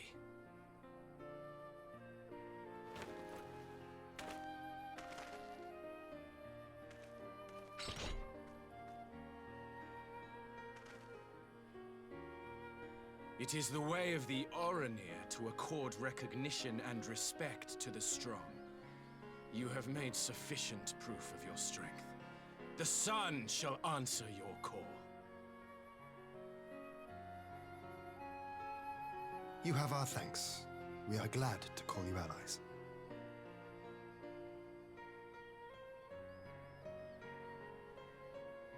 You? By what are you called?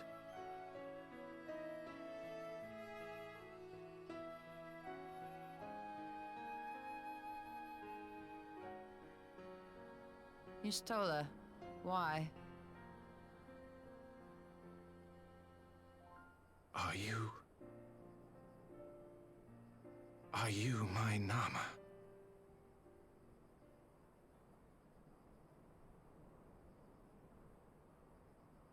I beg your pardon? In battle, you shone with all the majesty of the full moon's light. Your healing touch, the embodiment of the Dusk Mother's love.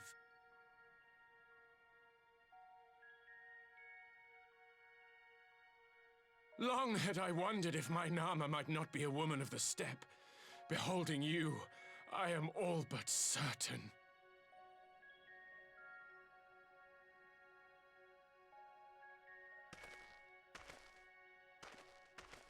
Now, look into my eyes.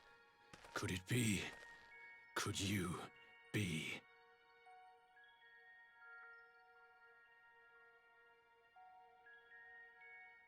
I am. Not interested, little son. Try again when you've become a man. Little?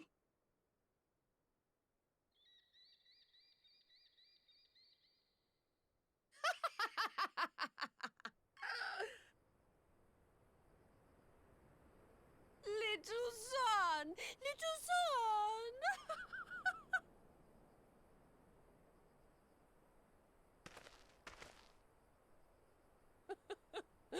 Does it pain you, little son?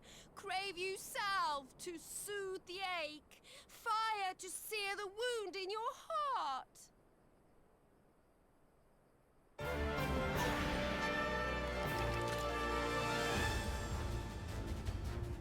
We have wasted enough time here.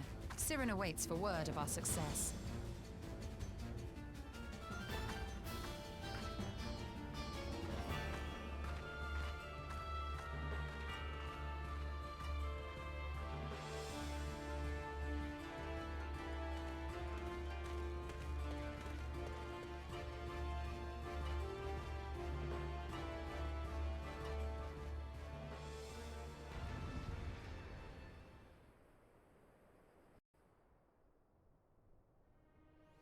Oh my god, I think I heard the sound of the battle starting.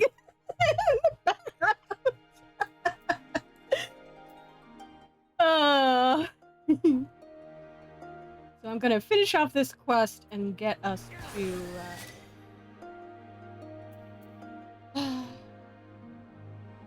and maybe get us to Alphinaud, depending on how this works out, but you were not only to contend with Saru, but Magnai too? Such a fierce battle that must have been. Yet here you stand, triumphant. Having passed such a test, they could not well deny you their allegiance. Famo will make no such demand. Weak though we are, we will gladly stand with you. The steppe is our home, and we will defend it with all our being. You have my heartfelt thanks. Of all the tribes of the steppe, there's none I would rather have at my side. God's willing, many more will rally to our cause. I shall send you word when we have answers from all the tribes. I cannot thank you enough, Cyrena. None of this would have been possible without you.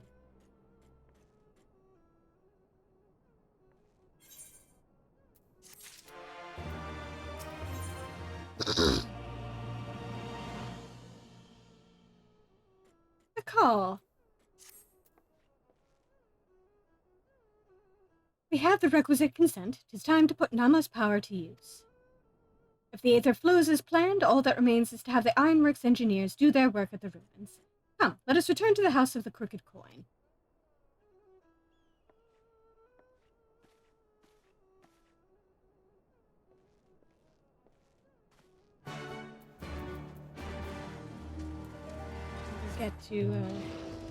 Get myself to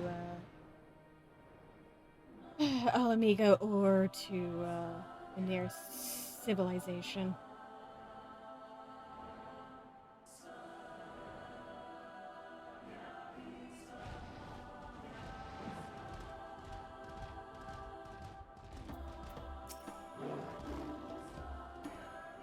I shall begin at once. You may wish to step back.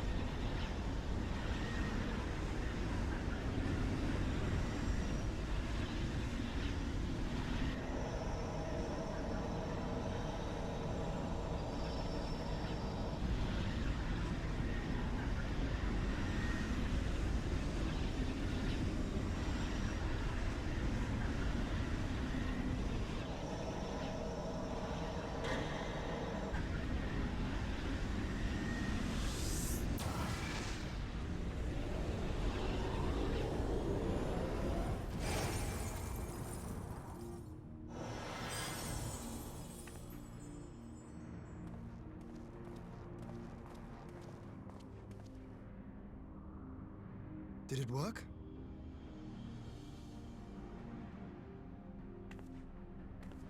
It did. Ether may flow freely to the burn once more.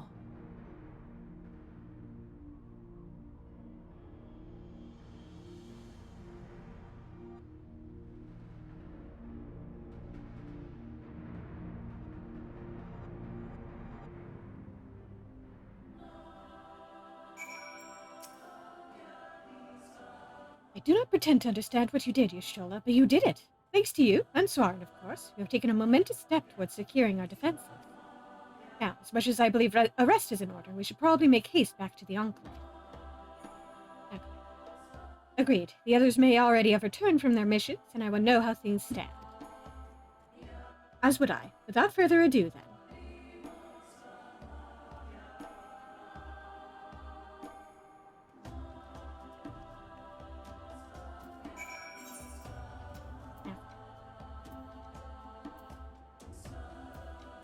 Go to the Enclave and then call it a night there.